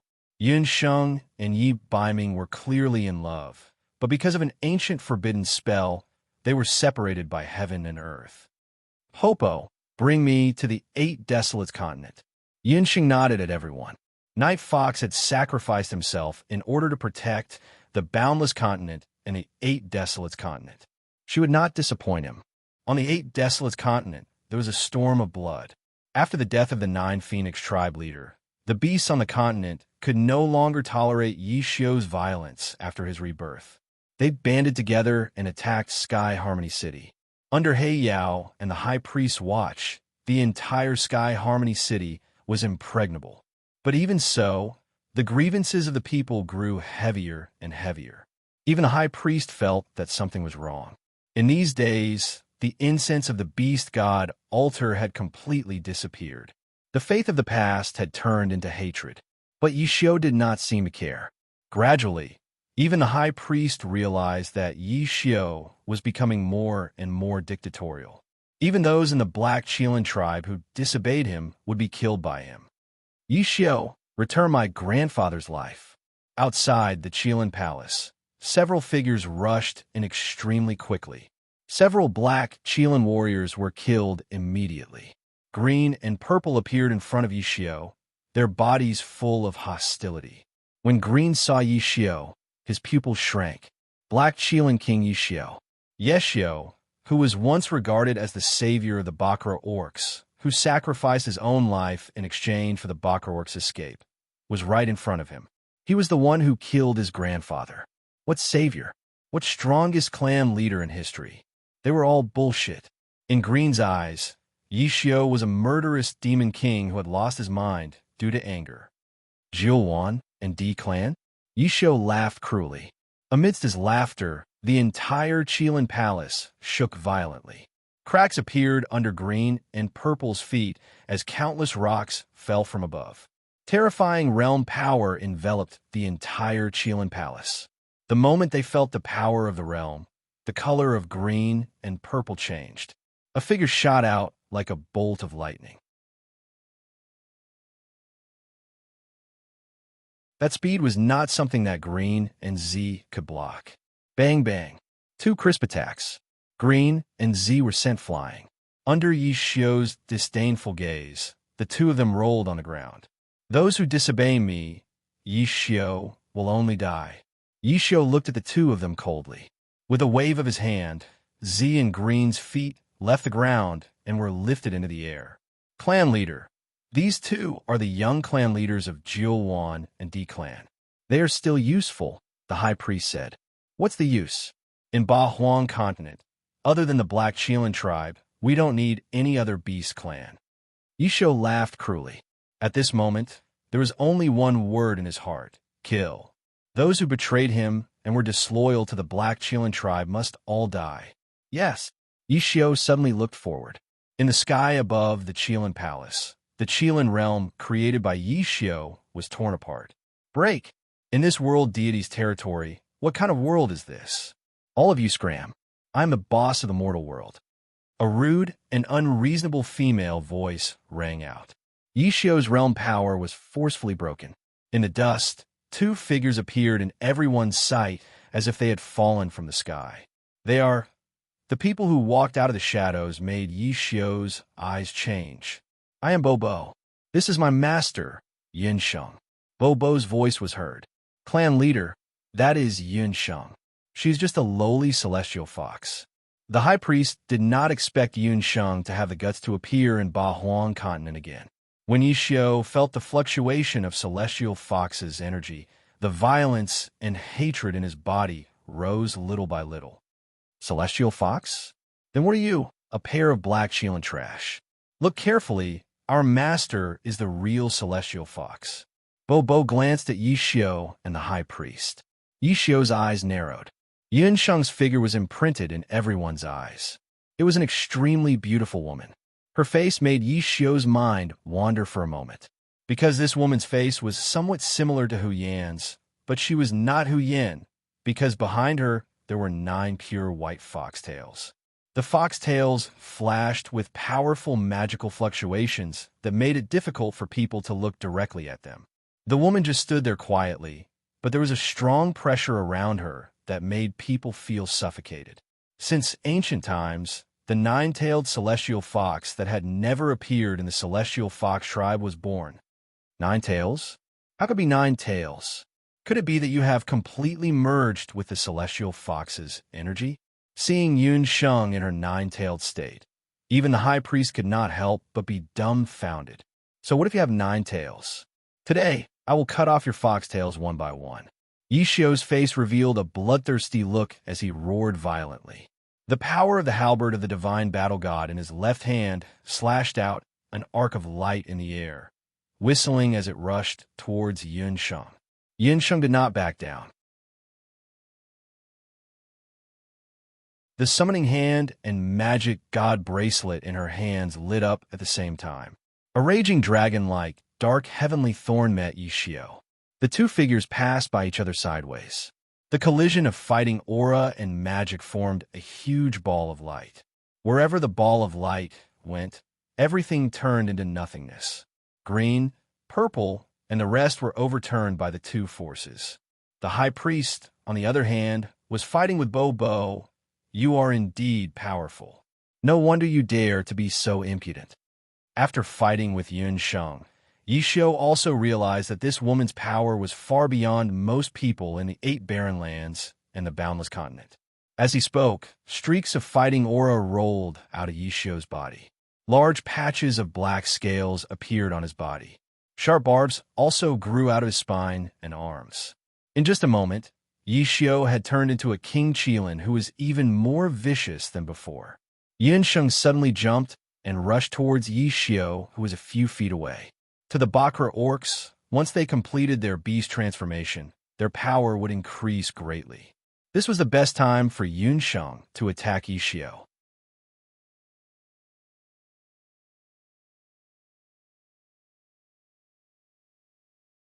Chapter 1419. Boom! Yun Sheng's sun-devouring Qilin power, which was a combination of battle energy and magic power, exploded like a scorching sun. A magic battle technique? Looks like you've absorbed the Qilin holy infant's energy in the end. Stupid men and women can't be trusted. Yi Xiu laughed when he saw the sun-devouring Qilin. Yun Sheng didn't smile at all. You're not allowed to mock Yi Baiming. You don't have the right. As Yun Sheng spoke, 8 rays of light shone beside her. When the 8 divine artifacts appeared at the same time, the smile on Yi Xiu's face froze. Yi Xiu, whether it's 3,000 years ago or 3,000 years later, you've lost, Yun Sheng shouted. The divine power of the 8 barons' divine artifact transformed into a terrifying giant sword that crushed the entire Qilin palace. The 9-tailed celestial fox and the 8 divine artifacts fused together. The fury of the gods was formed. When Yi Xiu saw the sword of light, he knew something was wrong. He wanted to use all his strength to escape. However, he suddenly realized that his body couldn't move. There was a repulsive force in his body. It was the last of Dugu Xiu's power that prevented him from escaping. Boom! The sword slashed down, shaking heaven and earth. Yi Xiu's face turned pale. He felt something in his body shatter. No, I can't lose to a lowly celestial fox. Even that traitor Hu Yin couldn't defeat me. You can't. Yi Xiu was on the verge of collapsing. You're the one who betrayed Hu Yin. That woman was still thinking about you even at the moment of her death. Yun Sheng was even more furious when she saw that Yi Xiu was still stubborn. Yi Xiu, I'll let you enter the dream and see what Hu Yin did for you back then, she chanted. Yi Xiu felt the situation around him change. He was already in an ancient tomb. Everything in the tomb looked very strange, but there was also a strange sense of familiarity. The sound of a guqin could be heard. Yun Sheng was sitting at the front. She was holding a guqin. Give up. Your celestial fox's bewitching techniques have no effect on me, Yi Xiu. Yi Xiu was surprised. He looked around and felt that this place was somewhat familiar. Yi Xiu, you probably don't remember this place anymore. This is the Grand Emperor's tomb. Back then, you and Hu Yin experienced the path of the gods here. Today, I will let you experience the test from that day once again. Yun Sheng's zither music lingered in the air. That was Yi Xiu's test. On the boundless continent, blood flowed like a river. The humans, beasts, and half-beastmen were engaged in a fierce battle. Yi Xiu stood amidst a mountain of corpses and a sea of blood. There was only madness in his eyes. Countless divine soldiers and divine generals were approaching from the sky.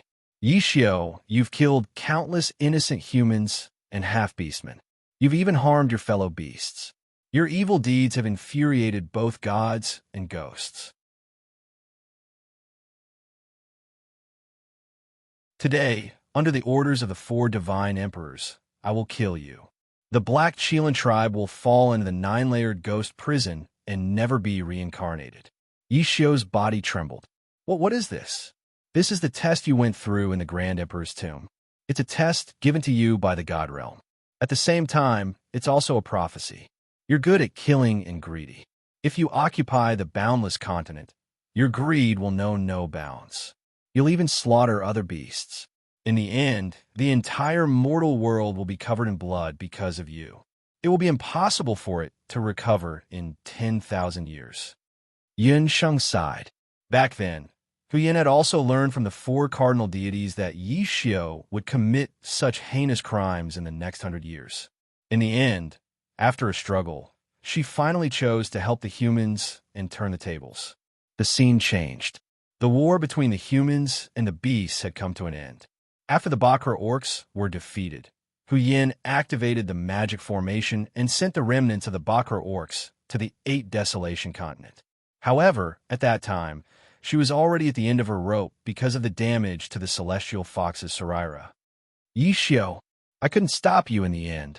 Huyen was bleeding from all 7 orifices. There was no sadness or regret in her beautiful eyes. There was only a faint relief. Miss Huyen, I'll get someone to treat you immediately. The sovereign of the humans immediately ordered his subordinates to find a doctor. There's no need. I'm a doctor myself. I know very well that I won't be able to live. You don't have to feel that you owe me anything. I only hope that after I die, you can bury my remains in the Dutian blood realm and let it face the 8 Desolation continent. If it's possible, bury me with Yishio's remains. With that, Huyen closed her eyes forever. After Huyen's death, under the attack of the 8 great masters of the humans, the leaders of the 7 beast clans, including Yishio, died of exhaustion. The 8 great masters of the humans buried their remains in the Beast King's tomb. In order to thank Huyen, the sovereign of the humans buried Yishio's remains in front of the celestial fox's tomb. For you, Huyen gave up the chance to become a god. She didn't even hesitate to draw a magic formation to safely transport the Bakra orcs away. In order to keep you alive, she transferred a part of her celestial fox's Sarira's power into your remains. But what about you? You thought that she betrayed you and was blinded by hatred. You only have distrust and blame for her. Yinsheng spoke of her hatred. She truly felt that Huyen was unworthy. That woman with outstanding talent had silently sacrificed so much for a Yishio like him. No, how is that possible? Huyen, Yishio's eyes were filled with disbelief, but everything was so real. Whether Huyen's actions were true or not, you can go back to 8 Desolation and ask. As your shadow, the high priest already knew about this after the incident. The great witch doctor too, but they chose to hide it. Yin Shang's words sent chills down Yishio's spine. Then Huyen, where is she now? Yishio looked at Yin Shang. Her soul has already dissipated. When she transferred her last bit of celestial fox's Sarira's power into your body, she wanted to preserve some of your conscience so that you wouldn't make a huge mistake. Unfortunately, you still let her down. I've already told you everything. As for what you're going to do in the end, it's all up to you. However, if you still want to harm 8 Desolation and the Boundless Continent, I won't let you go. Yin Sheng hugged her zither and stood above the 9 heavens like a god. The high priest was anxiously waiting for Yishio at the beast god altar. When he saw Yishio, he walked back dejectedly. Patriarch, did you kill that celestial fox bastard? The high priest asked impatiently. Shadow, everything she said was true. Huyen didn't betray me. Am I the one who let her down? Yishio looked at the high priest. The high priest trembled and squeezed out an ugly smile. Patriarch, what nonsense are you talking about? Huyen betrayed you. Betrayed? Then what did the great witch doctor say? Yishio grabbed the great witch doctor. Patriarch Yishio, don't kill me. I've already given you Lady Yushang's letter. It explains everything that happened back then. The great witch doctor wanted to argue, but Yi Xiu's palm landed on his head. He screamed in agony as his brain splattered on the ground. Ha ha! Huyan, I'll let you down in the end. Tears streamed down Yi Xiu's face. He ignored the high priest's cries and rushed out of the Qilin palace.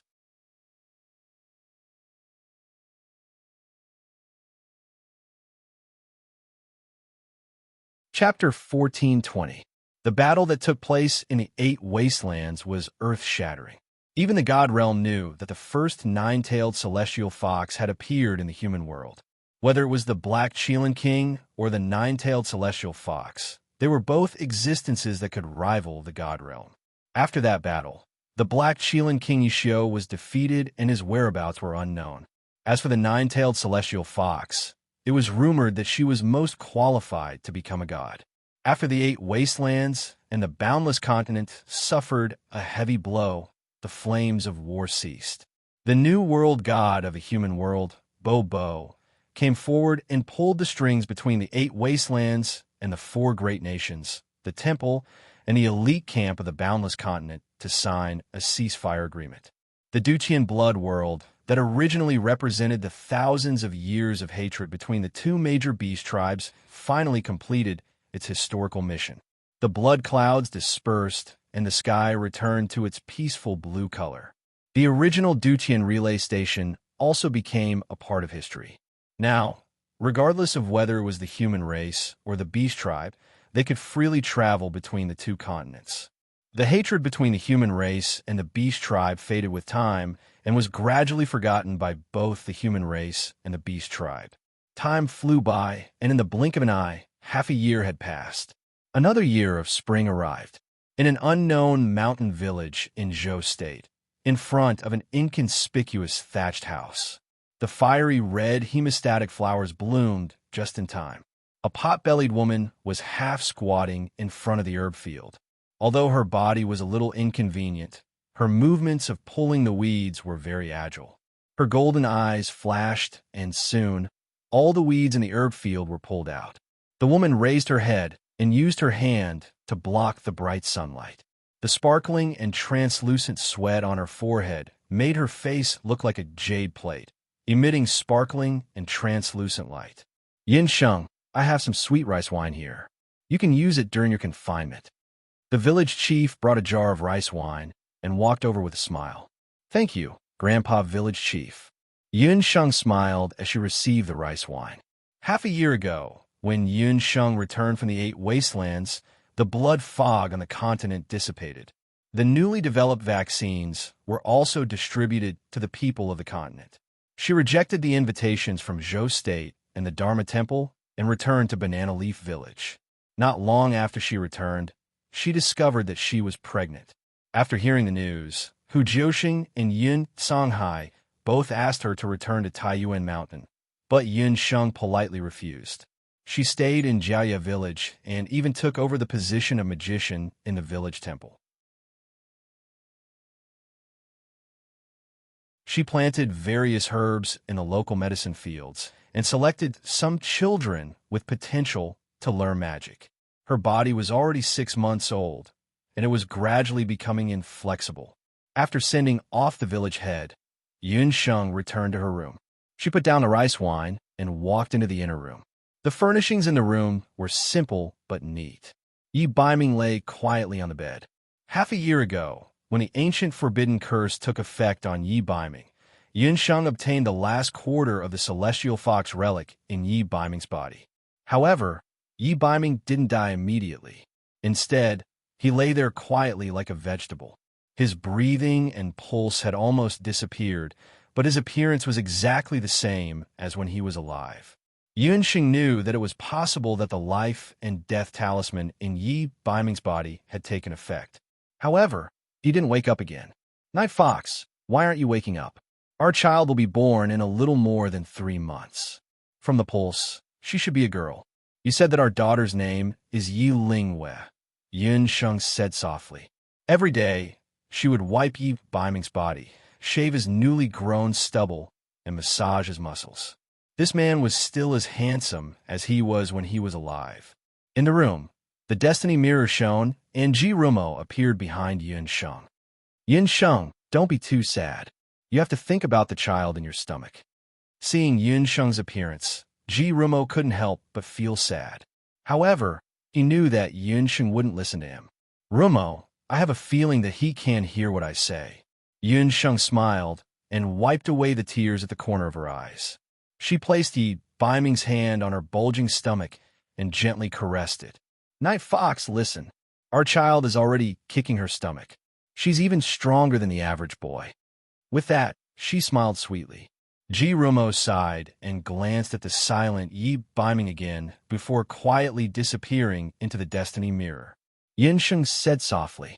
In the end, she leaned against Yi Baiming's side and fell into a deep sleep. Night Fox, our daughter is called Yi Linghua. Yin Sheng's voice kept echoing. In some unknown space that was filled with chaos, Yi Baiming was wandering around, looking for an exit. Ever since he and Yun Sheng had been together, he had become like this. He didn't know where he was now. He also didn't know how Yun Sheng was doing on the Boundless Continent. However, no matter how hard he searched, he couldn't find the exit of this chaotic area. Give up. People who use the power of the life and death talisman will never be able to walk out of here. A man appeared in front of him. You are. Yi Baiming looked at the melancholy man in front of him. Me? I am the previous owner of the life and death talisman. The man looked dignified, but his complexion wasn't very good. There was a hint of worry between his brows. The previous owner of the life and death talisman. That was the person that Popo had mentioned earlier. The first human to obtain the life and death talisman. His lover had been demoted to a human because of him, and he had been trapped in the god realm forever. But hadn't he already become a god? Why was he still here? The area we are in now is a special space opened up by the life and death talisman. It's called the life and death chaos. Since we are all willing to sacrifice ourselves for our loved ones, in the endless years to come, we will all be wandering around here like ghosts. We won't die, won't be destroyed, and won't be reincarnated. The man's voice carried a hint of melancholy. No, I'm different from you. I'm not willing to sacrifice myself for my lover. Yi Baiming's words stunned the man. Not willing? Then why did you activate the power of the life and death talisman to enter here? The man's ghost had always been in the life and death talisman. He had seen Yi Baiming activate the life and death talisman and become half dead. Back then, he had also prayed to the supreme divinity and sacrificed himself to be trapped here in order to save a chance to reincarnate for the woman he loved, the female master god who had created the life and death talisman. Since we want to live together, why ask for death? My woman may seem strong, but she is also very fragile. I promised her that I would accompany her until the very end. A gentleman's promise is worth 1,000 gold. I will never leave her. Yi Baiming smiled faintly. The conviction in his eyes burned the man's eyes. Since we want to live together, why ask for death? Back then, he and his lover had also given up because they felt that it was difficult to violate the rules of the gods. If they could have persevered a little longer back then. You are the person with the strongest conviction I have ever met. I have been trapped here for thousands of years, but I have never met someone like you. Perhaps I can help you return to your lover's side, but you will have to pay a certain price. The man's ghost was enlightened after hearing Yi Baiming's words. What price? Before Yi Baiming could finish speaking, he felt as if his body was being sucked in by a strong suction force. His body was falling down like a cloud. I hope that in the future, you will not blame me. In the midst of the chaos, he only heard the man say faintly. The night was quiet. Yin Sheng felt her face itch. It was as if something had brushed past the corner of her eyes. That was the man's slightly trembling, warm lips. She heard a dreamy sigh. The night was as cold as water, but the man's voice was mellow like a pot of intoxicating wine. Little Wildcat, I am back.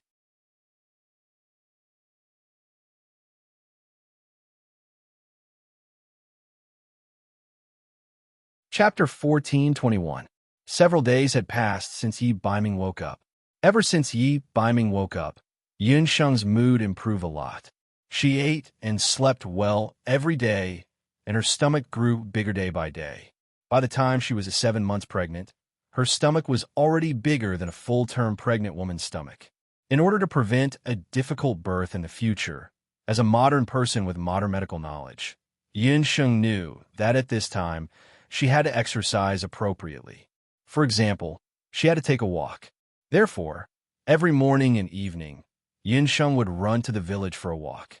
Little wildcat, it's almost time to give birth. Don't wander around in the medicinal field. Therefore, every day, a scene would appear in Banana Leaf Village. A tall and handsome man nervously followed beside a pregnant woman with a shockingly big belly. He was like an old hen, protecting her from front and back, afraid that she would accidentally bump into something. Night Fox, how many times have I told you? There are still a few months to the due date. Are you the doctor, or am I the doctor? Yun Sheng held her stomach and said unhappily. She was only 7 months pregnant. It was still early for her to give birth. When the villagers saw this, they all pursed their lips and smiled. One of them was protecting the other, and the other was baring his fangs and brandishing his claws. Everyone was already used to it. However, an accident still happened. One night, Yun Sheng suddenly felt a terrible pain in her stomach. By the time Yi Biming realized that something was wrong, her water had already broken. Yun Sheng, don't be nervous. I'll go get a doctor now. Even someone like Yi Biming, who didn't even frown when killing people on the battlefield, was at a loss at this time. Come back. Where are we going to find a doctor? In the entire Banana Leaf Village, I'm the only doctor. Yun Sheng felt that her lower body was wet. Looking at Yi Biming's appearance, she wanted to cry, but had no tears. What should we do? Little wildcat, can you deliver the baby yourself? Yi Biming's usual black-bellied cleverness was nowhere to be found. Idiot, haven't you heard of the saying, a doctor doesn't treat himself? Yun Sheng was in so much pain that she grabbed Yi Biming's hand tightly. I'll take you to the city immediately. Yi Biming's mind was filled with thoughts of teleportation and flying. Which would be faster? I can't hold on any longer. I'm about to give birth. Go and call Ji Rumo out. Yun Sheng's mind was still clear. Ji Rumo was a light magician. His light magic should have some effect on pain and stopping bleeding. Ji Rumo. Yi Biming shuddered. His muddled mind immediately cleared up. No, why is that brat interfering when you're giving birth? Yi Biming was instantly enraged. The damned heavenly fate mirror was hard to guard against. He should have buried the mirror in a hole long ago. Damned fox, I'm going to die from a pain.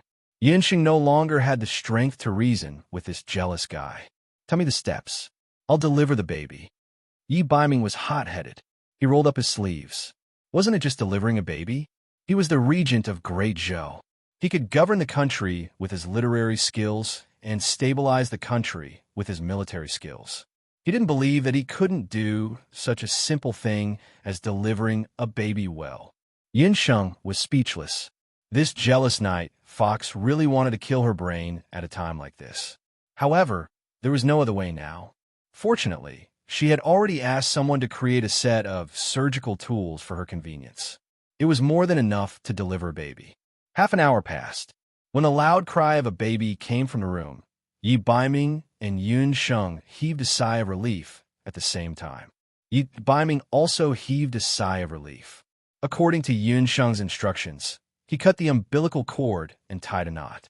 Night Fox, I didn't expect you to be so talented in medicine. Yun Sheng was a little weak, but she was still in good spirits. Seeing that Yi Biming didn't reply, Yun Sheng was a little puzzled. What's wrong? Is the baby a boy or a girl? Although Yun Sheng already knew that she was pregnant with a girl, Yi Biming's reaction made her feel a little uneasy. It's a very beautiful baby girl, but Yi Biming stared at the little girl in his arms. This was the first time Yi Biming was holding a newborn baby. The little girl couldn't be said to be good-looking at this moment. Because she was born prematurely, she only weighed 6 pounds. Her skin was red and wrinkled like a kitten. She didn't look beautiful at all. But even so, in Yi Biming's eyes, She was the most beautiful baby in the world. Because this was his daughter, his and Yun Sheng's daughter. The subtle feeling of being connected by blood made him feel an indescribable excitement in his heart. But this excitement instantly sank when he saw the thing on the baby's arm. Yi Baiming's hand trembled slightly. There's a mark of life and death on her body. Ji Rumo came out of the destiny mirror. If it were any other time, Yi Baiming would have shouted at him to go back to where he came from and not disturb their family of 3. But now, he couldn't say anything. What? Yinxing didn't care about her body that had just given birth and struggled to get up. Yi Baiming hurriedly carried the baby over and motioned for her not to force herself to get up. Yinsheng looked over. Just as Ji Rumo said, there was a life and death talisman on the arm of Yinsheng's newborn daughter. This life and death talisman was the one that Yinsheng had implanted in Yi Baiming's body a long time ago. Why was the life and death talisman still there? Yi Baiming had always thought that the life and death talisman had disappeared after he used its power to resist the ancient Qilin forbidden spell. But why would this life and death talisman, which sucked a person's magic power and battle energy, appear on little Ling Yu's body? Could it be that I harmed our daughter? Yi Baiming thought back to that day. In the chaos of life and death, he met the man who was also the first owner of the life and death talisman. When he sent Yi Baiming away, he said, I hope you won't blame me in the future.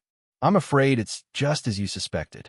In order to help you wake up, the previous owner of the life and death talisman transferred the power of the life and death talisman to little Ling Yu. Little Ling Yu's premature birth was probably because of the life and death talisman. Ji Rumo went forward to check on little Ling Yu's body. But you two don't have to worry. Other than being a premature baby and being a little weak, the little girl's body is very healthy. The results of Ji Rumo's examination made Yun Sheng and Yi Baiming sigh in relief. It's all my fault. If it wasn't for me, Yi Baiming blamed himself. Night Fox, this has nothing to do with you. You didn't know that the life and death talisman would be transferred to Ling Yu's body. Yun Sheng saw that Yi Baiming was blaming himself and gently held his hand. But the life and death talisman is still a sorcery item. As long as it stays in her body, it will be a hidden danger. Can I use surgery to remove it when Ling Yu is a little older? Yinsheng looked at the life and death talisman with melancholy in her eyes. I'm afraid that's not possible. If I'm not wrong, this life and death talisman has already mutated. It's branded in Ling Yu's soul and cannot be removed. However, as long as she doesn't use magic power or battle energy in the future, she shouldn't be able to activate the life and death talisman's power. Ji Rumo's words made Yun Sheng and Yi Baiming feel relieved, but worried at the same time. If that was the case, wouldn't their daughter be unable to cultivate magic or battle energy for the rest of her life?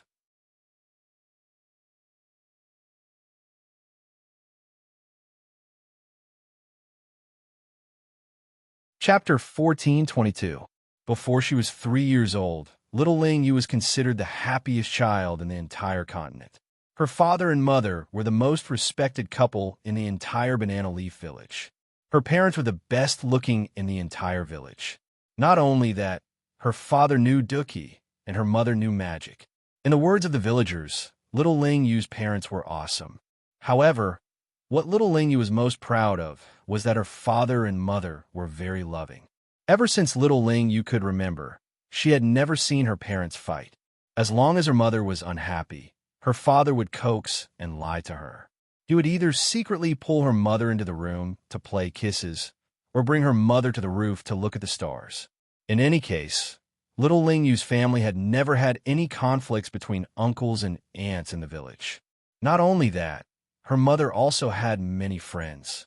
They would come to Banana Leaf Village as guests from time to time. Every time they came, they would bring many fun and delicious things for little Ling Yu. However, the happy Ling Yu had a small flaw. She couldn't learn magic and Duki like the other children in the village. Her mother said that her body wasn't suitable for learning magic and Duki. When she first found out about this, little Ling Yu was sad for a while. But soon, she forgot about it, because she realized that she was different from ordinary people. Although she didn't know magic or do qi, she had a special ability. Little Ling, you had only discovered this little ability of hers by chance. As her mother was the only doctor and magician in the village, her father often had to help her mother gather herbs in the mountains and enter the city to sell them. Most of the time, Little Ling Yu spent in the village. She played with the other children in the fields. That day, she was playing with Xiao Chui and Chongzi. They were playing happily by the fields when suddenly Xiao Chui started crying. It turned out that a large python had swam out of the fields. That python wasn't small at all. It was even thicker than Little Ling Yu's thigh. Xiao Chui and Chongzi were so scared that they didn't dare to move. Go and get my mother. Little Ling Yu was also scared out of her wits. However, she knew that she had to protect her friends at this time. The large python slithered and pounced towards Little Ling Yu. In a moment of desperation, Little Ling Yu's heart skipped a beat. A stone flew into the air. By the time Little Ling Yu reacted, her mother had already rushed over with a group of villagers. Ling Yu, Yunsheng was shocked when she saw the python in the field. The python's triangular head had already been smashed into smithereens, and it had long since stopped breathing. She then looked at her daughter. She was so scared that her little body was curled up into a ball. In order to prevent herself from crying, her daughter bit her lips tightly. Ling Yu, tell mother, what exactly is going on? Yunsheng's heart was filled with regret. She was busy with the village's matters and almost let her daughter get hurt. Nyangqin, I don't know either. I only know that when the python pounced on me, I was very scared. I just wanted to hit it with a rock. Little Lingyue hugged her mother's neck, feeling warm and safe. That night, when Yi Biming returned home, Yunsheng told Yi Biming what had happened during the day. Night Fox, I'm worried that my daughter inherited my magic or your battle aura talent. That rock that was used to kill the python weighed at least 60 to 70 kilograms. Even the villagers in the village would have a hard time lifting it. Yunsheng was very anxious. Due to the life and death talisman, she could only harden her heart and not let her daughter learn magic or battle aura. In order to not let her daughter suffer, she would rather stay in the isolated banana leaf village and be an ordinary couple with Yi Biming. In these 2 to 3 years, their family of 3 had lived very happily. Little Wild Cat, don't let your imagination run wild. I've already checked Little Lingyue's Dantian. There's no battle aura or magic waves in her Dantian. Yi Biming comforted his wife. Father, mother, do you think Lingyu used magic or battle aura? No, Lingyu only thought about it, and that rock flew into the air. Just like this. Yi Lingyue still didn't know that her parents were worried about her special ability. She was like a child who had found a treasure and was eager to show off her abilities to her parents. She thought for a moment, and the illumination spell in the house was extinguished. During this time, Yunsheng and Yi Biming indeed didn't feel any magic or battle aura waves. Yunsheng and Yi Biming were shocked. It was obvious that there was a mysterious power in their daughter's body that neither of them knew about. In the next few days, Yunsheng and Yi Biming asked around, and finally, they found some useful information from Supreme God Four Directions. The special power in Little Lingyue's body was indeed not magic or battle aura. It was an ancient power that had been circulating since the ancient times of the realm of the gods. It was called spiritual power. Little Lingyue's spiritual power was most likely related to the life and death talisman in her soul.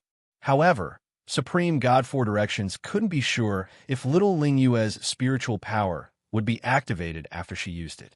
Supreme God Four Directions gave Yunsheng and her husband seal. After some discussion, Yunsheng and Yi Biming decided to temporarily seal the spiritual power in Little Lingyue's body. Little Wild Cat, are we being too cruel by doing this? Yi Biming looked at his daughter's sleeping face with a worried expression. I don't know if it's right or wrong to let our daughter continue to be an ordinary person. Although Lingyu has never mentioned Night Fox, she is a very proud child.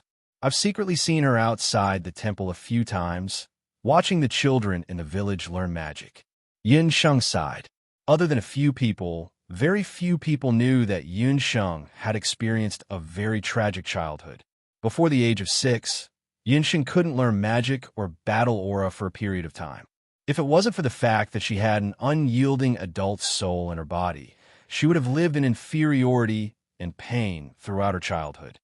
Don't worry, our daughter has me in you, as well as the 2 little brothers in your stomach. Her future will be like the bright moon in the sky. She will always have our protection. As Yi Baiming spoke, he gently caressed Yun Sheng's slightly bulging stomach. He also just found out that he was going to be a father again. When Yi Lingyue woke up the next day and heard her mother say that she was going to be an elder sister, the little girl was overjoyed. As a result, when she was happy, she forgot about the fact that she had spiritual power. She liked to circle around her mother every day, hoping that the stars would shine and the moon would shine, calculating when the 2 little brothers would be born. However, when Yun Sheng was 4 months pregnant, something happened that completely changed the peaceful life of Yun Sheng's family of 3.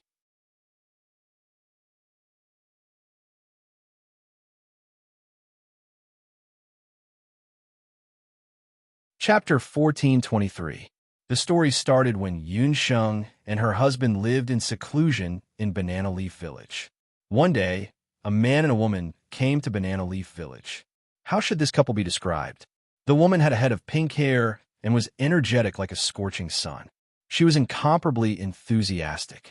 As soon as she entered the village, she rushed in with familiarity. Together with her was a black-haired man. That man's appearance aside, just a glance from his long and narrow eyes could freeze a person to death. The 2 of them, one hot and one cold, walking together naturally attracted the attention of many people. Look at the 2 of them walking and talking. No, to be precise, it was the pink-haired woman who kept talking. Ming Ri, this is the small mountain village where I unlocked the seal. I miss this place so much. I haven't been back here for many years. I wonder how old little Ling Yu is. The affairs of the human world are too troublesome.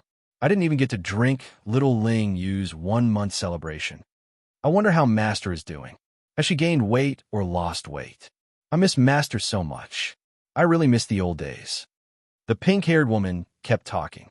Her enthusiasm was even greater than that of the 8 ants in the village. The villagers passing by couldn't help but look sideways. When did such a person live in Banana Leaf Village? However, when the woman spoke, the man beside her only listened quietly. Occasionally, he would reveal a smile.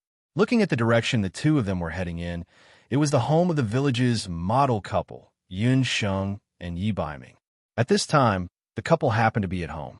As soon as they arrived outside the Yun family's house, they saw a tall man with a round and jade-like little girl sitting on his shoulder.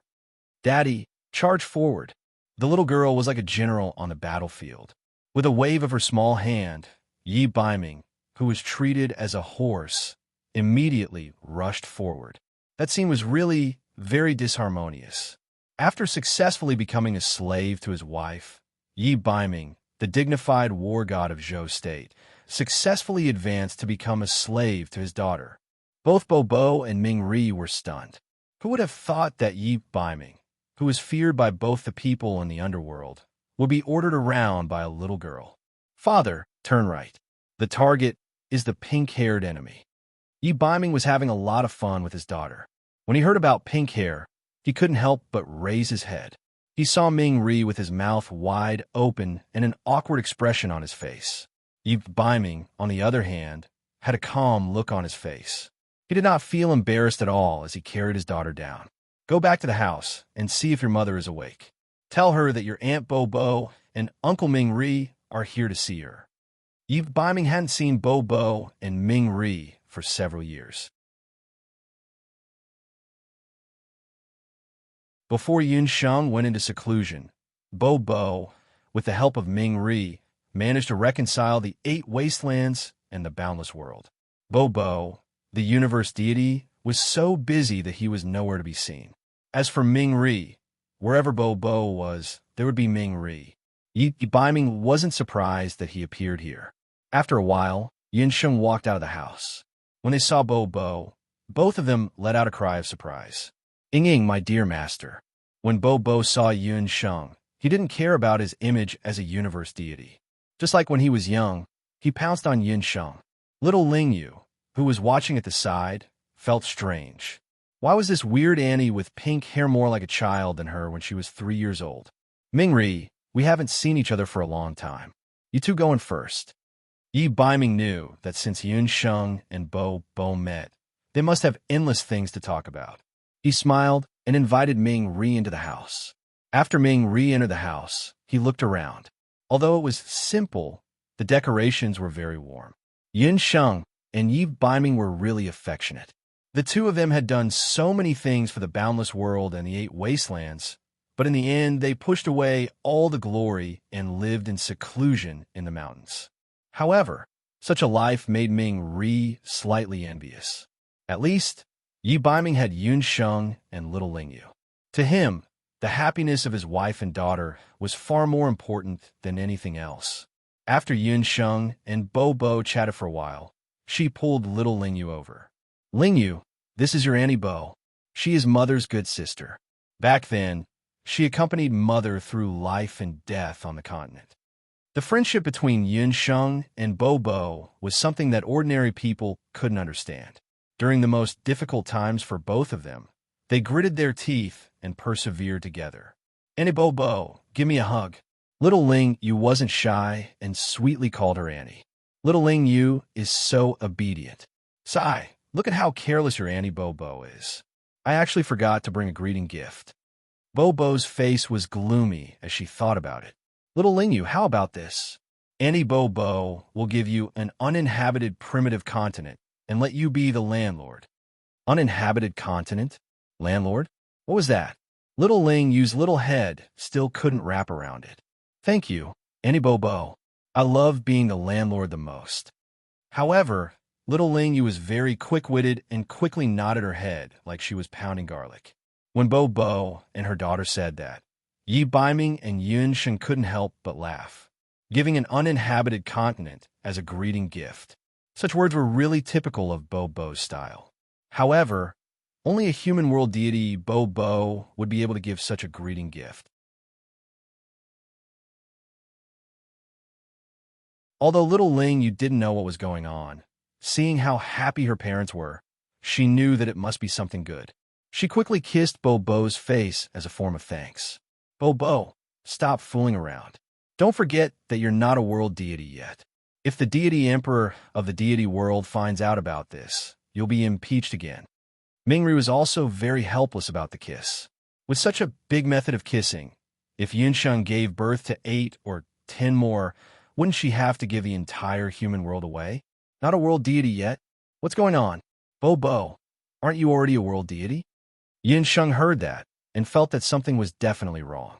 Yun Sheng clearly remembered that a few years ago, Bo had accumulated a large amount of power of belief. In the final world deity selection, she defeated her competitors and became a true human world deity. How could she not be a world deity yet? Ming Ri, I told you to stop talking. Bo glared at Ming Ri. She originally wanted to discuss this matter with her master, but when she arrived at Banana Leaf Village, she found out that her master was pregnant again. So she changed her mind and didn't plan to tell Yun Sheng about going to the deity world. Bo, we're all on the same side. If you have something to say, just say it. Yi Baiming knew that Yun Sheng and Bo were like sisters. Bo's matter was Yun Sheng's matter. If Bo wants to become a world deity, she must go to the deity world to accept the conferment. Originally, I planned to accompany her to the deity world, but during this period of time, the underworld isn't peaceful and I can't leave for a while. Ming Ri was worried that the confused world deity, Bo, would go to the deity world alone, so he wanted to come to Banana Leaf Village to find Yun Sheng. Although Yun Sheng was a human, she had evolved into a 9-tailed celestial fox in the battle with Black Qilin Wang Yixio. She had the body of a beast god and could enter the deity world. However, Yun Sheng was pregnant again. How could her body withstand the journey? I see. I can't go with you. Then let Night Fox go with you. He also has the body of a demigod and can enter the deity world too. Yun Sheng heard and thought for a while. Then she had an idea. That won't do. Master, you're pregnant with twins this time. It's inconvenient for your body. The Cheelin boy must accompany you. Bobo quickly rejected. Bobo, you underestimate me. Moreover, I'm not alone. I still have the magical beasts in the beast language Ring and Little Ling Yu to accompany me. Yunshen glanced at Yi Baiming. Yi Baiming understood and immediately expressed that he could escort Bobo to the deity world to accept the conferment of a world deity. You're tuning into the Romance Rendezvous YouTube channel. We're so grateful for your support, and don't forget to subscribe to join us on this incredible journey through captivating stories. Your generosity through donations truly makes a world of difference, as it's the primary source of revenue that allows me to expand and enhance this channel for you. Thank you from the bottom of my heart for being a part of this adventure.